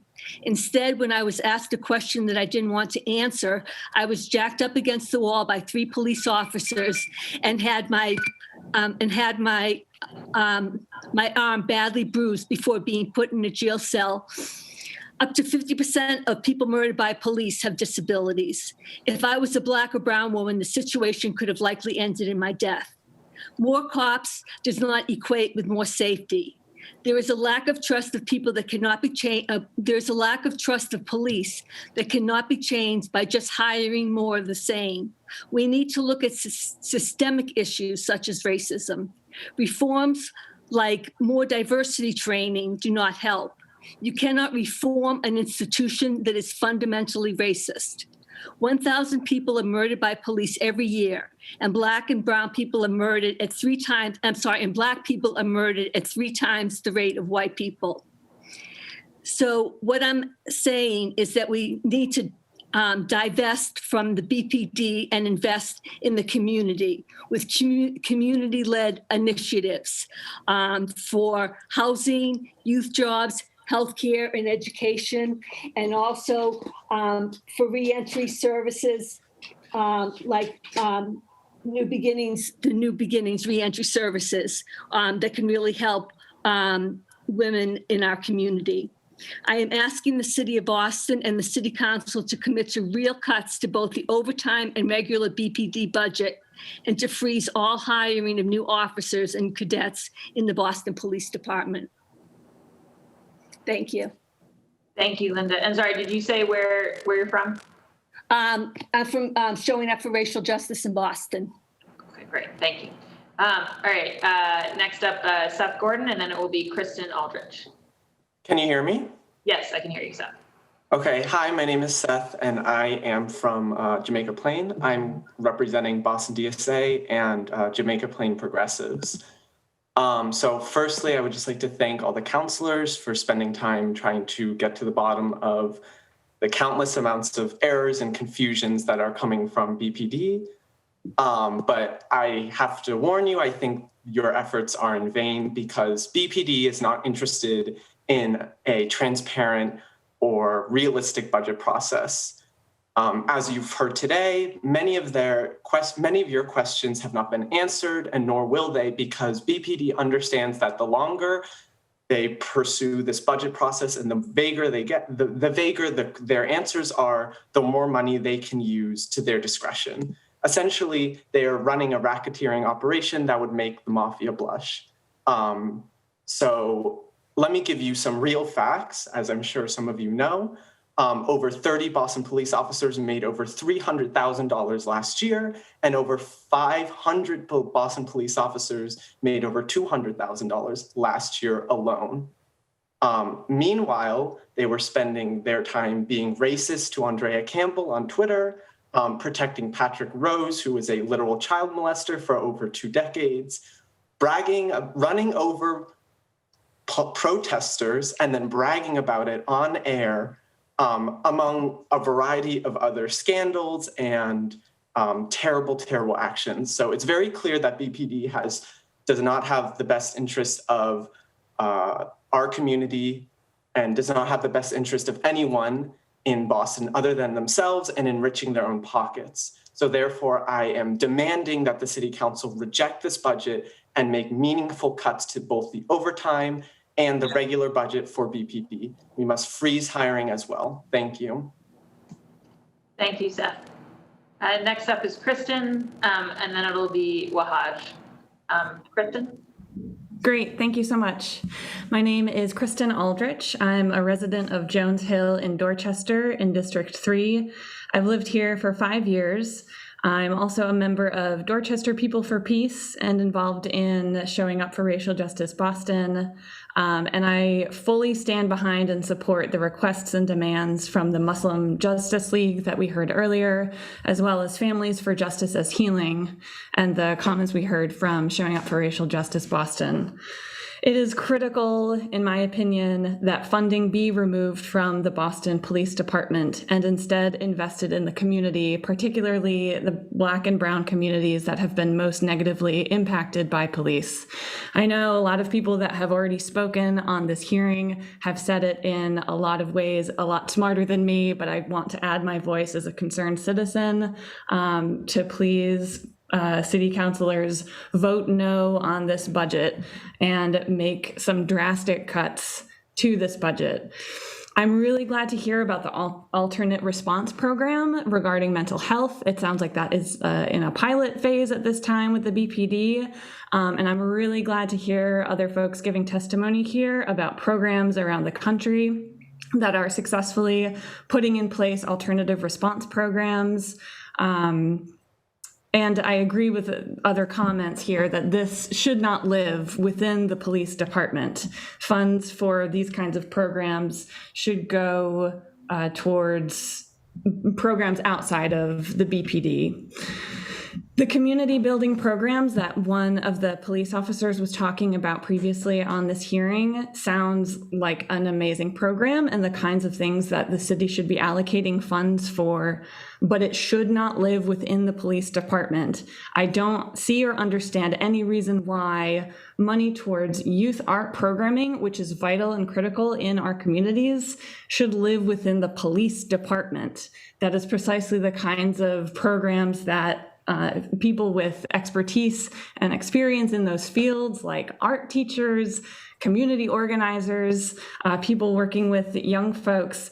That kind of program should live within people that know how to execute those kinds of programs. I'm sure what the police department is doing, and not to knock it, but it just seems as though that's something that should not live within the funding of the police department.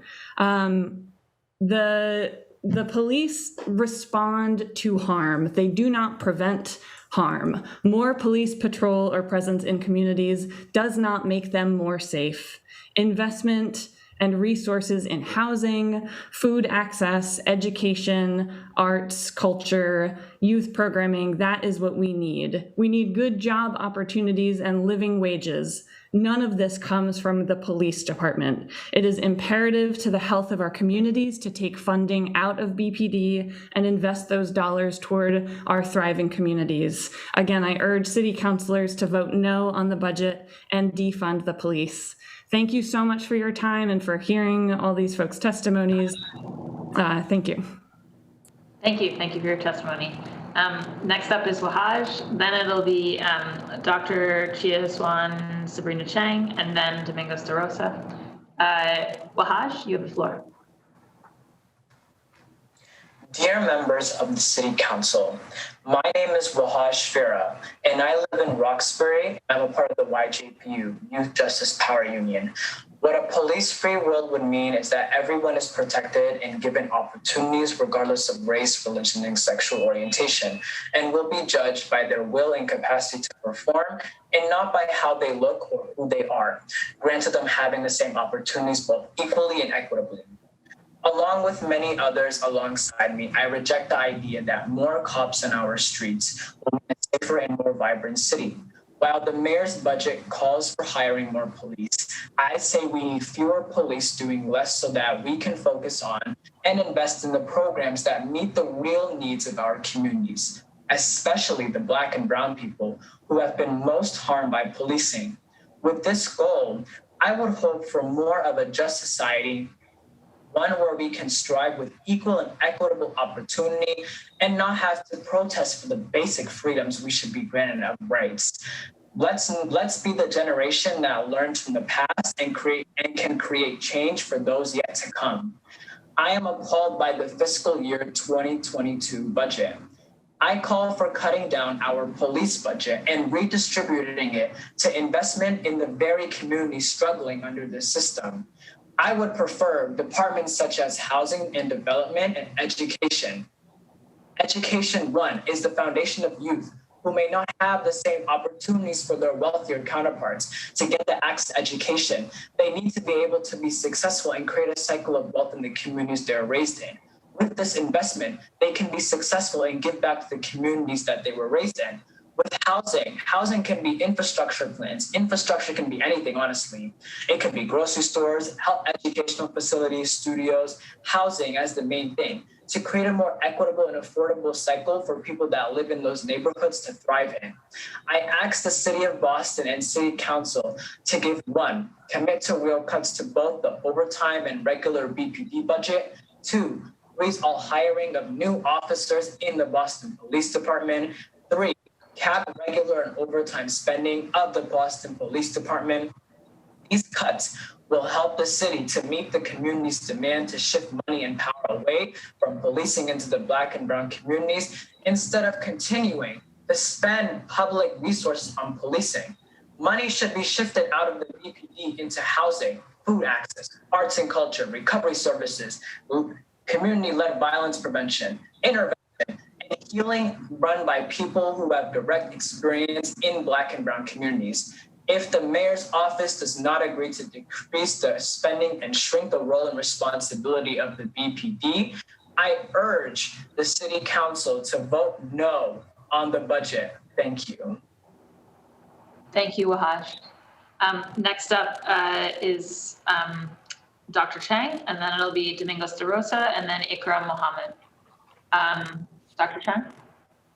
Thank you. So my name is Dr. Chang, and I'm a resident in Boston. I live near Chinatown. I'm here as a psychologist, and I hold positions at Harvard Medical School, Boston University, and with the Department of Mental Health.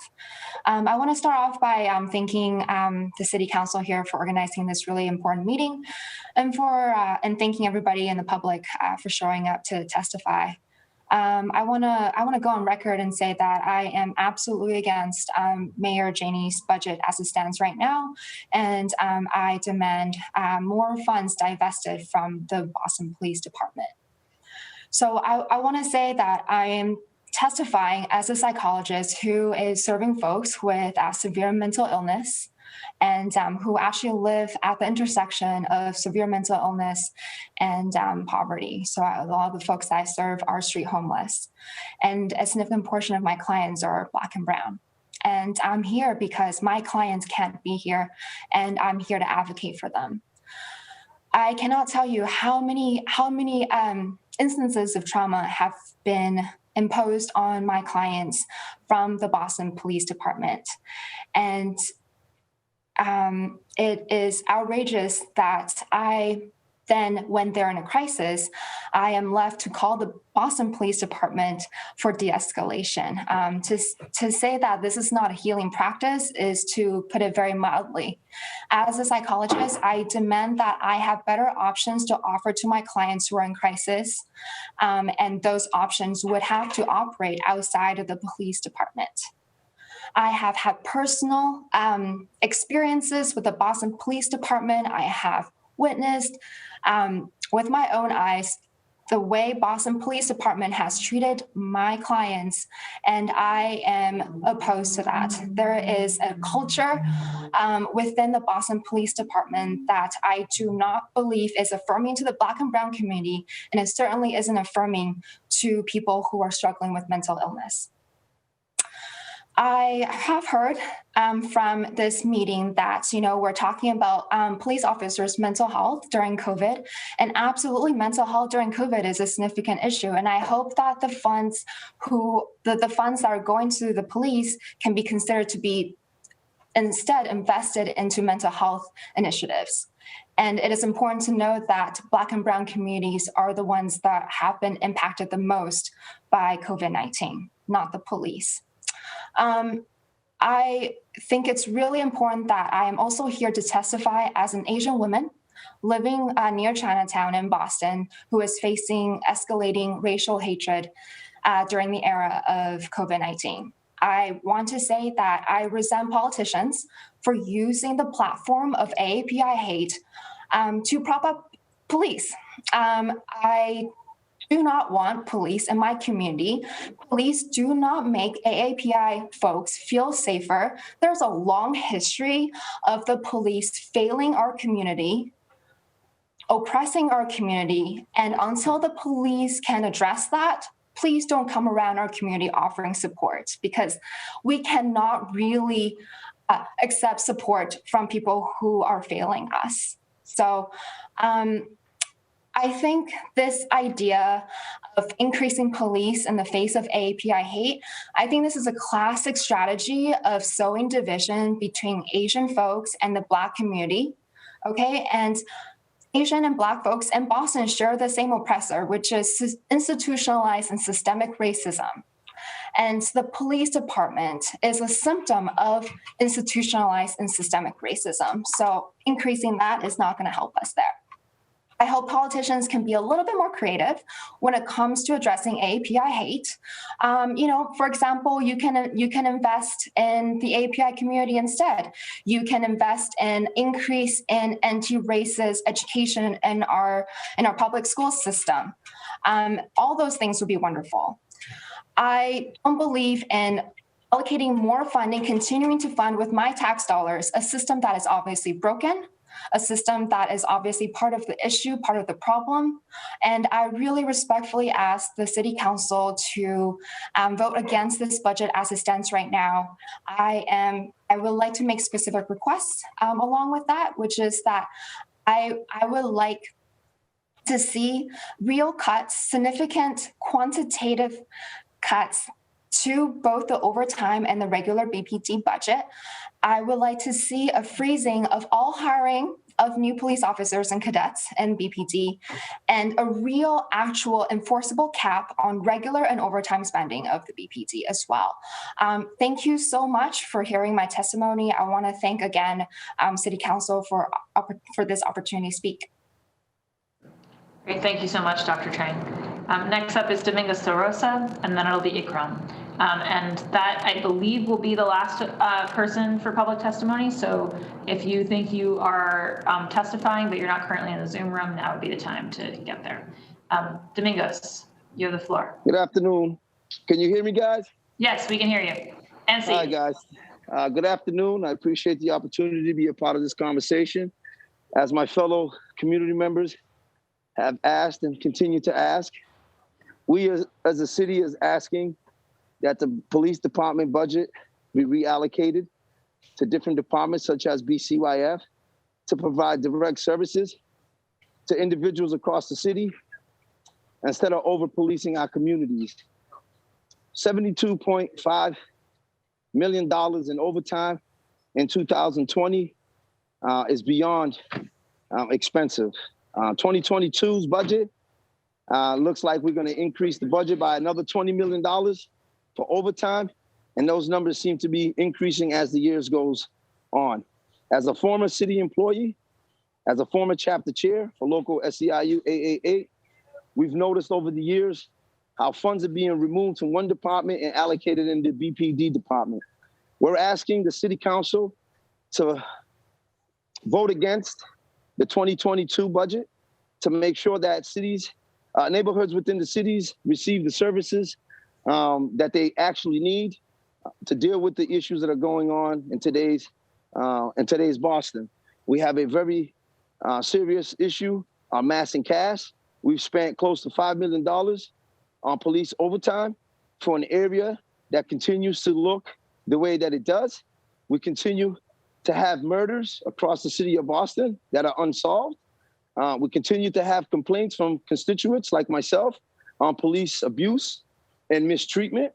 And the only way we're going to adjust this is by making sure that we reallocate funds to other programs across the city to ensure that folks receive the proper support needed to create a city that is safe for all Bostonians. The rampage that continues to happen with the ATVs and dirt bikes, it's an ongoing issue. 25 years ago, I was a part of that community. 25 years later, I'm still a part of that community who continue to look for a place within the city of Boston to express ourselves in a positive manner. I know that lately we've allocated several cruisers to the Moakley Park regarding shootings that have happened while the youth were using the field, specifically the Metro Lacrosse program. We want the same services across the city by allocating funds to programs such as Metro Lacrosse and all the Pop Warner programs that utilize our fields across the city of Boston. So I agree with all the statements made by constituents in support of reallocating funds from the BPD budget into other departments across the city to provide the services needed so we can ensure that all Bostonians feel safe.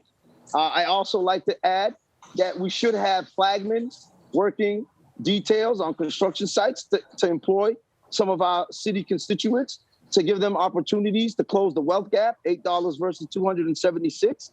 The achievement gaps in our schools, we do not need police officers in our school systems. We actually need more mentors and guidance counselors to assure that our youngest minds receive the proper support needed to become tomorrow's citizens. So I thank you for your opportunity of being here, and I'll continue to advocate in the best way possible. I thank you guys again and enjoy your night. Thank you, Domingos. Thanks for being here. Ikram. My name is Ikram Mahmood, and I was born and raised in Boston. I'm shocked and surprised at following the actions of the BPD in the past, and specifically the past year, that our city officials want to essentially give them more money and recruit more officers. I have witnessed the police brutally attacking a defenseless man, with 4 or 5 of them in total beating on him. There's no excuse for that. I have personally been harassed by the police in the form of pepper spray and tear gas, along with a group of people who were literally doing nothing to them except chanting, "Hands up, don't shoot." Time and time again, the police's response to peaceful protesting have been to instigate violence and then blatantly lie and say they didn't start it.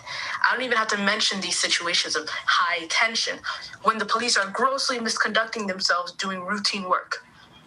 I say all of this to highlight the fact that our mayor's response to all of this is to add police officers in an attempt to, quote unquote, curb overtime spending, along with other unacceptable proposals. The definition of insanity is doing something over and over again and expecting a different result. We have been attempting reform for quite literally hundreds of years. Reform does not work here. How many times do you have to try it till you realize you failed your community? That is all for my statements today. Thank you, Ikram. With that, let me just see. I believe with that we have concluded public testimony. So as I mentioned earlier, I will be recessing this hearing to a time certain. So this hearing will reconvene on May 26th at 3 p.m. We had previously noticed that as an overflow time for BPD. And that really is an opportunity to, it's really a deadline for us to get the information requests back from the department in written detail. And so if we have all of those back, it'll just be a quick check-in on what we've gotten. But I want to be really clear that the Committee on Ways and Means, we've made these information requests. To Councillor Mejia's point, it's frustrating when we're stuck sort of trying to get basic numbers in the 7 minutes that the councillors have. And I want to make sure that, as this is a very large portion of our budget, and obviously as there's lots of community attention to and lots of new proposals related to it, that the council really has the answers to all of its questions. So with that, this hearing of the Boston City Council's Ways and Means Committee will be recessed to a time certain and will reconvene on May 26th at 3 p.m. Thank you all so much for your participation. Thank you.